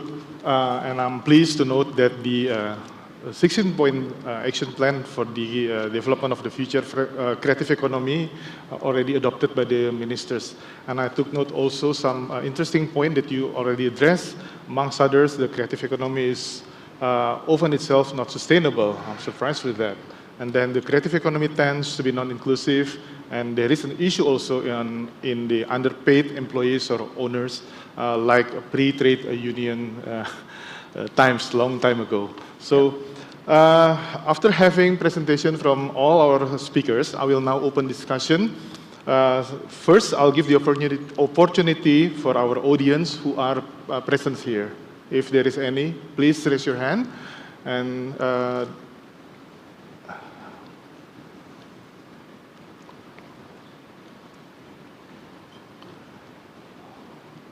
I see none. Oh, one, okay. I thought we'd solved it. Like, it was all done. A microphone, please. Oh, already. It's more a question. Even if I assume that I know the answer, but we are maybe too often assuming that we all talk about the same thing. And my question is, you have said that it's not a matter of GDP anymore, because GDP is not the proper measurement instrument. We are in Indonesia, in a country where GDP is absolutely crucial in the mindset, because we consider always in Indonesia and some of the countries, including in Europe, that we have to catch up, we have to improve the GDP, and that's the main objective of whatever kind of activity it could be. I probably understand what you want to say, but I think you need to clarify a little bit what you mean by GDP is not the ultimate goal.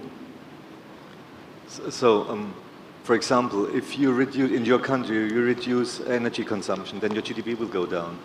So, but we all are asked to reduce our energy consumption because of climate change. I'm just saying, GDP, the way GDP is measured does not refer anymore to the needs of today.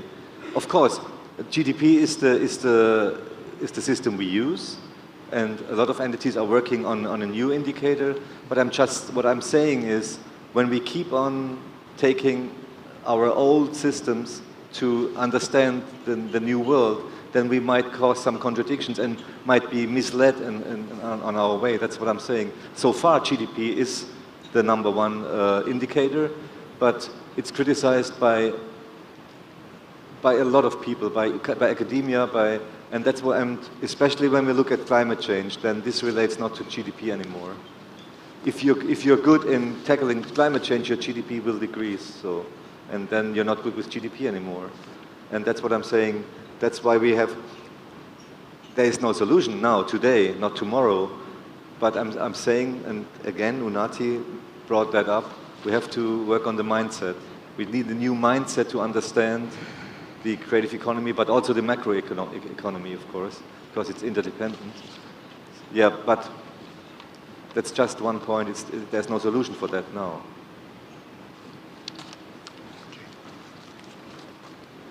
Thank you, Rainer, for your response. Is there any... okay, in front. This will be the second question from the audience. Yes, thank you both. That was very insightful, and really appreciate what everybody's had to say today. I have a question for Rainer. You've spoken a lot about an area that I'm really committed to and fascinated by, is mindset. And what I've heard from a number of people in the conversations they've had is that the current paradigm we're working in is not going to apply to creating the new world. And I'm interested to hear what would you recommend to help human people, leaders, politicians, help to change their mindset? So one good example Alan presented from Australia with the idea to use books for a new mindset. It's not, of course, he would not advise Melbourne to read a book and then follow up the ideas that come out of that, but this brings you to a new way of thinking. And what I've experienced in a program that I was invited to co-develop with Harvard University, when it's a arts and policy certificate that they had developed, which is the idea, and it's tackling administration, ministerial administrations, mayoral administrations. It tries to involve artistic thinking in the bureaucratic level, which is, first, it's a contradiction, but it's not a one thing. It's not you do that and then you have to change your mind. Also with Alan's project, but it can step by step open your way of thinking when you are aware of a creative process. And again, it doesn't mean the one is good, the other thing is bad, but a creative process is different than a bureaucratic process. And one definition of creativity is the ability to deal with uncertainty. And bureaucracy cannot deal with uncertainty, it's reducing uncertainty. But in the complex world we are in now, and we heard that also this morning, it could be helpful to open your mind and to understand how artists work, how they think, how a creative process works, first to acknowledge, and then also to maybe then change your mindset over time. Of course, it's changing your mindset in your personal psychology is very difficult, but changing the mindset of a political approach is super difficult. But I think, and that's why it's so important to have ideas like Alan presented, although they sound weird or fancy whatsoever. But I think this helps the policy side and the administration side to better understand, and then maybe to better adopt their work or the changing environment with their work. That's what I think.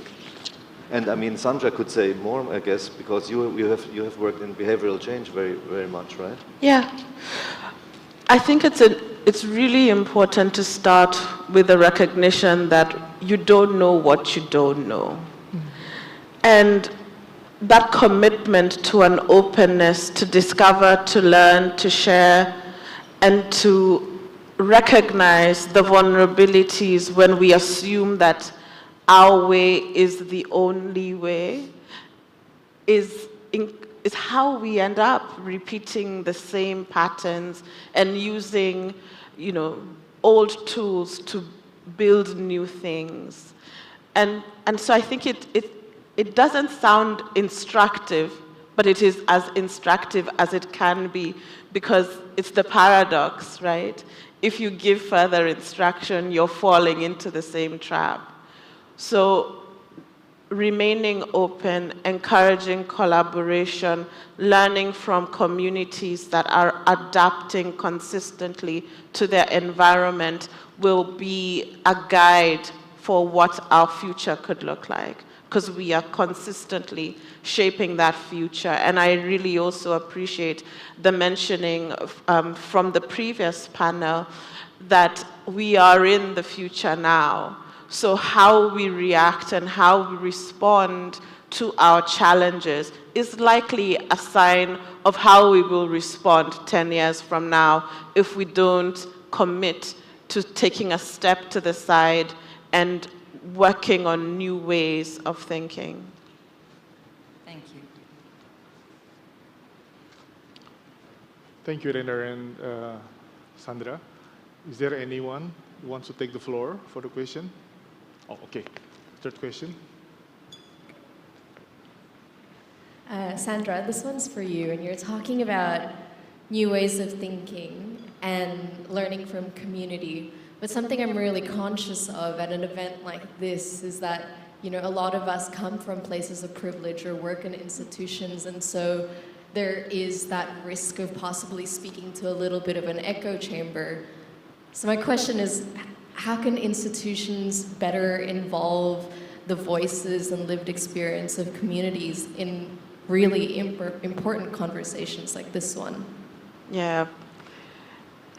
It's like you're peeping into my brain. It's an actual concern of mine because I came from the sector. And even when we say that we're speaking from a place of privilege, there's a recognition that our privileges are different. You know, so I come from a nascent creative economy where I have worked any job you can imagine. I have, served as a ticketing agent in the theater. I have learned how to manage a lighting deck. I have done costume design and everything from managing creative artists, from music to visual artists to running festivals. So I really carry with me that question every day about what does it look like to be institutionalized and how do you avoid it at all costs? And how do you avoid, again, the trap of misrepresenting or feeling overly confident that your perspective is representative of specific communities? So that's my preamble. And I would say that commitment to the openness and the and adapting iterative processes and being willing and open to admit failure and to fail faster. I feel like with institutions, we don't fail fast enough. We wait until it's crashed and it's burned and there's a whole crater of ruin before we're able to admit that we made some mistakes that landed us here, when we were very clear that 10 steps ago, that was the reason that something went wrong.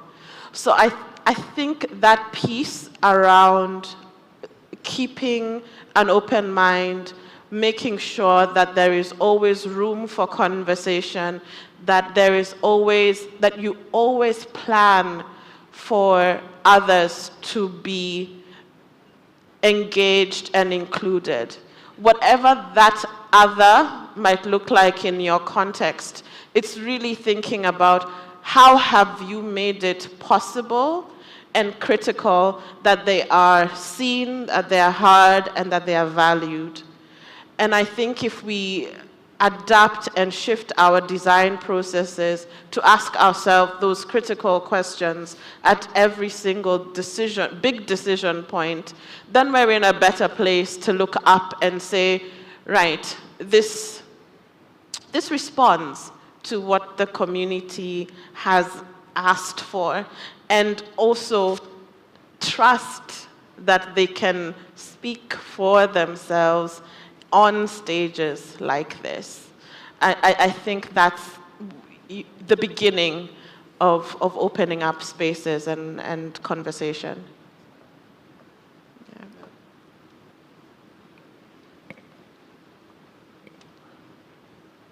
Thank you, Sandra. Is there anyone to take the floor from the audience who presents today? I see none, and I don't see any online question beam on the screen.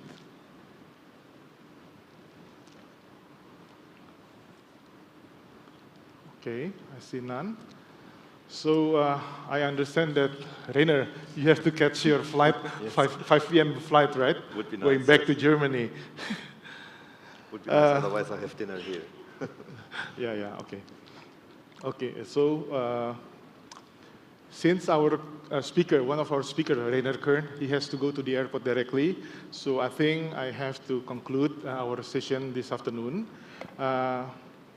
Before concluding our session, I would like to highlight some important notes from the discussion. This panel has spoken clearly. There are many paths to the future of creative economy. Our futurists reminded us with the utopia, a place that we dream of since we were little, although the environmental and social challenges keeps occurring. And Sandra, my sister from Africa, presented a view that Africa will take more prominent role in the future. And interestingly, the view from Mr. Kern, from Rainer Kern, that brought us back to the current trend in the creative economy world, that is, old system still runs new business. Nevertheless, all this contradiction is in fact is what makes humanity interesting and has basic instinct in humanity. I believe this session has helped us to better shape our imagination for the future of our creative world. So, to conclude, please give a big round of applause to our amazing speakers. Thank you so much, and I hope you enjoyed our discussion this afternoon. Thank you. Thank you. Thank you very much, Mr. Berlianto Situngkir, as a moderator, and also thank you very much to all the speakers for the topic, the future of creative economy and the future of creative world. Well, ladies and gentlemen, before we are moving on to the next session of the day, we would like to inform you, don't forget to visit our expo. We have the WCCE Expo after this plenary hall, so close to this plenary hall. And also, we're having the food truck in the garden area, so feel free to try the food in the food truck exhibition. Thank you.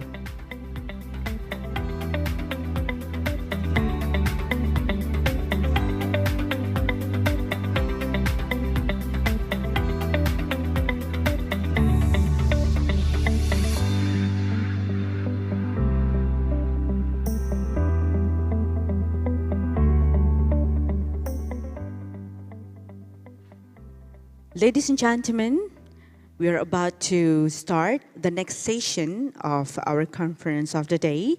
So, ladies and gentlemen, for this session, we would like to welcome our next spotlight speaker, the Indonesia's roving ambassadors to the Pacific. Ladies and gentlemen, Mr. Tantowi Yahya.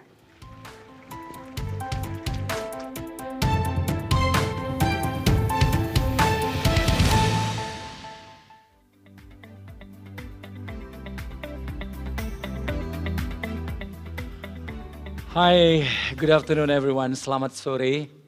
Bula, we call it in Fiji and most of the countries in the Pacific. And kia ora, that's how we say when we meet someone in New Zealand, a country where I live, work for almost 5 years. How are you? You're all okay? Are you ready for me? Good, okay. Don't worry, I'm 2 hours to speak to you today. So I'm going to use it, close to 2 hours. So bear with me, stay with me. First of all, I would like to say hello to some friends that I know and who happens to be a very special friend, Ambassador Salman Al-Farisi. Yeah. My colleague in the Ministry of Foreign Affairs. He's currently Secretary General of IORA. What is that? Indian Ocean Rim Association, right? And some of the friends who I see here that I cannot mention one by one. Thank you for coming and thank you for staying. I'm given a very interesting subject to share with you. I'm not saying that I'm gonna teach you because I'm pretty sure some of you know better about this than me, especially when it comes to some countries in the regions. But I would like to share in my perspective as somebody that was entrusted by the President of the Republic of Indonesia to live in New Zealand as an ambassador and also accredited to some small but important countries in the Pacific, namely Samoa, Kingdom of Tonga, Cook Islands, and Norway. What do you have in mind about those countries? Paradise. Yeah. White sandy beaches, beautiful girls, nice coconut trees. That's why I enjoy it. I'm so lucky. And in the mid of my career as the Indonesian diplomat in the Pacific, then I was given another job, which is very challenging. And this is the first ever in the history of our engagement in the Pacific.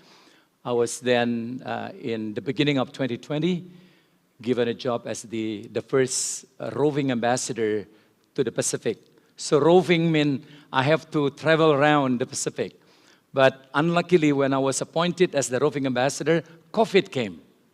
So I could not do roving. So instead of roving, I was Zooming. Yeah. So thank you to the technology. Instead of roving, I became Zooming ambassador. So I travel around the region, speaking with the leaders, MPs, and other stakeholders about many things that concerns the interests of Indonesia. A little bit about me, because I hate the MC for not introducing me to you, okay?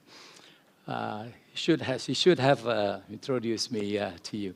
So I was a politician before. I was an MP for almost 10 years. And in the mid of my second term, I was then appointed by the presidents to be posted as the Indonesian ambassador in New Zealand. And like I said, also accredited to some island countries. And then before that, I was an entrepreneur. I was a TV personality. I hosted quite a number of TV shows in Indonesia, and one of which was Who Wants to Be a Millionaire? So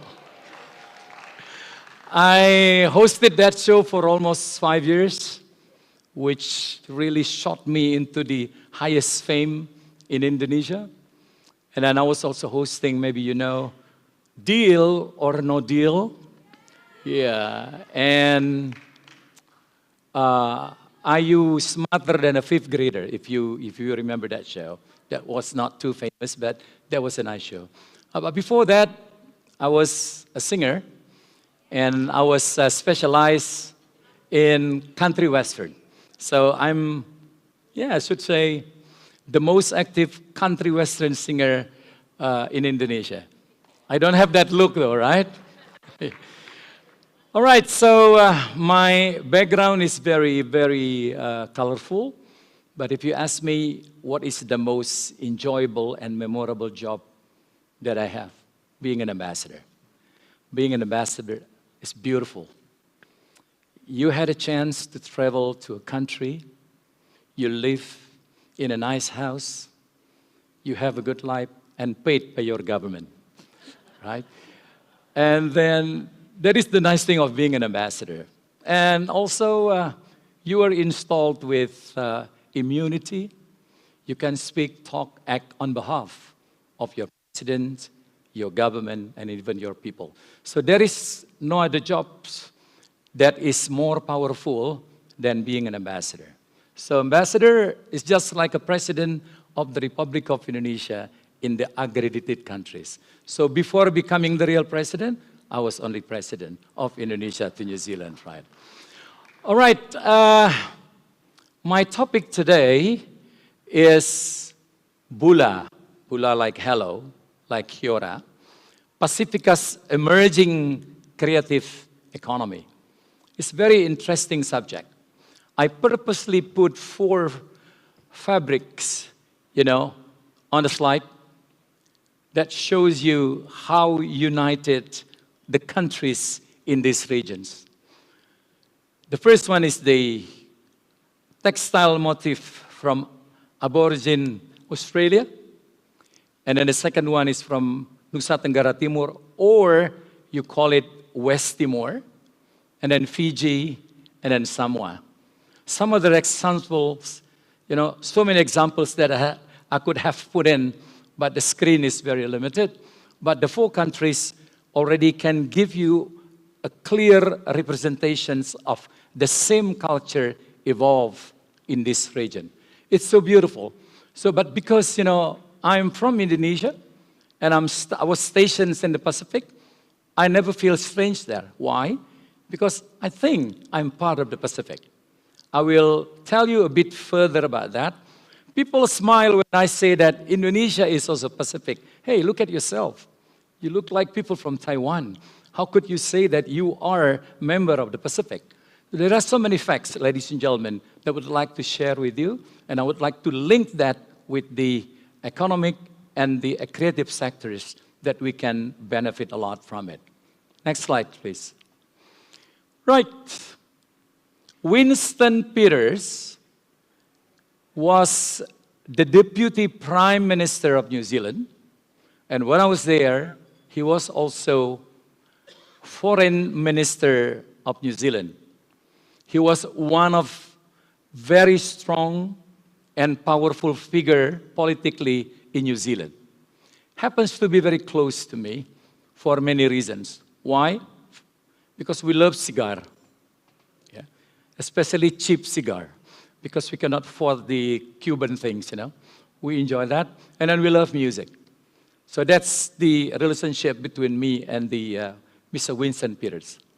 I was so impressed when Winston spoke loudly on a stage like this that Pacific, where New Zealand is located, is the most contested region. I said, what?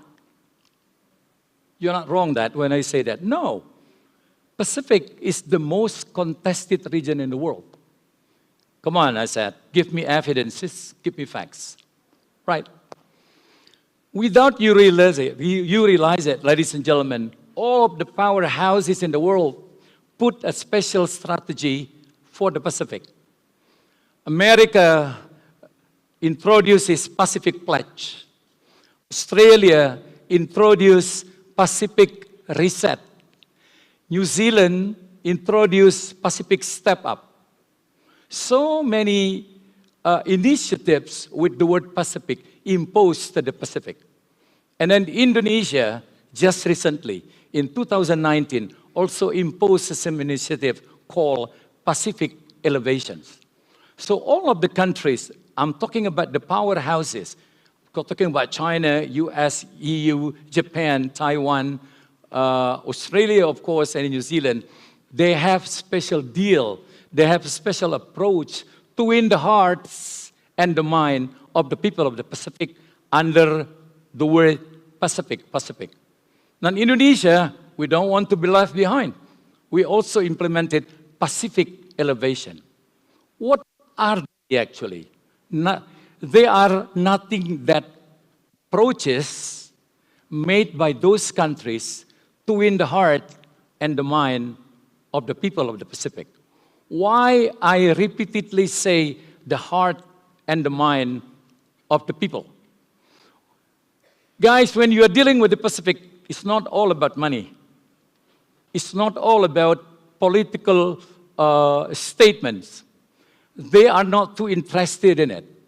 What you have to play when you deal with the Pacific people is you have to win their hearts. You have to win the people.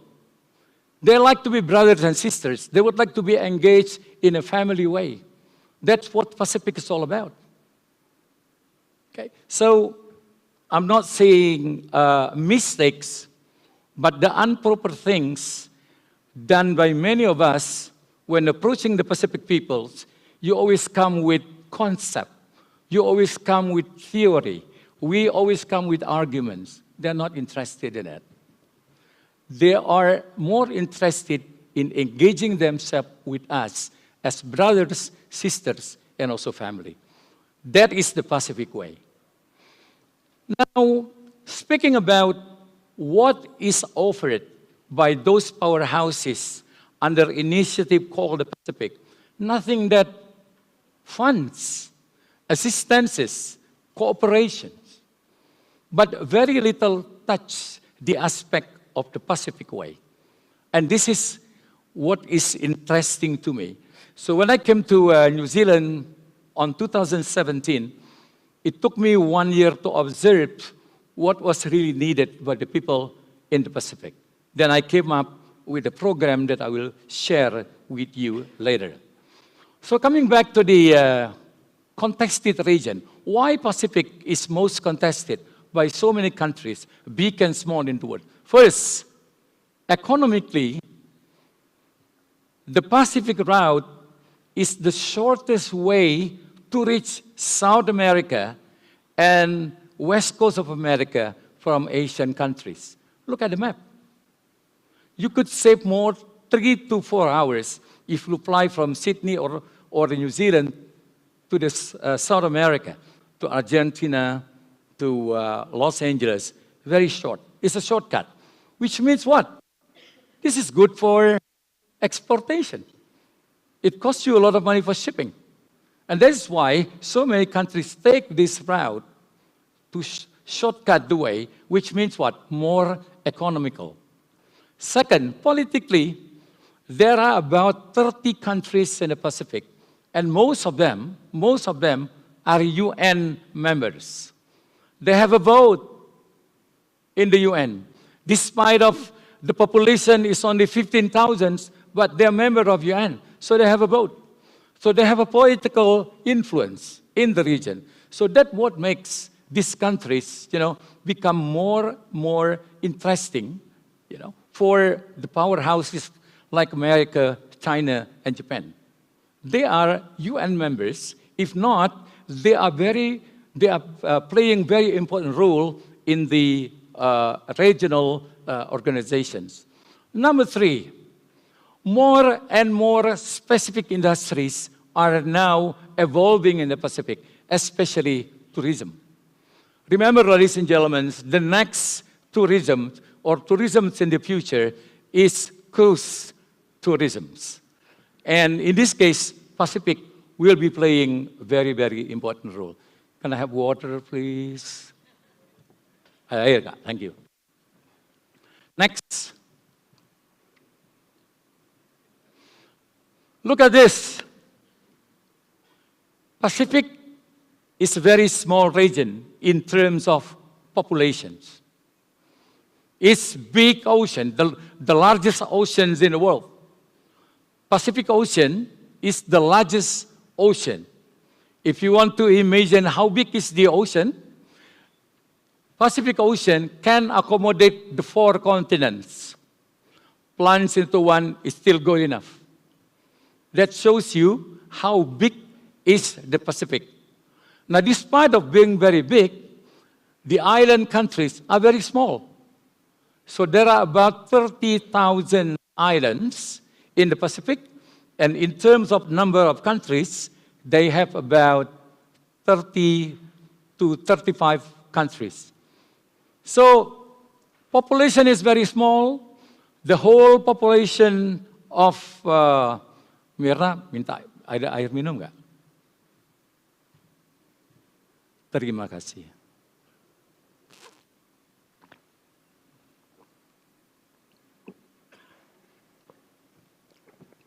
So once again, I would like to repeat, speaking about population, the whole Pacific only consists of 50,000, with 30,000 belong to Australia, 30 million belong to Australia, 5 million New Zealand, and then 8.5 million Papua New Guinea, and the rest are spreading around the island through small and very small countries. So it's a very small country. But look what they do for the world. Many box office movies are made, produced, or inspired by the Pacific people. Look at that. Avatar, Lord of the Rings, Hobbit, Iron Man, Tang Tang, or Tintin are all produced in Wellington. In a very small city of the world called Wellington, there is another Universal studio outside America that produce such a big movies like that. And who doesn't know that very handsome guy over there? Yeah. Dwayne Johnson, he's from Samoa. A small country, a country of less than 200,000 people. Look who he is now. So this small part of the world, in terms of populations, plays a very big role in creative industry, especially in the entertainment business. I'm not mentioning here the big industries of music resulted in Australia.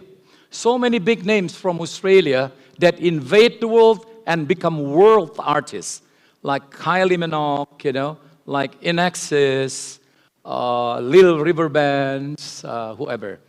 Tua-tua semua yang saya sebut ya. All right, okay? They are from Australia.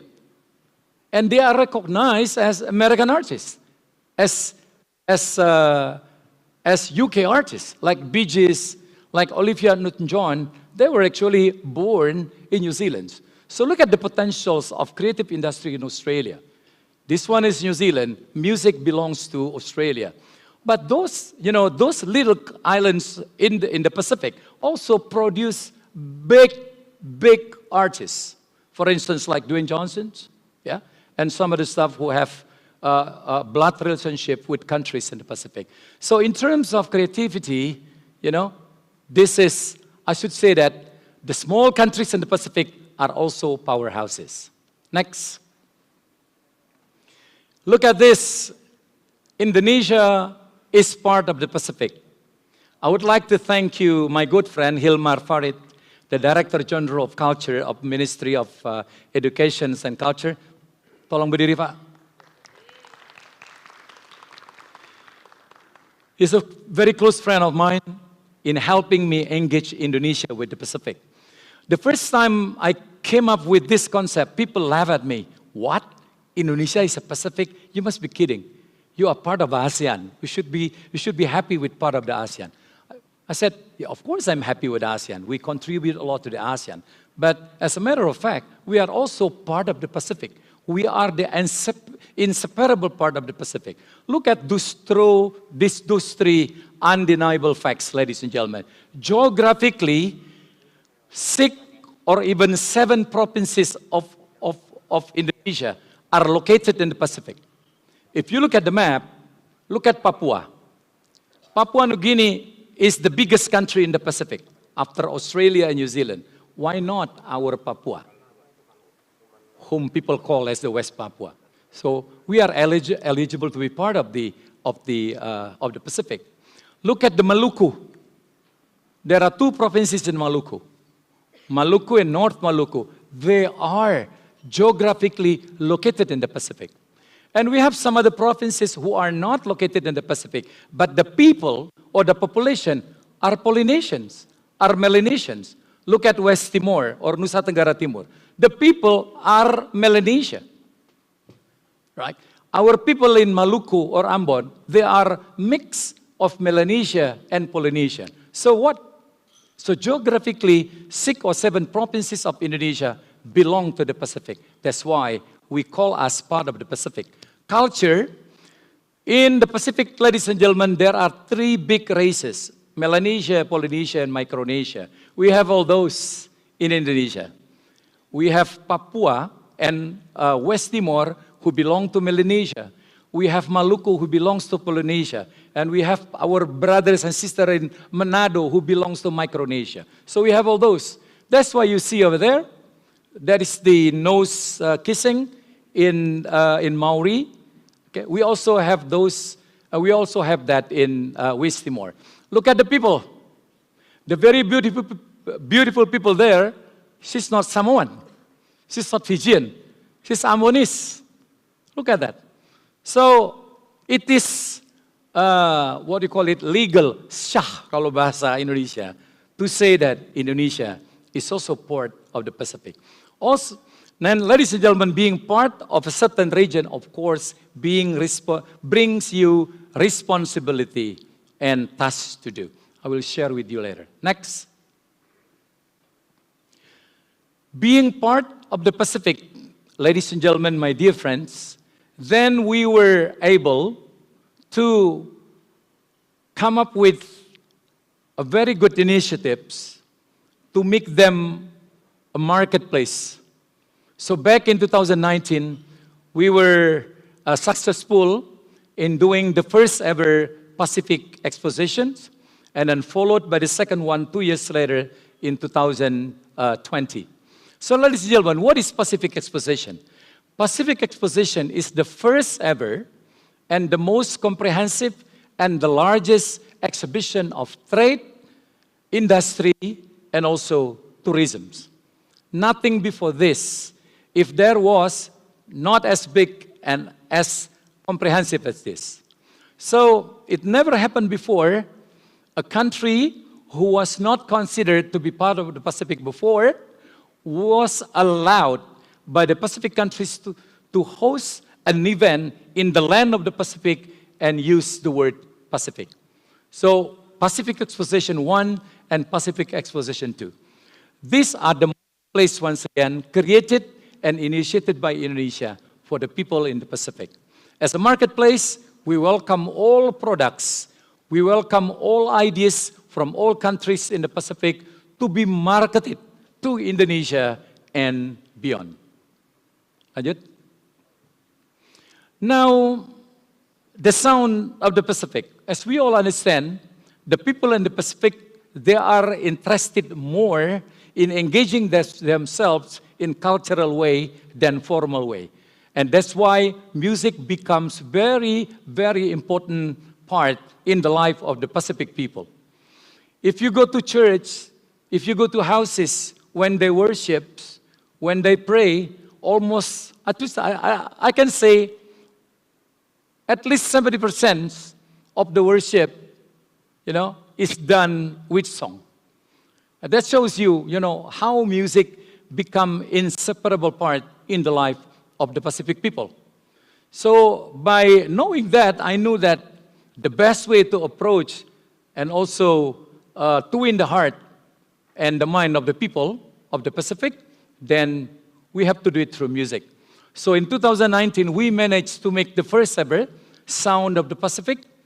It's a concert, one-day concert that invited the big talents from most countries in the Pacific, plus artists from the Pacific Indonesia. So we invited artists from Maluku, from Papua, and also from West Timor to be performing together with the big talents or the big artists from the Pacific. Next. Ladies and gentlemen, this is very important slide. Orange economy. Sounds very new, but for the Pacific people, it's not something new, right? So we recognize green economy, we recognize blue economy, but the Pacific, at least when I was there 2 years ago, they started knowing orange economy. So if the blue economy is, if we are talking about tourism, it's all tourism activities that depend a lot on the oceans and the sea. That is the blue economy. The green economy, it's all about forests, mangrove, which are sold to the world as a tourism commodity. And people don't realize there are other, other sectors that contribute also to the popularity and the success story of the tourism and the creative economy, which is called orange economy. So it's a new term involving various sectors whose impact to the industries is often underestimated. In UK, the data that I get 2 years back, ladies and gentlemen, the contributions of the orange economy to the economy of UK, you can imagine, it adds 130 millions per hour to the economy of New Zealand, to the economy of UK. That's the contributions of the orange economy. And orange economy is the only sector in the business or industry that involve people aged between 15 to 29 at the most compared to other sectors. And the third one, ladies and gentlemen, the orange industry is very environmental friendly. I will share with you later. So the orange economy constitutes three big groups. The first one is art and culture themselves. The second one is the film, music, and video. And the third one is the creative industries. It's very beautiful. It's very beautiful once again. Probably some of you might have heard this for the very first time. But again, I'm so proud to tell you, being in the Pacific, they started talking about orange economy 2 years back already. Next. Now, facts about orange economy. It's a big dollars. Like I said, in UK, they add 13 million pounds every hour to the national economy, more than the automotive industry, life sciences, and aerospace combined. They employ more people aged 15 to 29 than any other sector. It's renewable. Why? Because creative and innovations are renewable resources. Next. Now, I think I come to the last slide. And I hope it's going to be the fruit of the whole discussions that you have with me today, is areas of opportunity. In what areas that we think we can develop cooperation or partnership with countries in the Pacific? First is tourism. Indonesia initiated the concept of one Pacific destination. What is it? Ladies and gentlemen, if you want to enjoy the Pacific, the best way is through cruise. So you go to Australia, you embark yourself in Sydney, or you embark yourself in Auckland, and then you have a cruise for weeks or even months. Then you will visit some exotic and beautiful countries like Vanuatu, Solomon Island, of course Fiji, and stop at some seaports in New Zealand and Australia. It's fantastic if you do it for a month. So what you see are beautiful beaches, you know, nice singing coconut trees, beautiful people, good food, you know. This is what you get from the Pacific. It's paradise, right? But after you go that once, twice, you get bored. You need something else. Then Indonesia comes up with another option. Why don't you go to our Pacific? So our plan in the future, in the spectrum of tourism, is that we try to offer the world. You embark yourself from Australia or New Zealand, and then you travel to the Pacific Indonesia. You visit Maluku. What is best from Maluku? Maluku is UNESCO City of Music. Am I right? Okay, so the only one city of music in the Asia and Pacific. Nowhere else, not even in the Philippines, who has been recognized as the powerhouse of music. No, it's in Maluku. We have to show it to the world, right? We have to bring people by cruise to see Maluku. And then you can go to Raja Ampat, the best of its kind. You know, if you like scuba diving, you know, you like that kind of activity, go to Papua. We have to bring people there. And then we can even, you know, bring them furthermore to West Timor or Nusa Tenggara Timur. So this is one Pacific destination. The combination of the destination in the Pacific with the Pacific Indonesia. This is what called one Pacific destination. We started discussing about that already. Or Pacific Indonesia only. You know what we have in mind here? If you like traveling by cruise, right? You can embark yourself in one of the ports in the eastern part of Indonesia, and then there you go for 1 or 2 weeks. You see the Pacific Indonesia. This is what we plan to do. And I think the same concept can go around with your country as well. You know, try to maximize the Pacific. Because Pacific, when the borders are open, international travels resume, Pacific will become the pearl of the tourism once again. Number 2 is film. New Zealand have technologies. You guys, wherever you are from, you have stories and nature. You have stories, legends, you know, fable, whatever you call it, that can be manifested into Hollywood-type movies made in New Zealand and then marketed to the world. I had a meeting with people from the Weta studio in New Zealand over Zoom 2 weeks ago, and they were looking for opportunity to make a film in Bali. So they want a nature like Bali, you know, for a story that they are creating, and the whole process will be done in New Zealand. Only the shot will be done here in Bali. So New Zealand and I think Australia are opening their doors wide for cooperations in movie industry. The third one is education. We need more schools of art here in Indonesia, especially in Bali, and also in some other cities in the world. You know, we need some schools of art because this is the business of the future. I stop there. Thank you. Thank you very much, Mr. Tanto Yahya, for the very interesting and fruitful session. Thank you. Soalnya time stop-nya udah dari tadi nih. Thank you.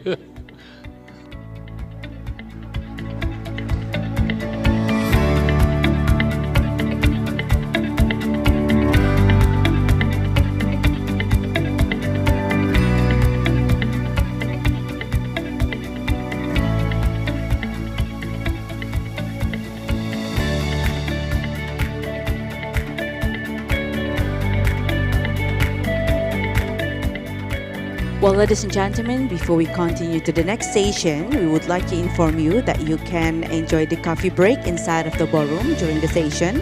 And also, we would like to remind you once again, don't forget to visit our expo. We have WCCE Expo located next to the plenary hall. And also, you may try all the foods that we have already prepared in the food truck, so you can try the food truck exhibition. Thank you.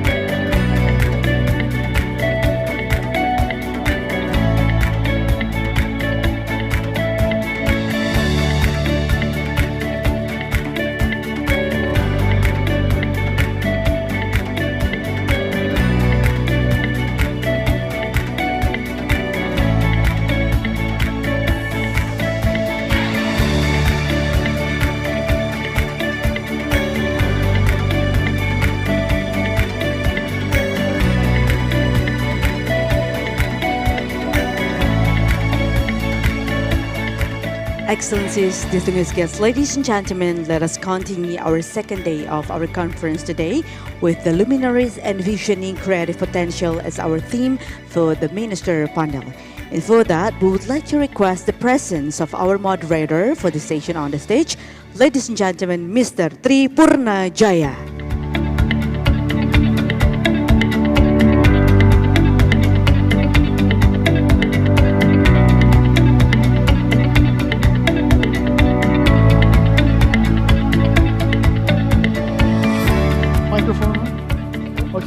Selamat siang, a very good afternoon to all of us. Hello, my name is Tri Purna Jaya. I'm from the Ministry of Foreign Affairs, one of the co-organizers of the WCCE. It is such a privilege and honor to once again moderate today's discussion. We have, of course, notable speakers. We have ministers and Secretary General representing several regions. And of course, since 2018, government officials, government leaders have been pretty active in getting together, discussing and deliberating on how we can mainstream the creative economy to become a mainstream economy. And of course, government leaders together with private sector and experts, creators have been working to facilitate a more conducive and facilitate a more friendly environment for creative economy to thrive. And of course, and during the last 3 days, I think we've heard government officials talking about a number of issues with regards to more incentives, technically speaking, financially, as well as much as the regulatory framework. So without further ado, I'd like to invite the honorable ministers. First of all, can I introduce and invite His Excellency Professor Chem Kieth Reti, Minister attached to the Prime Minister and Secretary of State of Cambodia. Please give a big round of applause. Can I invite the Minister from Cambodia? And second of all is His Excellency, Her Excellency Denise Anis Charles, Minister for Tourism, International Transport and Maritime Initiatives of Dominica. Hello, have a seat. His Excellency Mr. Atef Abu Saif, Minister of Culture of Palestine. Big round of applause.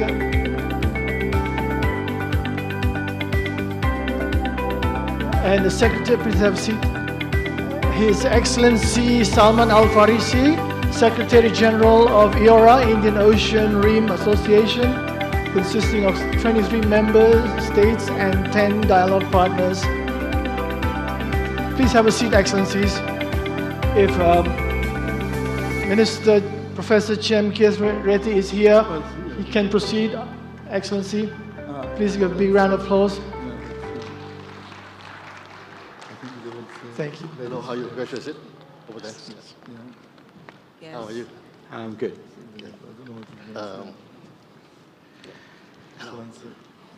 Thank you so much, Excellencies, first of all, for coming to Bali and spending time with us, attending the WCCE. As we know, government leaders, as much as the private sector, civil society groups, international organizations have been deliberating for the last 3 days and connecting government with private sector. As we all know, the private sector in the globalized world are rational actors, basically. They want to put their money where they can make money, of course. And of course, the governments have a big role to play in. And of course, I believe the audience here would like to listen to your perspective, your views. What are the challenges and what's your take on the WCCE and how you perceive in the future? I'm sure everyone here would want to hear from you, all of you, because we believe that there is no one-size-fits-all policy. And of course, we have around 25 minutes for each of you to say, maybe 5 to 7 minutes each. So please, the time is yours. I can begin by Professor from Cambodia. 7 minutes, right? Yes, yours. Yeah. 7 minutes, right? Yes. 5 to 7 minutes. Okay. So you can go for 5. Good afternoon. It's great for me to be here. And actually, this topic of creative economy includes many ministries from our government. I believe that today I'm a kind of spokesperson for the Minister of Foreign Affairs, Minister of Economy, Minister of Tourism, and Minister of Culture. I make sure that when I go back, I got an invoice to all my colleagues for working for them. Myself, I'm coming from the Ministry of Industry, Science, Technology, and Innovation. So if you look at this creative economy, that's quite an interesting topic. Especially, it is related to art and culture. And all of you may know about Cambodia and about the civilization of Angkor. When I come here to Bali and to Indonesia, I went to visit Borobudur also. I cannot help but think that some centuries ago, our civilization was quite similar in terms of culture, belief, and even religion by that time. So Cambodia has a very rich culture, both tangible and intangible. The archaeological site of Angkor is 500 square kilometers, very broad. People who have visited have seen those temples, the magic and the splendor of Angkor, but also the intangible culture, music, art, textile, everything that is lost over time. And gastronomy, the food also is part of that. And so with this rich culture and arts, 2,000 years of history, our government has focused on looking how we can harness the tangible and intangible culture to turn into attraction for tourism, promoting our own culture, create job tourism, developing community for those who live in those areas. And all this require a design of a proper policy, implementation and monitoring. I will pass on that. We all know about the process of policy making, but good implementation require a very close coordination between government, the private sector, industry, and the academia and the education system. So I like to look at this from a very simple, structured thinking that we need in order to achieve anything, you need man, money, and machine. I'm thinking like engineers. Man means talent. At the top, you need visionary leader with open-minded, open to the role of the arts in cultural diplomacy, or also in thinking creatively in writing any policy. At another level is how can we educate our art students, and also how can we train entrepreneurs to capture the value of those cultural artifacts that we can be used as a promoting and helping not only boosting the economy, creative economy, and also branding the country. And the last but not the least important, how to train technologists, because the whole world is embracing digital technology now. One example is that young people, millennial, Gen Z, I see my student, my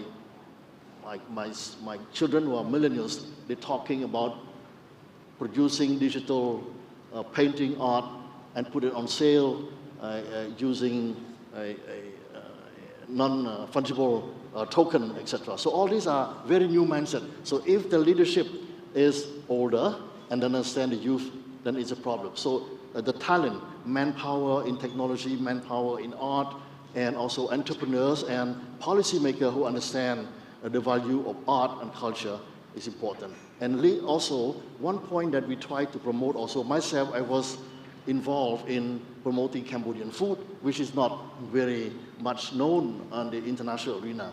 You cannot have 2,000 years of civilization without a great history of taste.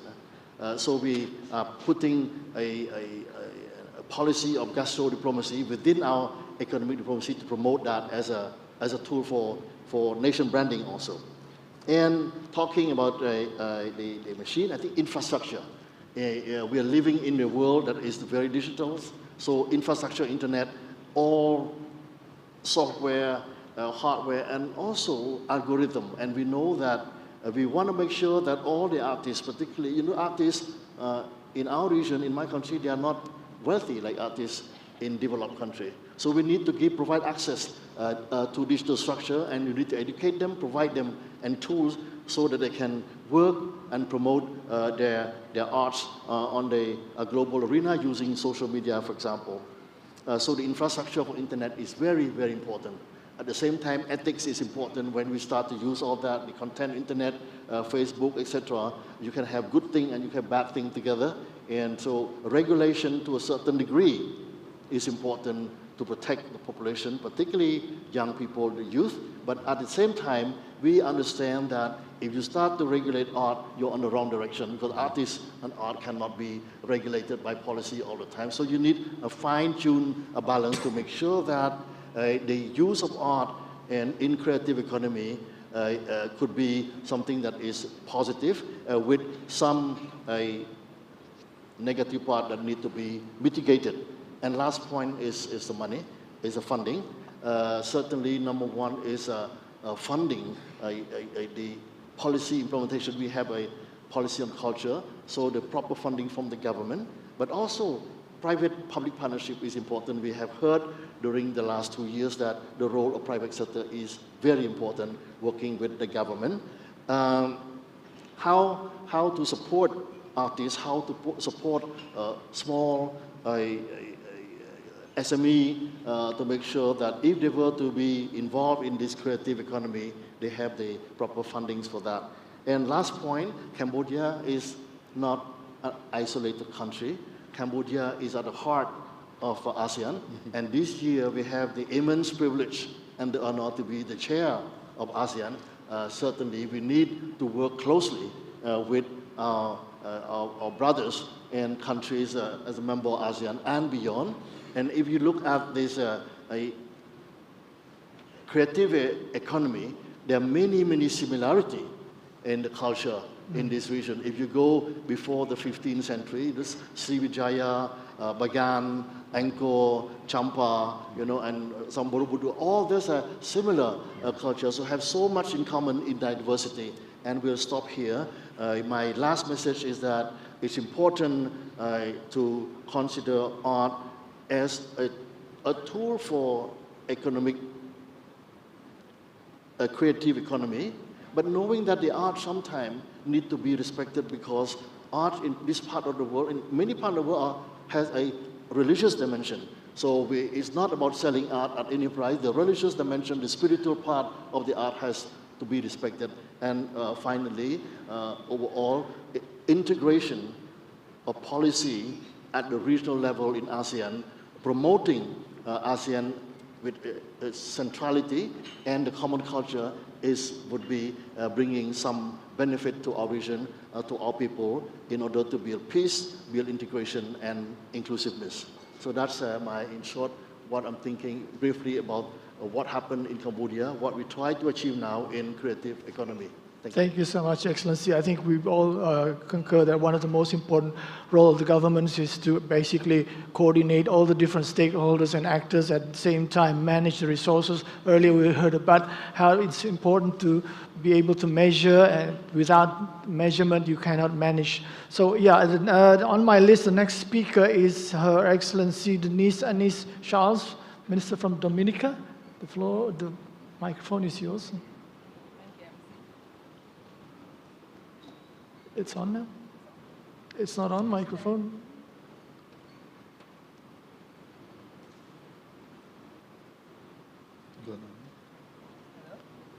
Still not working? Can somebody help? Or maybe I can ask someone else before to speak. Just some.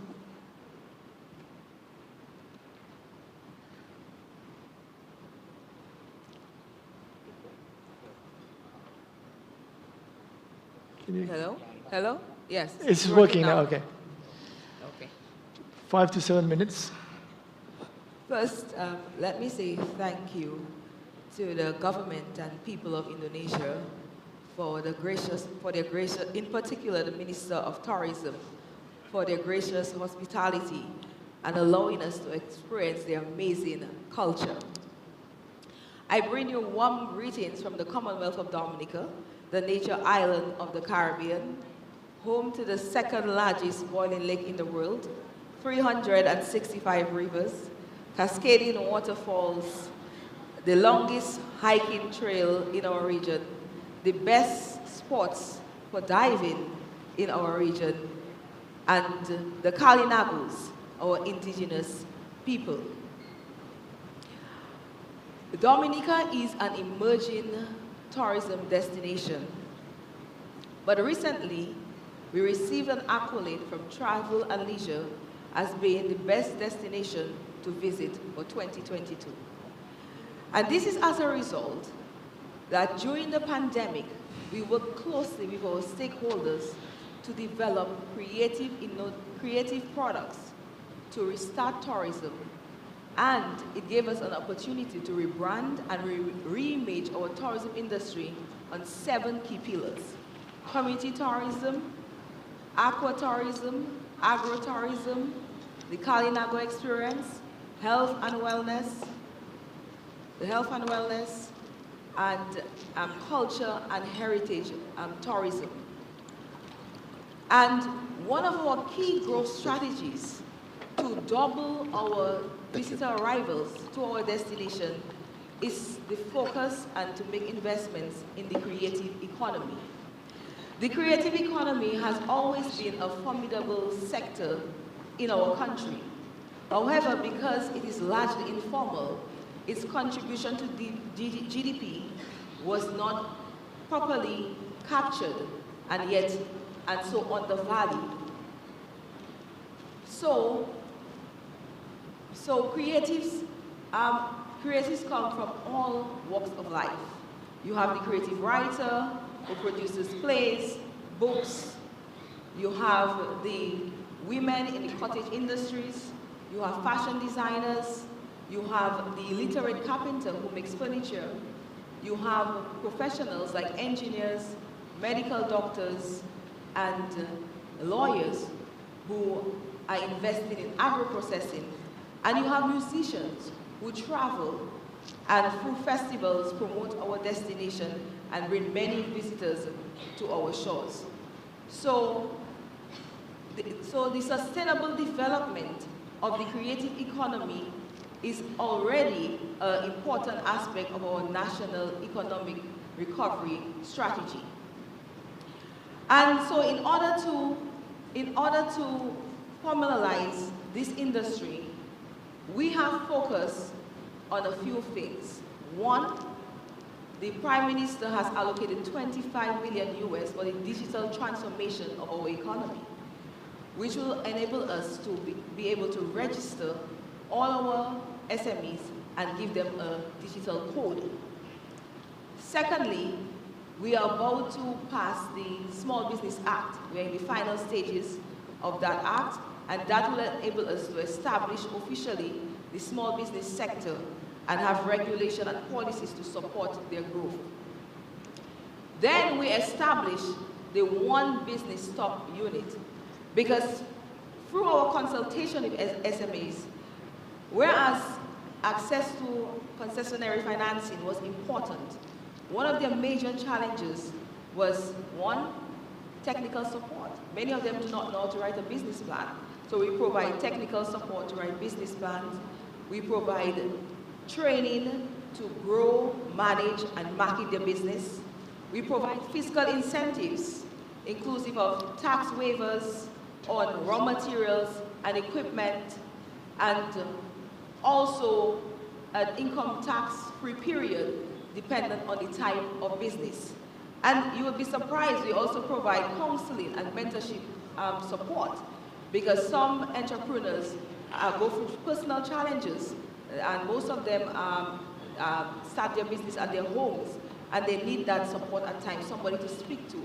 And so we also engage in group support systems, that they'll have somebody in a related industry that they can speak to.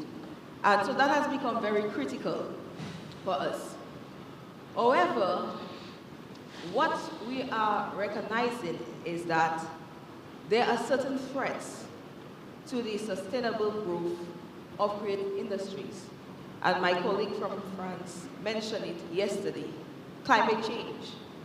I'm not sure if many of you are aware, but Dominica was severely damaged by two major storms. Tropical Storm Erica in 2015, which destroyed 98% of our GDP, and Hurricane Maria in 2017, which destroyed 220% of our GDP. And so as a result, raw materials became very scarce, and it forced many small businesses to go out of business because they could not afford the cost of production.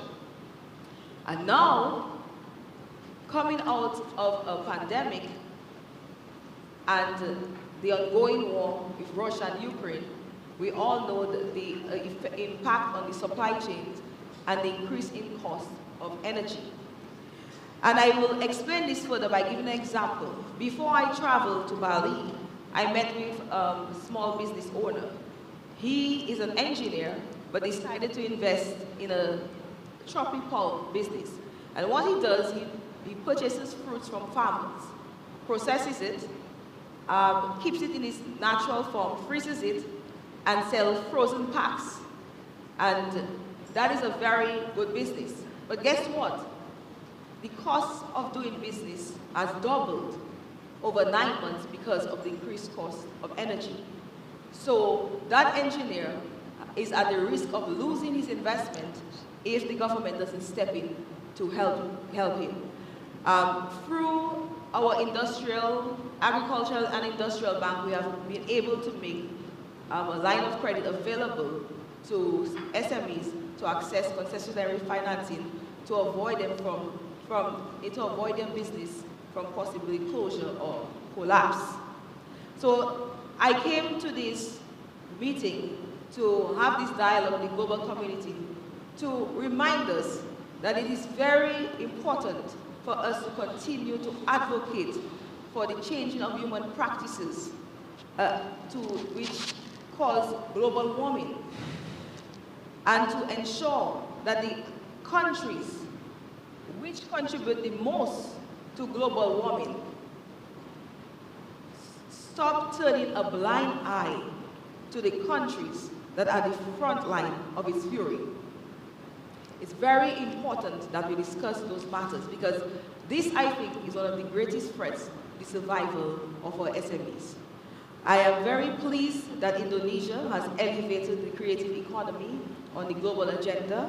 I look forward, yesterday we adopted the Bali Creative Economy Roadmap 2022, which I hope will serve as a guide for respective countries to integrate or fully embrace the creative economy, which I think is important for breaking cycles of poverty and empowering especially the most vulnerable groups in our society, women and youth, thus creating more resilient communities, by extension, more prosperous nations, and a more peaceful world.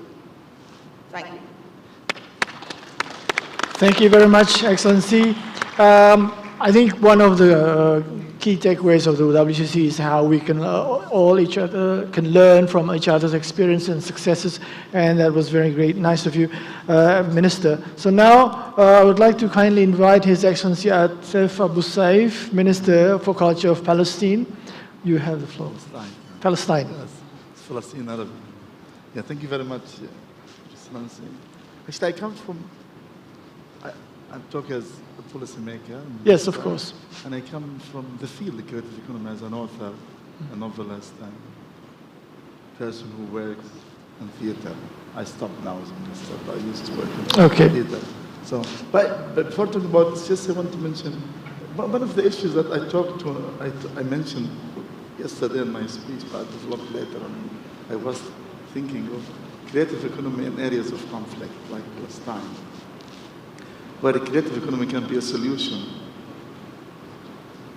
to the economical question, whereby you're fought against your raw material is confiscated. You cannot have access to raw material. You cannot build huge companies and industries because they will be destroyed.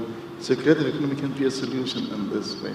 And this brings, and I think we need to look carefully about this, because this brings us to the other issue on this about creative economy as a solution for social justice as well, and for equality. Because people, wherever they live, whatever the situation is, they can be part of this economy. And I think we listened in the morning, I was in the morning session where young ladies, they were talking about equality, and I think you were leading the session, about ethnic groups and people with disability, how they can contribute through their projects to the economy. So why I'm bringing this issue, because it's very important that at the national level, for us Palestinians, creative economy can be a solution, and it is actually, we're following it without having the name maybe sometimes, because we don't invent the wheel, it's there. Just we need to organize our thoughts about it, So this is at the national level, and the international level, it's very important. I think Her Excellency was mentioning about the role of small countries in national and global economy. Because at the end, if you look, the contribution of small countries in service economy and creative economy in general, tourism, etc., and it's very huge compared to their position in the world and the hegemony that is made or practiced by the great power, the so-called great powers. And so this brings us to the other question, which, as Minister of Culture, I was thinking, and we were in Mondocult, which is the Ministers of Culture meeting in Mexico, and I came from Mexico here. And the main question was how to make culture part of the development process. And one of the main issues, one of the main thoughts is culture is not contributing to economy, and it's not part of, I think I hear this even in our discussions, because of course we don't have indicators how to measure this contribution. I think the United Nations agenda, they have some indicators which are not comprehensive, let's see, but it's very important to think how we're going to integrate culture in the economic activities. And in my country, for example, we have very strong tradition of national heritage. By the way, today is our National Heritage Day. Yeah. Congratulations. So it's our National Heritage Day, the 7th of October, which all the nations celebrate our national heritage. But I mean, in my country, we have very strong tradition when it comes to things handmade by old women, men, and young generations. And we invest a lot in training young generation these, because this is part of the identity. And I think this question was raised up in early discussions. Happily I heard all the discussion. I was sitting back in the back and I heard all the sessions by activists. And it's part of the identity. I think somebody was talking, I think the guy from Quebec, from Canada, was talking about circus as part of the identity. Yeah. You know, being a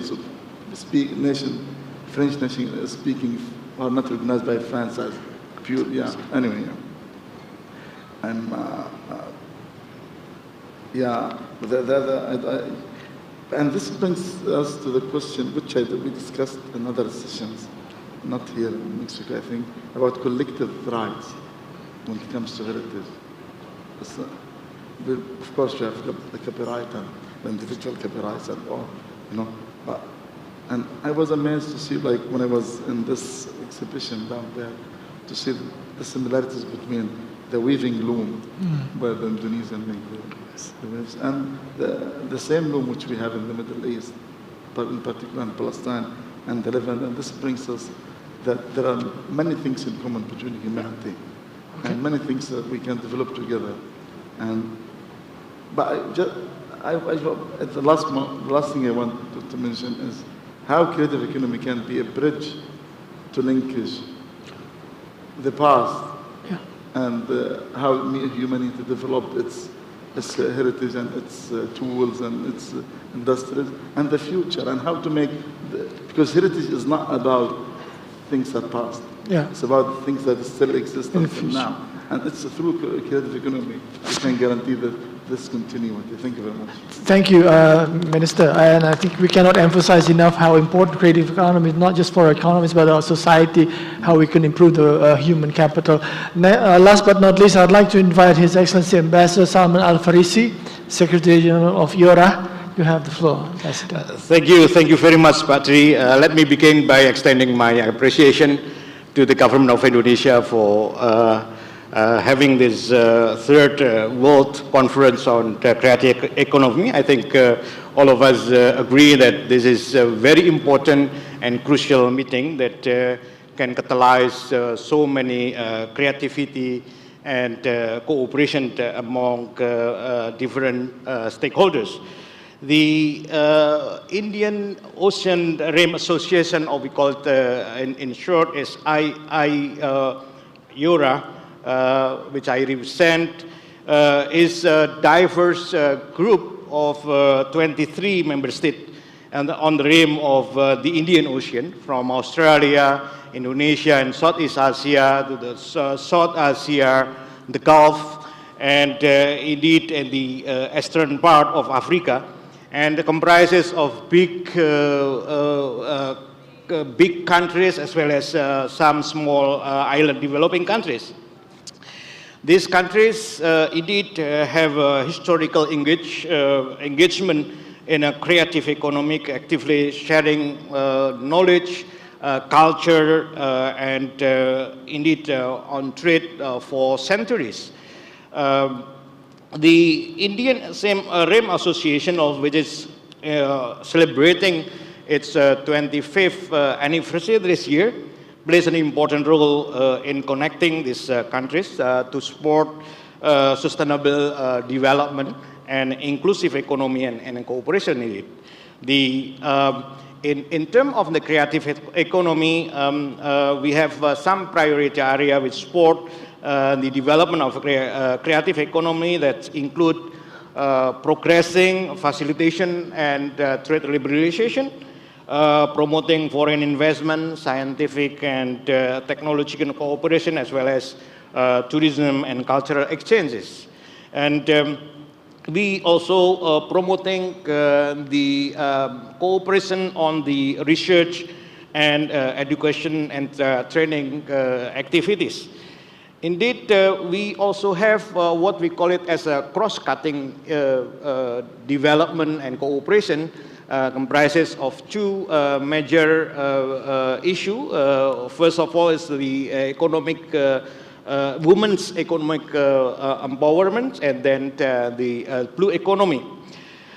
Let me give some example on how IORA also align with the Bali roadmap that has been agreed upon yesterday.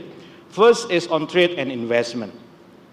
The association supporting a broad range of trade and investment facilitation agenda, which enhance the enabling environment for the promotion of creative economy.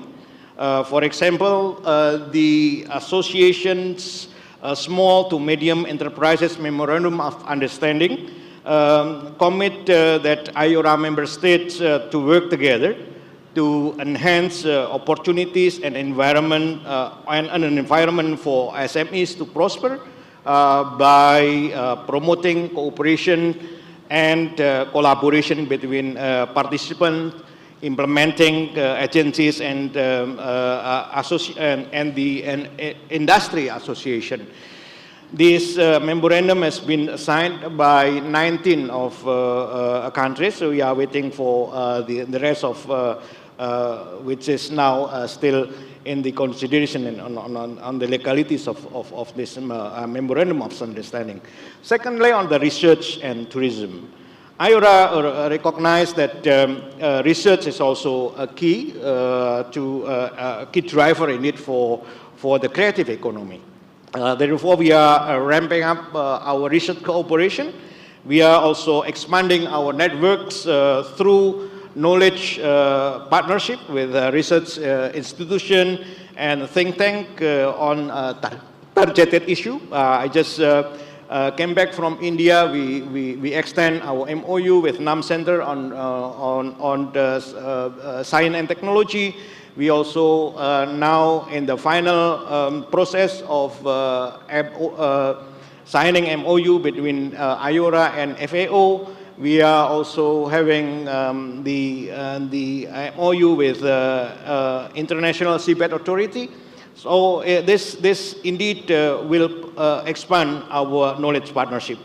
On tourism, IORA also see that tourism is a key sector in many of the regions surrounding the Indian Ocean. The contribution of the sector to GDP, I think we are agree that it's very, very significant, especially during the normal area. So during the pandemic, the sector is really in a very adverse impact, and then we are now in the stage of recovery. IORA has therefore established a dedicated core group on tourism, which aim to promote people-to-people interaction through tourism and cultural exchange. We are working together on activities such as leveraging digitalization in tourism to improve efficiency and customer experience by sharing of data, best practices in tourism, and establishing on IORA Tourism Resource Center and website. Last example that I would like to present in this presentation is on the woman empowerment. I think IORA is now working with the UNWTO on several issues related to the woman empowerment in the tourism sector. UN Women Brief produced in collaboration with IORA, for instance, we see the impact of the COVID-19 pandemic has been disappropriately experienced by women in the tourism sector in our region. Therefore, IORA is committed to economic empowerment of women in tourism sector and have partnered with the UN Women to provide capacity building, development and training program. The association is also committed to inclusivity and the SDGs as in support of the women economic empowerment as a cross-cutting theme. Let me summarize my presentation that I would like also to reiterate that as one of the world's largest regional grouping, the Indian Ocean Rim Association is contributing to build enabling environment for the creative economy to flourish and address current future challenges. I would like to conclude that by expressing our commitment that the association stand ready indeed to work together with member states and all stakeholders to implement the Bali roadmap for creative economy adopted in this meeting. And indeed, we would also to expand our cooperation. We are now working with the Pacific Forum. Maybe in the future we can also work with the Caribbean in expanding our cooperation. Thank you very much, Mr. Moderator. Thank you so much, Ambassador. We sincerely believe that governments as well as international organizations have a key role to play in connecting the dots of different various stakeholders. Not to mention, you have 23 members and 5 dialogue partners. And I will 10 not... dialogue partners. 10 dialogue partners. I will not attempt to summarize all the discussion. I think we had a very good and fruitful insights. And I think many analysts have suggested, or hopefully not, next year will be a bleak future with a global recession and all this. I think with that in mind, if one or two of you would like to say a few things, how your governments will react to the global outlook of 2023 and how the creative economy in your respective countries could play a role, please, if you want. Maybe just to add something. Last night we have the presentation from SOPI.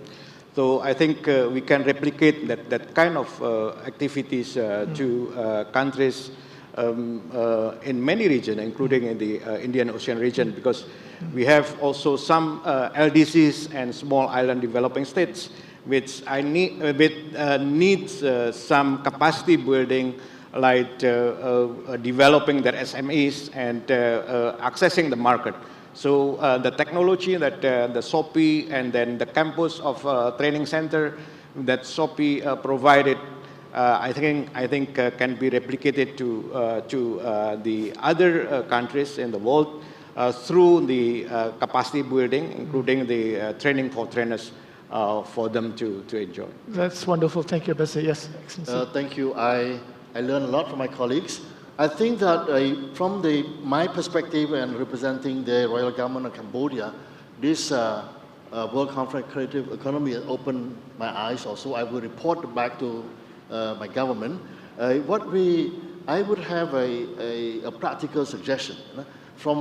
We have seen that when you do this kind of World Conference annually, the day of conference, 2 or 3 days, and then in between, there's a gap. And it would be very interesting and very useful if we were to take that Bali roadmap that we all agreed that is a tremendous, important stimulus for thinking creatively, to use the word thinking creatively about creative economy. Yeah. So I would like to maybe send a message to the organizer and the leader that maybe we should organize a different working group, sharing, because there's such a long list that some country has different strengths and many countries have different strengths and weakness. But if we were to work like a working group, 5 or 6 countries all together in a certain aspect, coming with some policy recommendation, some strategy, some practical thing, even organizing some small Zoom meeting here and there during the gap between now and the next conference, it will be very useful to learn and also to follow up, to monitor, if we were to try to use that particularly roadmap to boost our own economy. Yeah. Thank you so much, Minister. I'm sure the organizer will take note of your suggestions. And with that, the organizers have reminded us it's time up. I'd like to, first of all, thank you so much to all our speakers. Please give a big round of applause to all of them. Thank you. And once again, on behalf of myself and the committee, I'd like to say thank you to all of you for participating in this wonderful event. Thank you so much. Thank you. Thank you. Excellency, thank you very much. Thank you very much to all the speakers. Thank you. the Excellency Ministers and also Secretary General for the fruitful insight during the sharing session. And also thank you very much to our moderator, Mr. Tri Purnajaya. Thank you.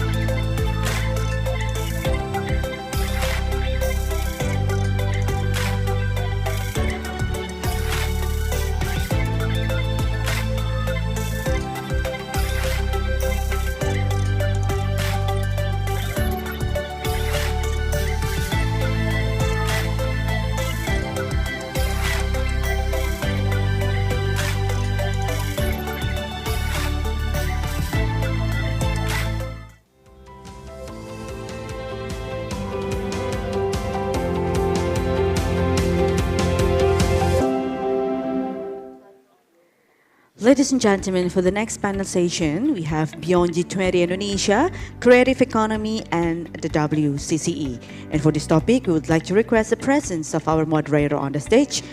Ladies and gentlemen, we would like to present to you Mr. Nicholas J. Bouchard. Thank you.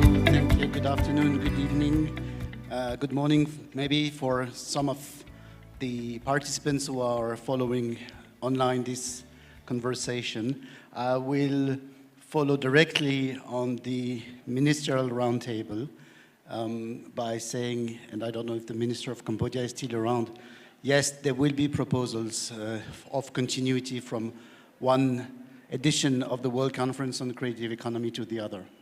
So let me call our distinguished panelists on stage. Tita Larazati, the Deputy for Partnerships in the Indonesian Creative Cities Network. A big round of applause. Tita, welcome. Where's John Newbegin, the Ambassador for Creative Economy to the Mayor of London? John, welcome on stage. Dina Deliana, the Program Director of GSync, Center of Excellence, and Marissa Anderson, yes, the Head of Creative Economy at UNCTAD. Right, thank you very much. And online, we are very fortunate that Edi Gerio Pambundi is joining us among a crazy agenda as we are approaching the G20 summit. And in fact, this discussion, we have designed it in a very practical way. What do we want collectively to take away from this edition of the World Conference on Creative Economy to bring it to the G20 summit? That will be here in Bali in 1.5 months or even less. But then what will happen afterwards, right? The G20 Indonesia summit will be over. Will this agenda will be over? We hope not. And hence, it was mentioned also before, there was yesterday a ministerial meeting approving unanimously 16 points consisting of the second Bali roadmap for creative economy. Before we start the conversations with you here on stage, but also with you, right? And think about any remark or any questions you want to address in the next 35 minutes we will be spending together.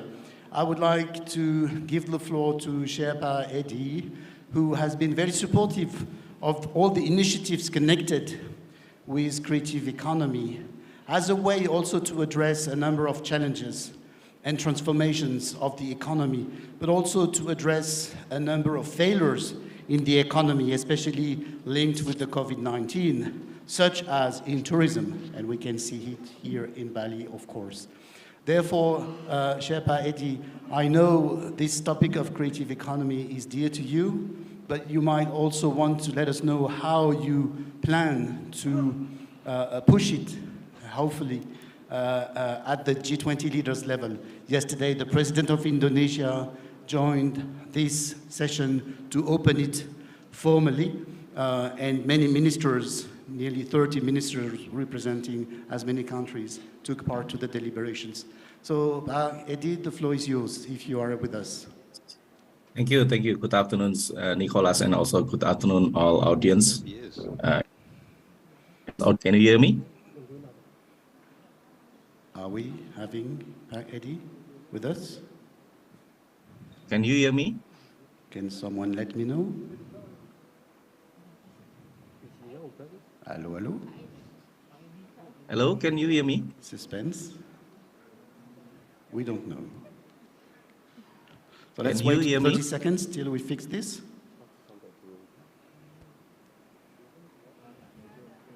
Hello, good afternoon. Okay, it will be fixed one way or another. So he will probably jump in, right, in our discussion. So I will start with you, maybe Tita, a long time supporter and activist of creative economy. And champion of creative economy through especially the Indonesia Creative Cities Network. What are the main takeaways at this moment from... okay, Eddie, the floor is yours. I don't know if you have heard my questions. Welcome. We will listen to your, I would say, recommendations about the future of creative economy, but also maybe your proposals of how to push it at the G20 leaders level. So thank you for joining us. Thank you, Pak Nicholas. Can you hear me now? Yes, that's perfect. Yeah, thank you. So good afternoon, Pak Nicholas, and also good afternoon all panelists. Good afternoon, everyone, in the very important conference. I just want to share a bit about the two situation right now. Number one is we understand that like tourism is the hardest hampered sector during the COVID.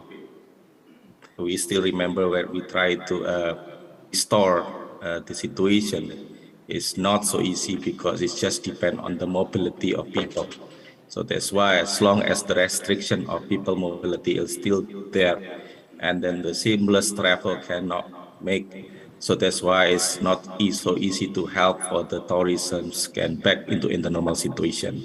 And up to now, is in the very high cost of the transportation is still a big problem for the tourism.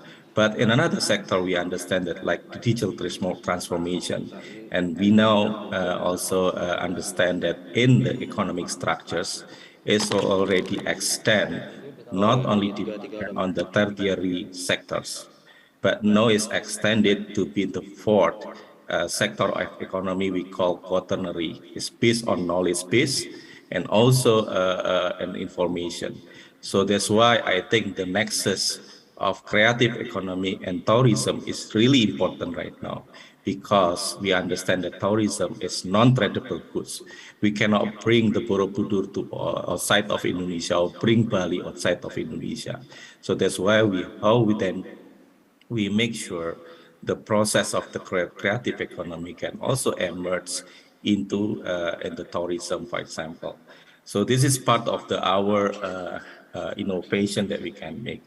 But again, we still have a challenge that we try to help and foster the nexus between the creative economy and other sectors like tourism. One is how then we have to meet between investors and innovators, because the problem is how to leverage, how to monetize these sectors can be acknowledged even by the financial sources. We understand in the middle of the pandemic, even we try to meet the creative economy with the banking sector. It is not so easy because they cannot find the risk appetite for these sectors. So we have to help these sectors, the stakeholders, to meet with the investors. Another thing is how to industrialize and also commercialize any kind of the creative economic product. So we can improve the value, the social value, the function of the creative economy that can go into in the market. The next is how to create the added value, how to also make the brands from the creative economy. So that's why we have to give a seamless process for the IPR, because in the end of the creative economy is intellectual property right. So they can achieve the lifetime revenue from the intellectual property right. So if we can reduce the cost how to get the IPR, I think we can also improve the productivity and make sure the creative economy can be grow as a very potential sector in an economy and also attract many people in join in this creative economy. Right now, we understand some countries the benefits from the creative economy that can work together and also attract many of young players inside of the sectors. That's the way we can hope and also work together. During the G20, we also try to emerge a lot of activity because we understand the G20 is a lot of meeting, so we cannot commercialize the meeting. So that's why we have to emerge with many kind of the attractive activities together with the meeting and the G20, so then create and also support for many of tourism across Indonesia. So that's my views. Thank you very much. That will be most helpful, I think, also for our experts and members of the International Steering Committee of this World Conference on Creative Economy to comment on. Maybe one last question would be about last year in the G20 Leaders Declaration in Rome, right? There was a short paragraph about creative economy. That was good. This was the first time there was recognition. And I understand the President of Indonesia was somewhat also behind the fact that it could be acknowledged. But then it was a very short sentence. We ask the relevant institutions to work on that, right, and get back. So we are here at this moment. Do you think there is room for the final G20 documents to include a more substantial recommendation and some material that you have gathered across the year about creative economy? Yes, actually, in the last year, we tried to invest a state sentence because we understand now Indonesia is holding the presidency and we need to promote many kind of the creative economy because Indonesia initiators for the creative economy in the world. So that's why we try to put that sentence. I still remember, even it's not so easy because under the multilateral forum, even we want to place a sentence, sometimes takes hours to negotiate. And now we have still understand that the leaders' declaration, for example, is still reflect a strong message from the leaders, how to bring the potential or the important role of the creative economy to foster the economic recovery even stronger, so that we can also attract support for the stakeholders to join in this business. So that's why I think we also need your helps for the stakeholders to find a good sentence for the leaders for the urgency of this creative economy to the world, especially to recover economy even stronger. And also we can promote the inclusive economy in a lot of potential public area. Okay, thank you very much. I think the invitation is well noted and that such proposals will be channeled to your office in no time. And also thanking you about your contribution to the book that was edited by the Asian Development Bank Institute recently on Creative Economy 2030. But there are also the 10 points on creative economy by the Indonesian Creative Cities Network and others. So there are piles of recent ad hoc policy and research literature that is also available. We will tap on that, plus the 16 points that have been worked on and shared in all formats with the civil society and ministers and approved unanimously yesterday. That's very good news across all the spectrum of the G20. And that also provides the ground, I think, for interesting material. So thank you again for joining us. You are more than welcome to stay with us if you would like. Otherwise, I suggest that we will move to the rest of our panel discussion. Thank you. One round of applause for Sherpa Edi. Thank you. So I think these different insights doesn't make our task easier because we would need 45 minutes. I don't know if we have 45 minutes. I would probably not receive a good appreciation from the organizers, and it is getting late on the Friday afternoon. However, about those 16 points and what is also on the table of this discussion, what after this WCCE conference, what after the G20 Indonesia. Maybe starting with you, Tita, a few hints or remarks, anything you would like to underline? Yes, thank you. Creative economy is strongly embedded in the people. So even before the label creative economy appears, people are already doing it, especially at the grassroots level. But then once it is brought to the policy level, to the governmental structure, then we need a kind of intermediary to connect these activities with the policy that fits to everybody. So that's why I think the point from the 16 points, the points about established creative economy hubs and center of excellence, and about the encouraging more awareness raising activities, about the importance at the community level, and then also research, capacity building, and so on, that really reflects the needs and our importance of bringing creative economy into a more structured form. I think that's my take from it. Thank you, Tita. Who would like to pick up next? Maybe John. Thank you, Nicholas. Well, this document, if people have not seen it, this is what the roadmap looks like. It's quite a substantial document, and it's intended for governments. I was thinking, since we don't have 45 minutes, what is the TikTok version of this report? And I would say it's speed it up, scale it up, shake it up. And by speed it up, I mean the creative economy is structurally very inefficient, because access to finance is something that's come up endlessly in the last few days. That's addressed.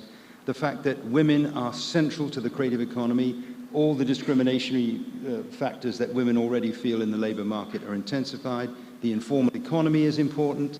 We're not thinking about how we... So by getting these things right, we can speed up the process, not just of growing the creative economy, but growing the global economy. And the scale it up point is that we have to be thinking at a macro level. There's lots of initiatives that go on in the cities, there's lots of initiatives that go on in countries, but if we're going to make the changes that we need to make, we have to address the international agencies and the international organizations to get them work together. And that's one of the things that the roadmap addresses, which has not really been addressed before in an adequate way in the global discussion about creative economy. And then the shake it up point is that if we're going to do this, we need to think about things much more radically. And I was, just 1 minute, I was struck at one of the panels yesterday where the Director General of the Development Aid Group said, we're getting to the end of employment, of work as employment period. In other words, saying what's happening in the global economy now is a massive growth in disorganized, atomized gig labor. We have to think about how we address that if we're going to grow the creative economy. And the Minister for Angola, who was on the same panel, said, I think people are now not interested in goods so much as in good moments, by which he was meaning we have to move the economy from being fundamentally about commodities, which are depleting the planet's resources, to being about experiences, about growing our own capacities. All these things are addressed in this report. That's why I think it's really important. And just the speeded up point is because we know from the International Panel on Climate Change that we have 8 years to turn around the climate crisis if the planet is to be in any way sustainable for our children. So we have to make the creative economy move at that speed as well, because the creative economy is crucial to resolving the climate crisis. So I will pass it on to you, Dina, but just pick up on that, John. You're mentioning the IPCC, right? International Panel on Climate Change. I think a lot of people in the room know about that.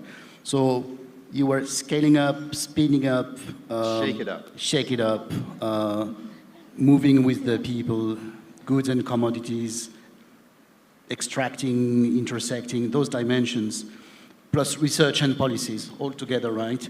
So does this mean we could think about pushing a format such as an international panel on creative economy, encompassing all that? Perfect. Would you see that fit? It would go perfectly with the International Panel for Climate Change and should be working at the same speed. So international panel on creative economy, maybe Tita and others, we can back to that. Tita, comment, and I want to go to Dina.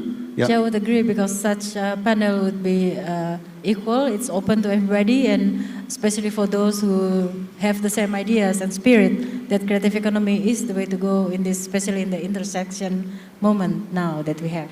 And that might also be a way to answer the call, right, of the Sherpa about give us something that can be put on the table. In any case, also echoing the minister's discussions minutes ago about ways also to continue the exchanges and to consolidate data reporting exchanges across all stakeholders from one editions of Friends or Conference on Creative Economy. So thank you. Please, Dina, any points you would like to highlight from the 16 points, the roadmap, or about this idea of international panel? The floor is yours. I think the mic works. No?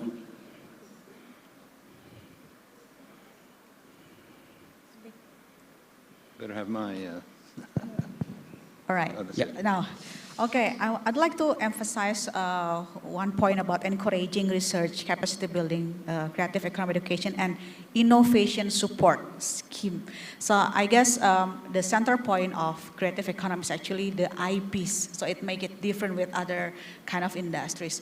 So IP are related to innovations. So if we don't have any innovation scheme which can help creative people to create more innovative product, innovative IPs creation, so it would be very hard.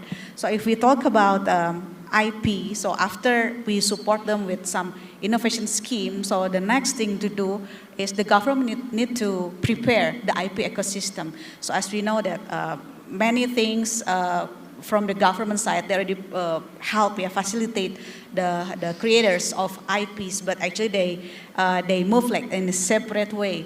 So one thing that really important that we should emphasize is not only facilitating the IP creators, but also we need to educate the users, the IP consumers, that the IP need to be not only protected, but they need to appreciate that this is the creations of someone. Yeah, so the literacy not only goes to the IP creators, but also goes to the users, the consumers of IP itself.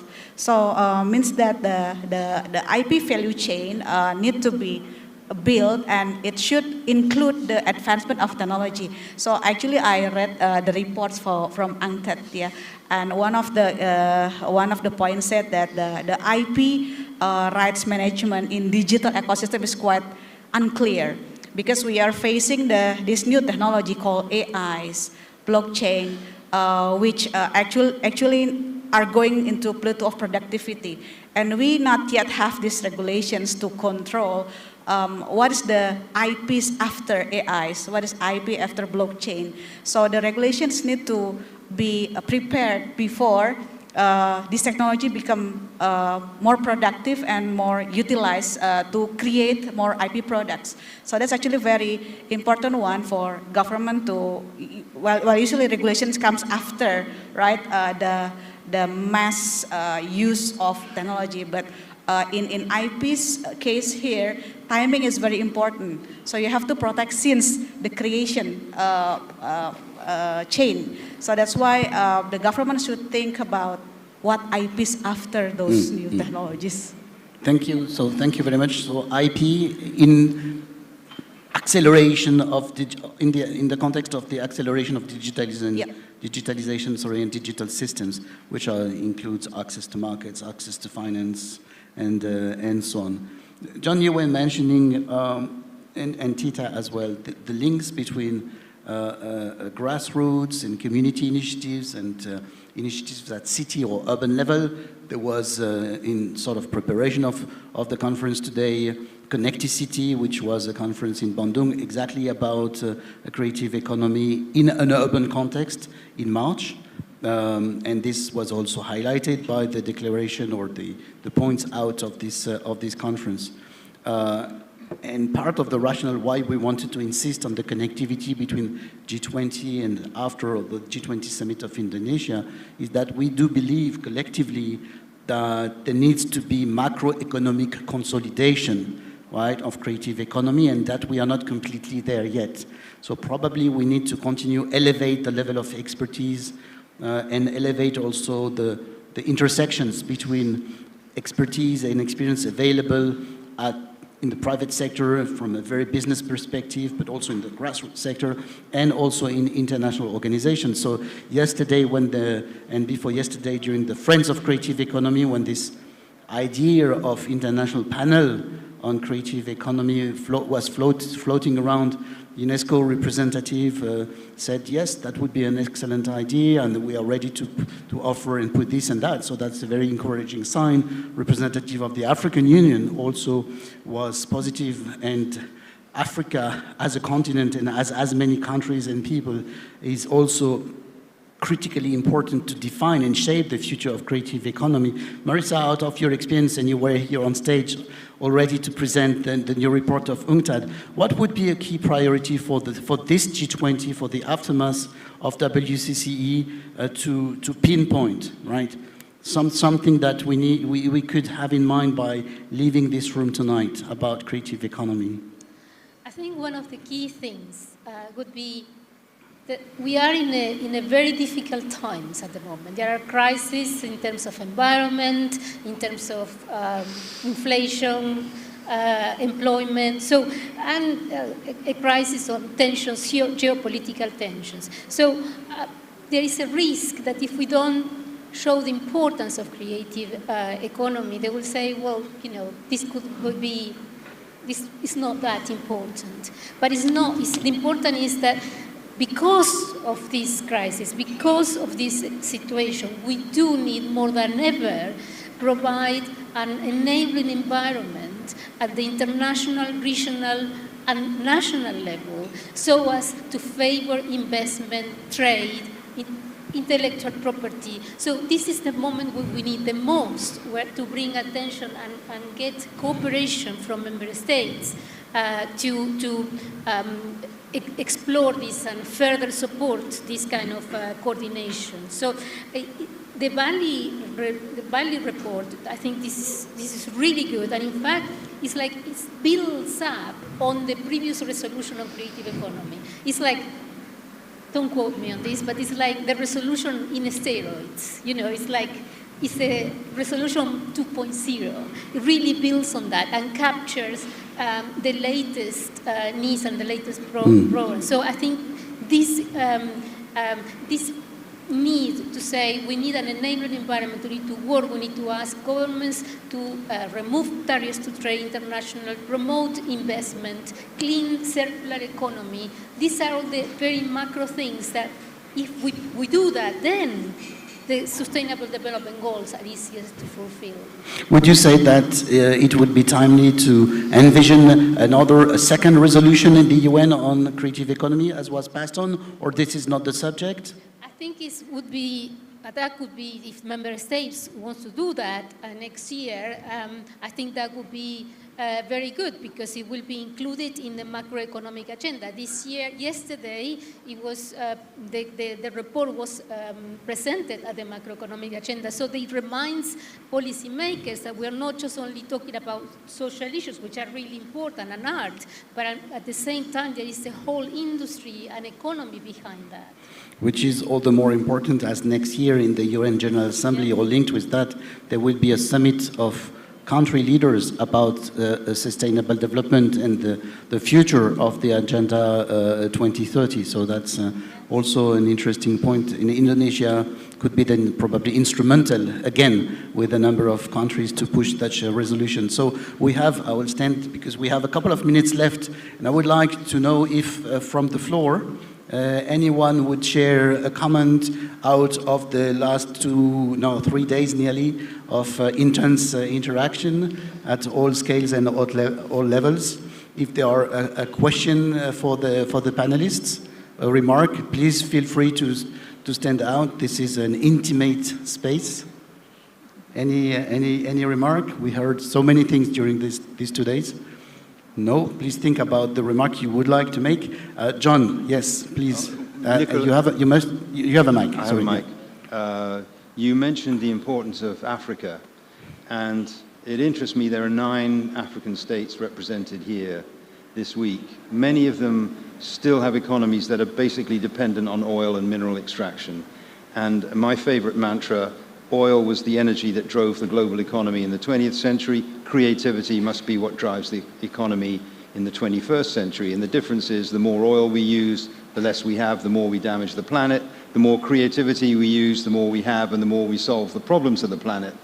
And I think if you look at all the energy that's going on in this part of the world, in East Asia, and you combine that with the energy and potential of Africa, we also know that with all the demographic changes in the world, China, Europe, North America, populations are aging. In India, it's stabilizing, but in Africa, the population's growing massively. So there's going to be huge cities there. Getting it right for Africa is going to be crucial. And funny, it just makes me think of the great conference in Bandung in 1955, Asia and Africa coming together, independent countries, to say we are going to create a new kind of economic order, which is not height of the Cold War, not dependent on the communist East or the capitalist West, a new kind of economic order. And it seems to me WCCE's ambition should be, how do we bring all this energy and skill and expertise together to create a really new kind of economic world order? That's what we should be thinking about. Thank you, John. Tita, the Indonesian Creative Cities Network is a wide network across Indonesia, right? Working with several dozens of regencies and communities. How do you think the connectivity between this work, right, with communities and the macroeconomic side of creative economy can be interconnected? Yeah, I've been thinking also about, since 2020, we've been involved in contributing to the policy recommendations on creative economy within G20. So with U20 Riyadh, and then 2021 T20 Italy, and then this year with U20 Indonesia. And I'm thinking, if we want to take creative economy forward, and in that sense, putting creative economy within city level, urban level, but also regencies with different conditions and characteristics. We've been contributing to those recommendations based on our experience, our exercise, and so on, and we formulate what's been happening. So if we are to make any roadmap, of course, to look forward, we have to have an insight to what has been happening. And we've been learning from our disruptions, especially the current disruption. So learning from all those, we just have to, from all those recommendations that we made, we really have to make kind of proof, or we really have to evaluate, does it really work, and for who, and who should be involved. And in that sense, it helps for us to keep developing our models, especially because it's also mentioned in the sustainable, in the Creative Economy 2030 that we made for T20 Italy. It is important to see that whatever we do, we exercise, it's important to have to harmonize the standard and the measurement and the index. So if everybody should count it in their own context, because no one answer is valid for everyone, but at least if you have some variables that we can agree upon as a consensus, then we can use those keywords to evaluate ourselves. And that, I think, should be taken further with the roadmap. So yes, this space, right, and here the space is round, very inclusive, and of the World Conference on Creative Economy and related activities, right? It's a kind of everything under one roof, and the way to interconnect those issues is as important as advancing one sector or advancing one perspective or as advancing one dimension. It's exactly, I think, the reflection also of the Bali roadmap. Apropos roadmap and implementation and the future, in the next few minutes that we have left, each of you, what would be the main factor of success of continuing or implementing the roadmap after this Bali edition of the World Conference on Creative Economy towards the next one, which is scheduled in 2024, or the next meeting of Friends of Creative Economy, which is scheduled next year? What would be the main drivers, an initiative, maybe not too technically, but the main idea that you would like to pick up and recommend? Who would like to start first? Maybe Dina? Yeah, I believe that the creative economy, if we can see the value chain. It's not only incorporating the 17 subsectors. In Indonesia, we have 17 subsectors, right? But sometimes we also have, we also need to have the backup, also help, yeah, from the backward and forward linkage industries. And it's not only, sometimes it's beyond the 17 subsectors. So probably if next year we have a meeting, we should invite more people and institutions, or probably private institutions to join, to become probably our steering committee or become the Friends of Creative Economy, because they can become our support system and can help us to escalate whatever products that actually resulting from this economy. Thank you, Tina. Marisa?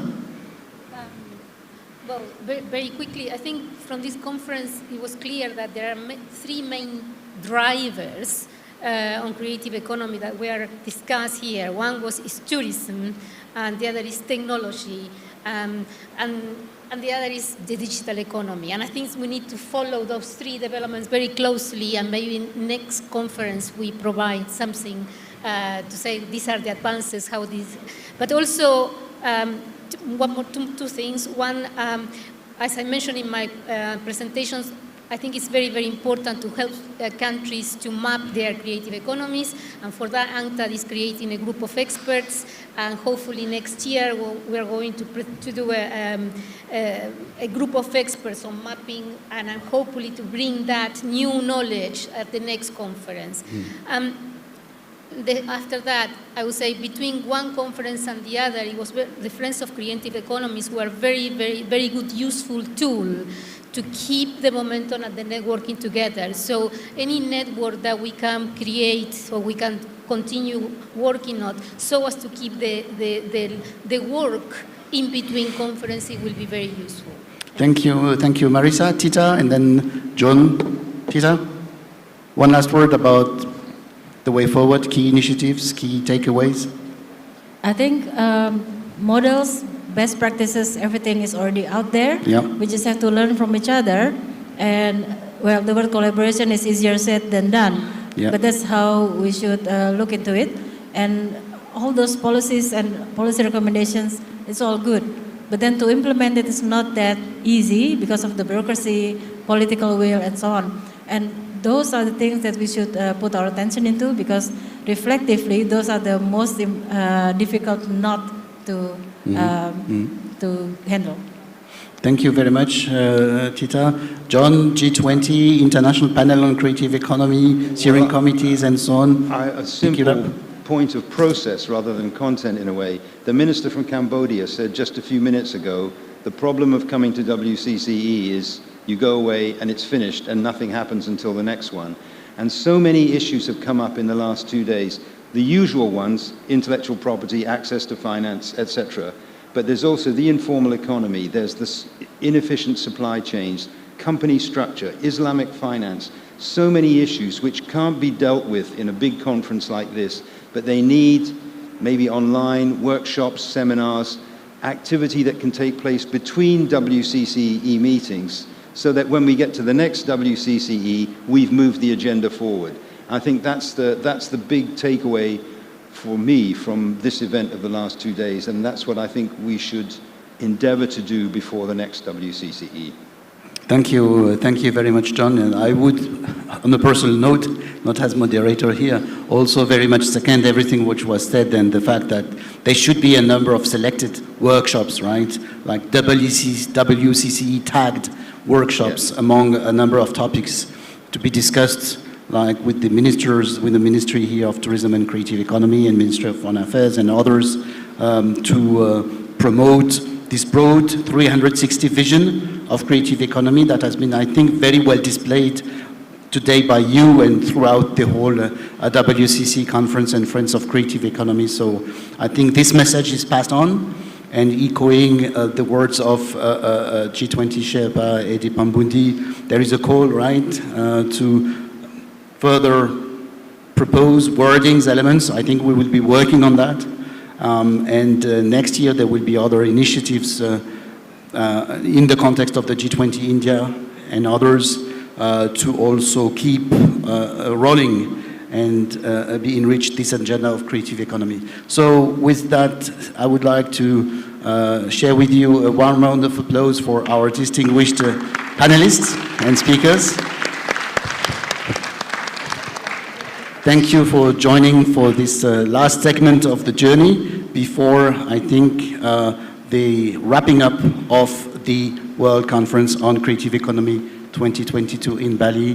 Thank you very much. The floor is yours.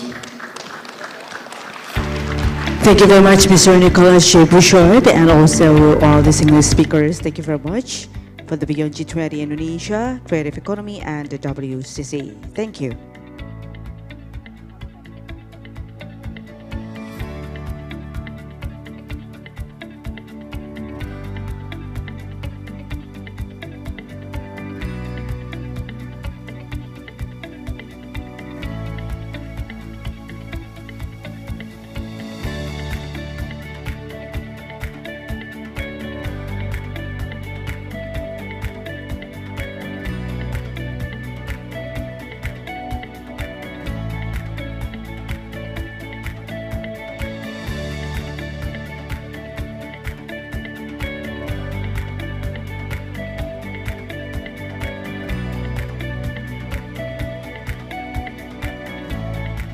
Ladies and gentlemen, moving on to our next session for today. Our next speaker, we would like to invite the Director General for Culture, Ministry of Education, Culture, Research and Technology Indonesia. We would like to invite Mr. Hilmar Farid.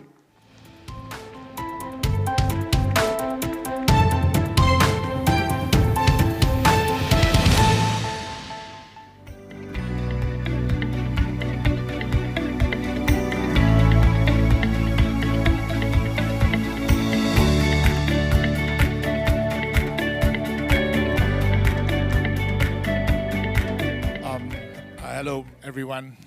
Good afternoon. I'm supposed to do this in a TEDx way, like standing and like half performing, but I won't do it. I will do it differently for two reasons. First reason is because I got it all wrong. Because when I got the invitation and I was still like abroad, and then I was sent photos of this event, and everyone was sitting behind like the name tag of their countries, so like a very formal conference, and that's what I thought would happen this afternoon. So I got it wrong, and therefore I wrote kind of a text for this occasion. It's really a paper, yeah. Then I thought like, well, if I stand in front and then speak like freely, why would I write this down, right? So I'm going to read it out, yeah.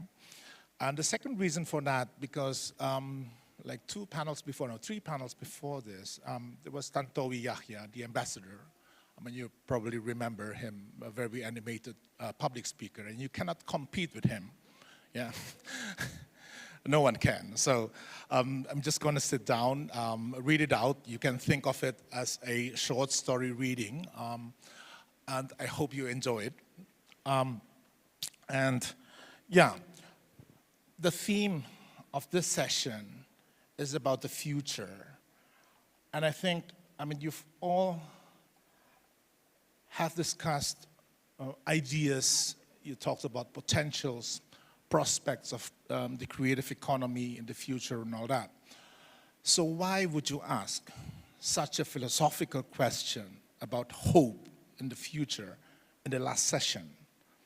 Yeah, and I think part of the reason is that because you're not really sure, nobody is, what is going to happen in the near future. And if you read, there's this recently published Human Development Report of 2022, which I think is a very important document. The document basically says that we are facing today a threefold problem. One, massive planetary change. Yeah. Climate crisis, floods everywhere in the world, drought, failure, crop failure and all that. So you have that, like one. Second is like a sweeping societal transformation, digital disruption in the economy, businesses, the way people study, like even schools are disrupted nowadays. So that's the sweeping societal transformation. The last one is intensifying polarization. I mean, you look at the national elections that took place in the this year, Brazil, last week actually, really, really polarized. Indonesia 2019, hopefully not in 2024, but it's there, polarization is there. And the report basically says that these trajectories, different trajectories, form, in the end, a new complex of uncertainties. And this is, I think, reflected in this conference as well. Nobody is sure what is going to happen. Yeah. So I don't want to end the conference with a sad note like that. Yeah. I mean, we have to. The question that was posed to is can we be optimistic about the future? Yes, we can. Yeah. I just got back from the Mondial Cult conference in Mexico City, attended by ministers, vice ministers from 150 countries. The atmosphere was very optimistic. Yeah, people were really encouraged by the recent developments, thinking about what to do in the future, coming back after the pandemic and all that. Yeah, so the optimism was there, and I think here we share that kind of optimism as well. But I think we need to temper this optimism with caution. Yeah, really think about how to proceed and how to move forward. And I think this is the main message that I like to convey in this session. Yeah, I think we should not fall back into complacent optimism, sitting back, waiting things to return to normal. Because now I think a very fundamental question that we should ask ourselves: what is normal? Yeah, and what do we mean by going back to normal? Yeah, are we going back to the conditions that basically shape the crisis that we have today? Yeah, are we going back to that? So before we can think about how to proceed, I think we have really to think and discuss thoroughly what we mean by going back to normal. Is that going back to the old normal, or are we going to make changes for the better, for a more sustainable future? So this is basically, I think, a very fundamental question that we need to address. In terms of creative economy, we know that the main driver of creative economy is purchasing power of the people. You have enough to eat, basic needs are met, then you have, in addition to that, income that you can spend on cultural products, creative products and all that. And in other words, we see that creative economy develops hand in hand with economic growth in general. Yeah, it's indispensable, two of them. And the problem is that we cannot just rely on the assumption or promise, that things will get back to normal. Yeah, these predictions of the economists have been proven wrong, time and time again. Yeah, and especially in times of shocking disruptions such as pandemics, natural hazards, that we are confronting today. So therefore, we must actively strive for sustainable growth. We, the practitioners of cultural economy or creative economy, should take part in striving for sustainable growth. Not the kind of growth that produces negative externalities, yeah, and reduces our quality of life. Yeah, not that kind of growth, yeah, but a sustainable growth. And this is, I think, our task today. Yeah, if the creative economy is to have a future, yeah, this is what we need to do. really to think about sustainable growth as the basis for the development of a healthy creative sector and creative economy. Of course, driving sustainable growth is certainly not easy because the challenges are far beyond the reach of the creative economy sector. But that doesn't mean that we cannot do anything. Yeah? In Colombia, for example, there was this very interesting startup company, eDyna. Yeah? And this company has developed a wireless lamp that converts salt water into electricity using magnesium plate. In Indonesia here you have like numerous agroecological projects. Yeah? They are for food diversification and they benefit the community or dealing with the climate crisis.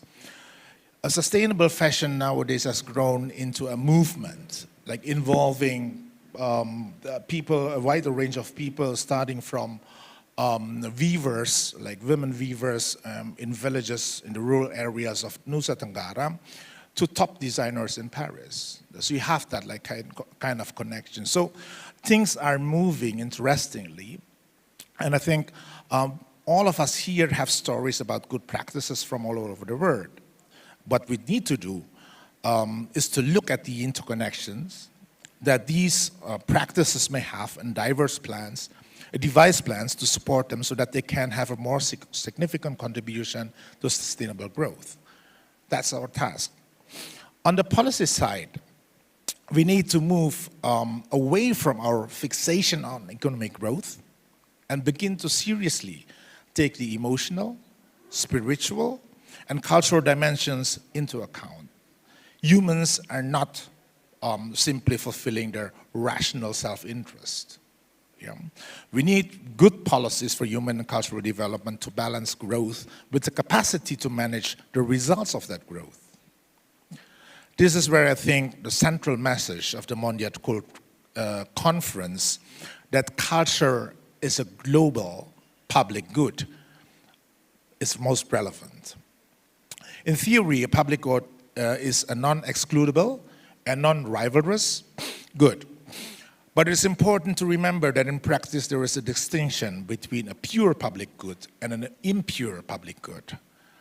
Pure public good, like national security, law enforcement, that's pure public good. Impure public good is a good that, which is non-excludable and non-rivalrous principles, but it's not absolute. And culture, I think, belongs to that category. Then it means that the state remains responsible for providing services in the field of culture so that everyone can enjoy. The goal is not to make a profit, but to improve the standard of living of the whole community.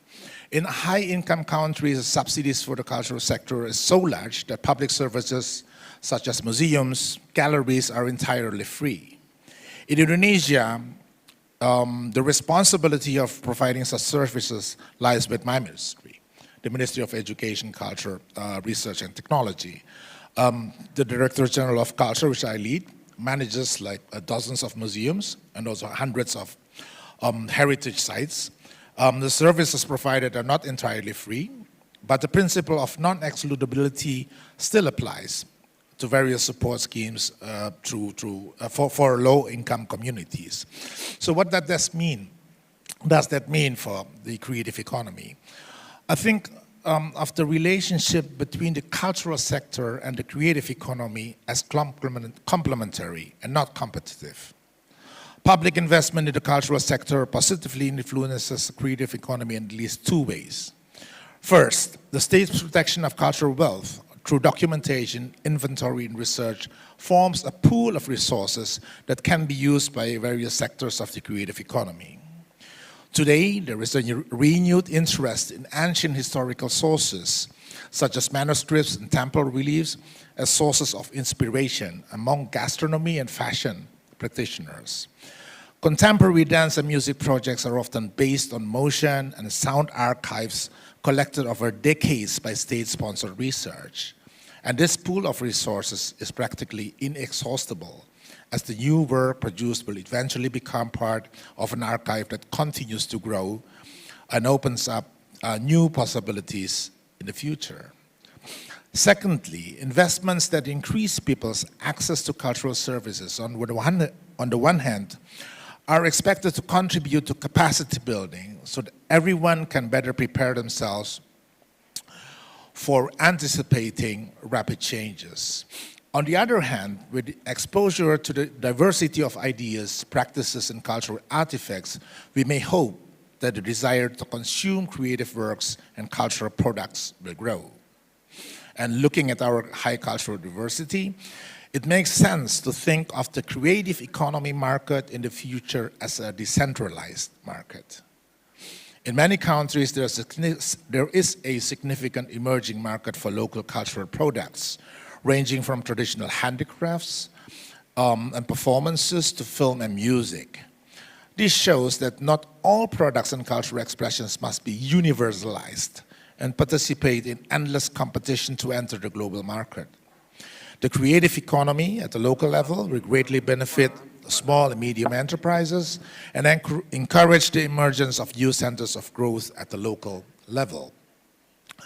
So I have several examples from my work at the ministry, but I see that I only have 14 seconds left. So I go straight to the closing section of this. So basically what we do at the ministry is to be involved in local projects, really to invest more in building capacity at that level. And the intention really is not only to look at the richness of local cultures, but also to democratize, to be more inclusive by involving people who are normally not part of the so-called creative economy sector. So that's the reason why. I mean, if you, there's a long story here that I prepared for you, but to keep a very long story short, what we are trying to do, or have been trying to do, is use this public investment to increase the capacity for people to get involved in the creative economic sector, no? So, but of course, the challenge here is variety. Yeah. The situation on the ground varies so much from region to region that there can be no single fits-for-all model. So data is of essential importance. In the last 5 years, we at the ministry have been trying to document. We've been working together with 514 districts all over Indonesia.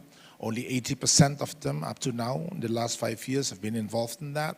And we have created or amassed a massive amount of data which are very, very helpful in devising strategies that are context specific. Yeah, and this is, I think, another lesson that is very important. If you look at the creative economy, you cannot think in large chunks. I mean, you really have to pay attention to what is happening on the ground at the local level in order to be inclusive. Otherwise, you would apply like big brush strokes in painting your world of creative economy, which I think is not the right policy. So strategic interventions must be carried out selectively to be right on target to help the entire ecosystem. And the division of labor between central and local government institutions, local communities, the business sector, and the agricultural actors is also easier to identify. Overlapping interventions and unnecessary competition can be avoided so that the allocation of resources becomes more optimal.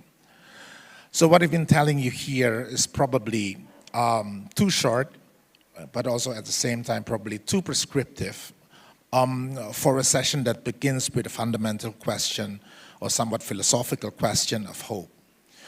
But I think, again, like building optimism from a thorough observation of the situation is really important. In closing, let's go back to the question of hope. Is there hope for the creative economy in the future? Again, we have heard many predictions supported by statistics, numbers, and whatnot. But, and I'm sure that they are also very important in our endeavor to create a sustainable future for the creative economy. But I think we must remember that creative work is not just a matter of growth rates, income, etc. But creative work contributes to sustainable development because it inspires people. It gives hope during fragile times like ours today. Not in the form of a single candle at the end of the tunnel, but in the form of many candles that for everyone to hold, so that we can collectively find our way in the dark. So I stop here and thank you very much for having me at this last session. I hope I didn't end it with a depressive note, but all the best for the creative economy, and thank you again for listening. Thank you very much, Mr. Hilmar Farid.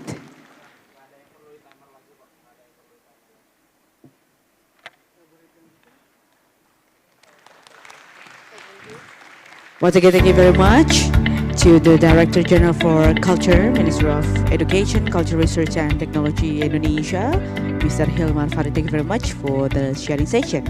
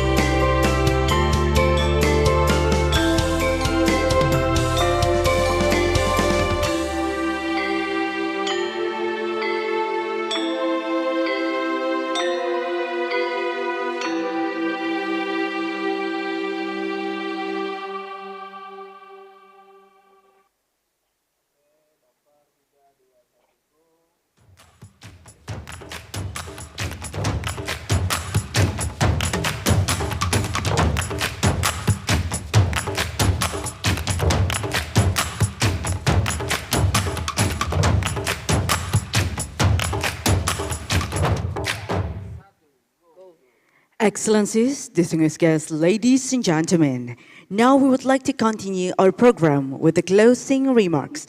And for that, we would like to request the presence of the Director General of Multilateral Cooperation, Ministry of Foreign Affairs. Ladies and gentlemen, please welcome His Excellency Mr. Tri Tariat.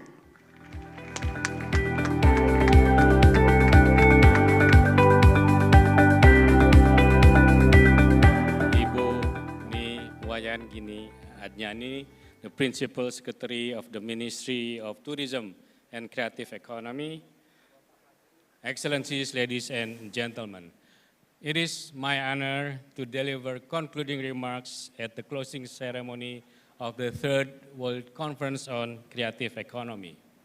In this 3 days event, we have heard many important and valuable insights from honorable ministers, speakers, and participants that creative economy could become a potential solution for our current challenges and a new source of growth for future. To unleash the potential of creative economy, we should think big and aim high. We should pursue innovative policies and enhance international cooperation.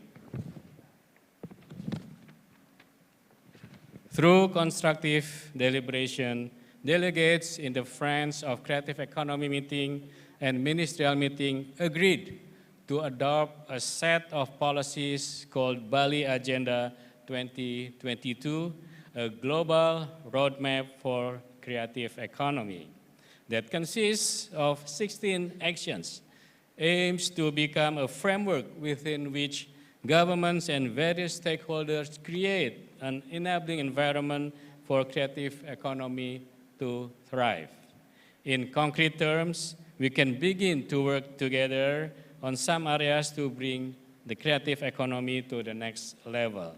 Firstly, we should enhance capacity and competitiveness of creative economy entrepreneurs by assisting their digital transformation, widening access to finance, and supporting their intellectual property management. Secondly, facilitating creative economy to global markets through strengthening their labeling and industrial design to meet international standards, carrying out more promotion activities, business matchmaking, and partnering programs. And thirdly, strengthening international cooperation. Ladies and gentlemen, we can do this international cooperation through a number of joint activities between UNESCO, WIPO, UNIDO, and UNCTAD at various regions. Ladies and gentlemen, to conclude, no step is too small when it is taken in the right direction. I believe that what we have done and achieved here in Bali is an important step to renew international partnerships for creative economy and strategically strengthen our commitment to make the sector more impactful to global development agenda. With that, I thank you very much for your presence in Bali. Indonesia is looking forward to welcoming you in future, and I wish you all have a safe trip to your respective countries. I thank you very much. Thank you very much, His Excellency Mr. Tri Tariat.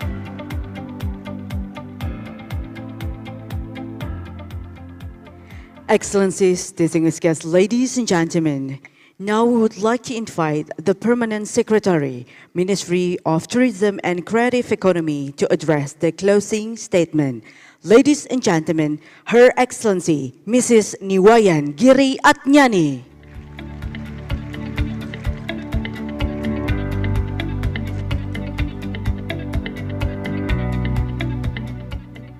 Assalamualaikum warahmatullahi wabarakatuh. Salam, nama budaya, Om Swastiastu, salam kebajikan, salam sehat penuh semangat. Good evening to all of you. His Excellency Mr. Tri Tariat, Director General of Multilateral Cooperation, Ministry of Foreign Affairs, Honorable Minister, distinguished speakers, delegates, ladies and gentlemen, and friends of creative economy worldwide. What an inspiring, enlightening, and insightful 3 days it was. We finally did it. We finally brought the WCCE back to Bali, and we finally made it through. Thank you very much. Thank you very much, all of you, creatives, who take part in every event of WCCE from more than 65 countries and international organizations. It is truly a global movement, a movement of inclusively creative. 8 panels, 13 creative sessions, 58 speakers covering 4 strategic topics have been the spotlight on the 3rd edition of World Conference on Creative Economy. We are excited to see the spirit of creative economy goes through boundaries, geographical areas, gender, race, and any other barrier. Ladies and gentlemen, this year we are also proud to see representatives from all continents of the world. From speakers and participants, it is truly a world event. We thank everyone with their contribution to the discussion of FCE meeting, to the plenary session, to ministerial meeting, and to creative session. We also thank you for the adoption of the Bali Creative Economy Roadmap 2022, a reflection of how global creative economy be directed for the coming years. I hope you are having fun in Bali, the island of God. Relax, recharge, and replenish yourself with creative spirit. Now and the future. Speaking of the future, now I would like to announce and hand over the next hosting job of the WCCE 2024. The next host of the WCCE is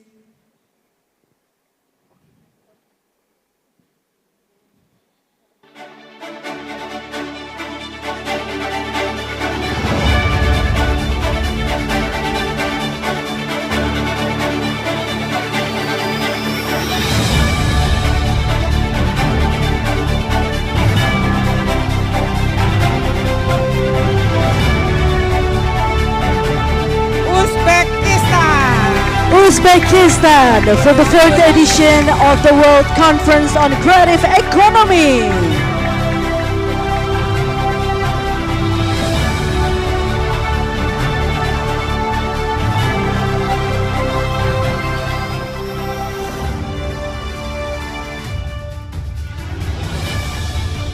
Well, ladies and gentlemen, your next host is Uzbekistan.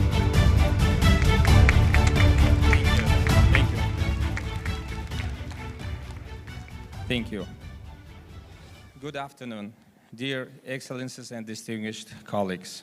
On behalf of the Republic of Uzbekistan, Agency of Cultural Heritage, and the Art and Culture Development Foundation of the Republic of Uzbekistan, I would like to express to your Excellencies, the Vice Ministers, and other distinguished colleagues of our highest regard, and to congratulate you and the government of the Republic of Indonesia on launch of the World Conference on Creative Economy 2022. These 3 days have been a great opportunity for exchange, networking, generating new ideas, new motivations, and many good memories. It is a great honor for us to be able to receive this invitation from the organizers to host this great forum in the Republic of Uzbekistan. And we assure you that we will make every possible efforts every possible efforts to make the event at the highest level. I believe that this initiative will help to strengthen the economic and cultural relations between our countries and move forward many agreements reached in 2020 and 2021 between our delegations. As many of us observed for the past 10 years, the Republic of Indonesia has shown high growth in the economy, the development of cultural policy, huge support provided by the Indonesian government to the younger generation, as well as the development of creative areas in the country.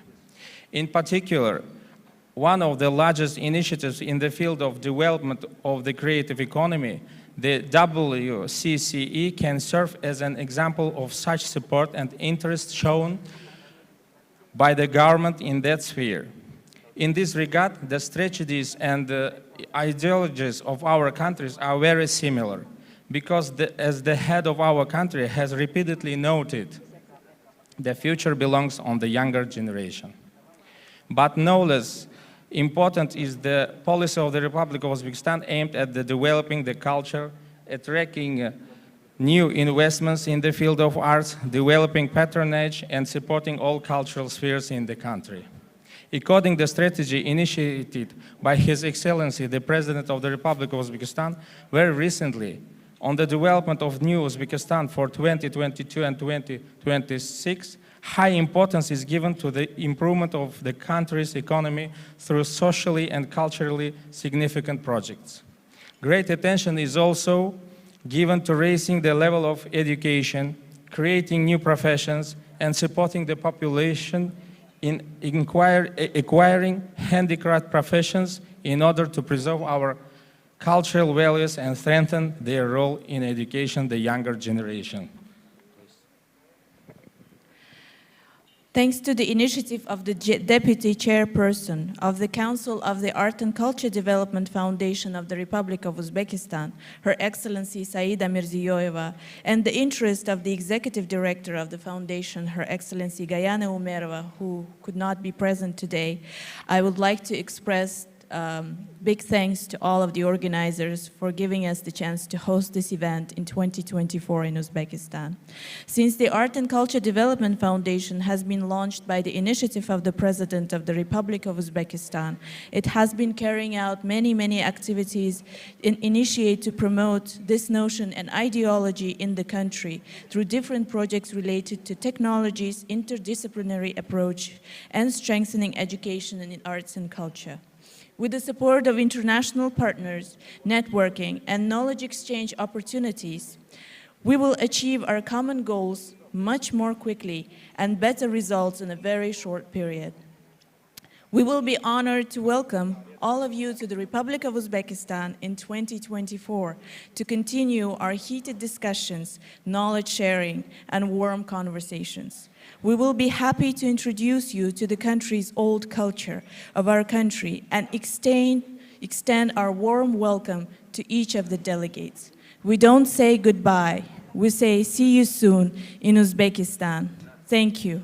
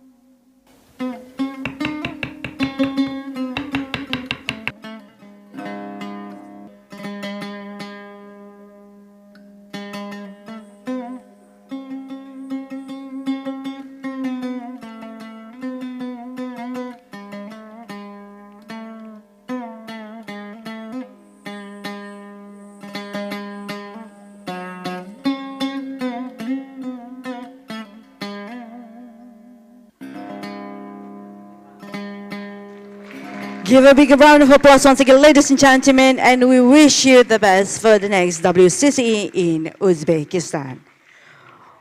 Well, ladies and gentlemen, before we end our session and our agenda for today, we would like to present to you the amazing performance. Ladies and gentlemen, without further ado, please welcome Voice of Bali's Children.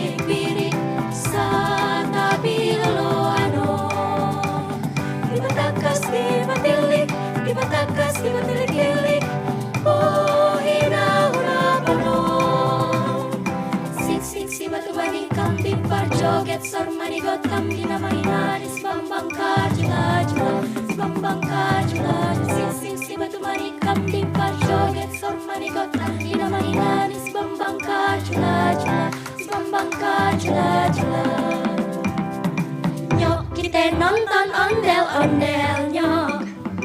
Nyok kita ngarak ondel-ondel nyok. Ondel-ondel ade anaknya oi. Adanya nanda geli-gelan oi. Bapak dubadung pak bapak, kendang nyaring di tepak.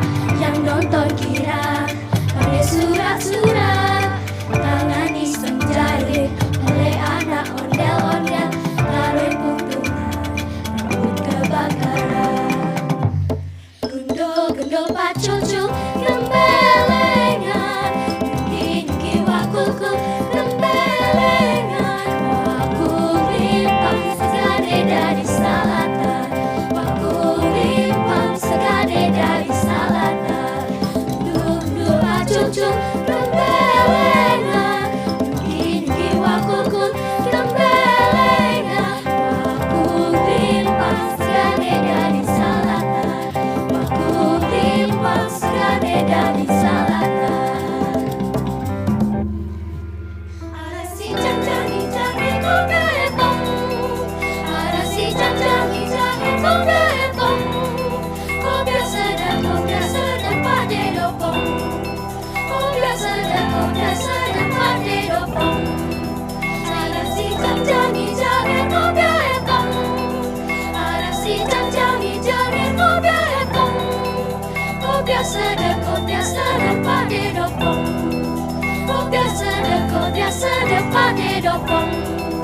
Trio-trio iring menjangeran di jabat tengah. Trio-trio iring menjangeran di jabat tengah.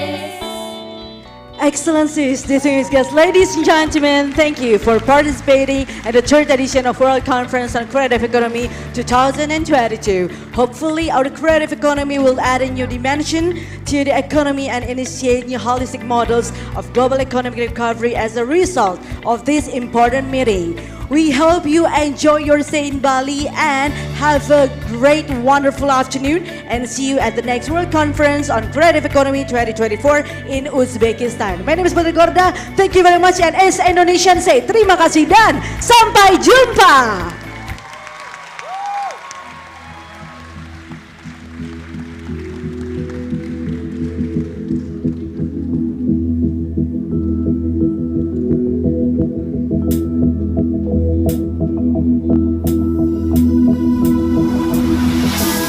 Staring at the edge of the water, long as I can remember, never really knowing why.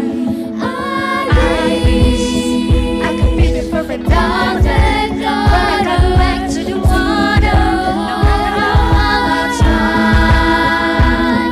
every turn I take, every path I make, and the road is back to the place I know where I cannot go, where I long to be. See the light sky will see across me, and no one knows where it goes. If the wind will sail on the sea stays behind me, and I know if I go there's just no telling how far I go.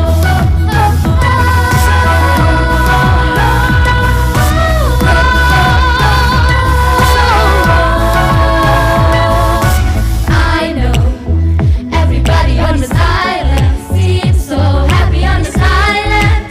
Everything is by design. I know everybody on this island has a role on this island, so maybe I can roll with mine. I can help me back, I can make us strong. I'm satisfied, I'm big. When the voice in the sides is different, what is wrong with me? See the light sky and the sea is by me, and no one knows if it goes. If the feeling is silent, the sea stays behind me, there I know what's beyond that line. Where I cross that line, the light with the sky with the sea, it calls me, and no one knows where it goes. If the wind is silent, the sea stays behind me, there I know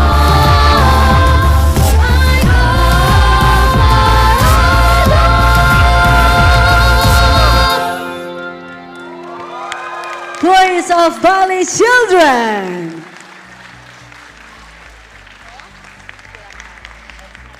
Excellencies, distinguished guests, ladies and gentlemen, if you want to take pictures with our friends over there, the Voice of Bali's children, you may go on the stage. Thank you. Thank you so much. Bye. Once again, thank you very much, ladies and gentlemen. I hope that you have a pleasant stay in Bali. Terima kasih. Om Santi, Santi, Santi Om.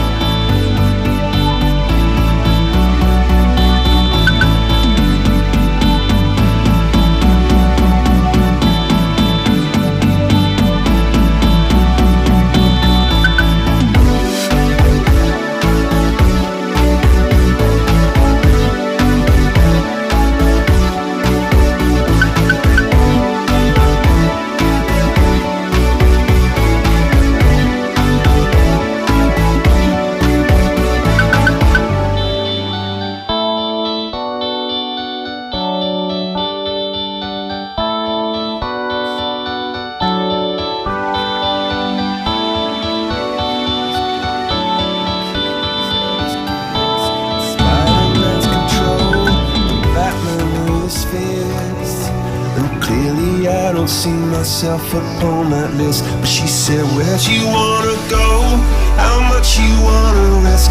I'm not looking for somebody with some superhuman gifts, some superhero, some fairy tale bliss. Just something I can turn to, somebody I can kiss. I want something just like this.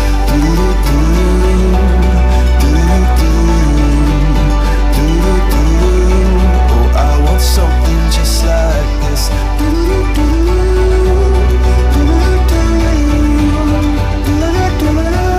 Oh, I want something just like this.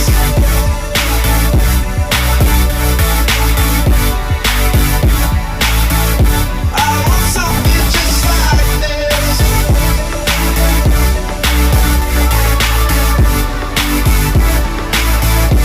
I've been reading books of old, the legends and the myths, the testaments they told, the moon and its eclipse, and Superman unrolls the suit before he lived.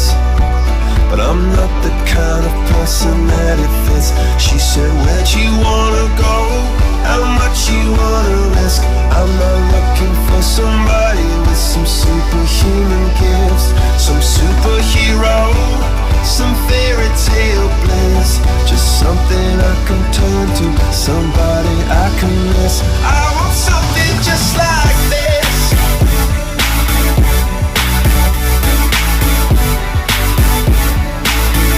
I want something just like this.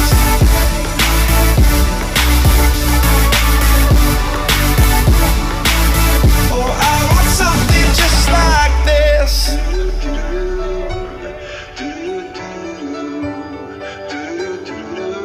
Oh, I want something just like this.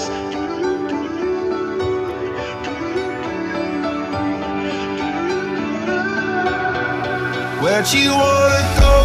How much you wanna risk? I'm looking for somebody with some superhuman gifts, some superhero, some fairy tale bliss. Just something I can turn to, somebody I can kiss. I want something just like this.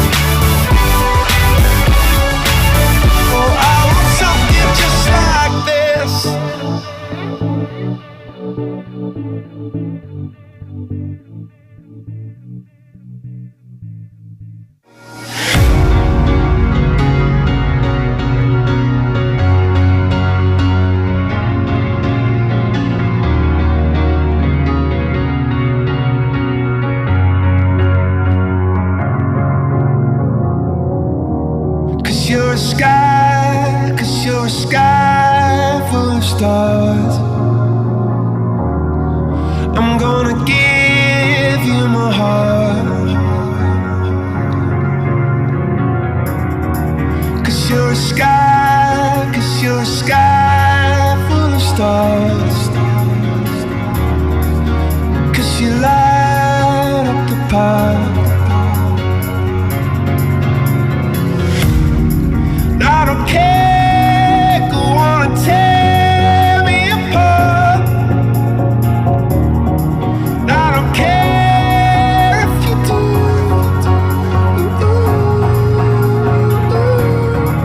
Cause in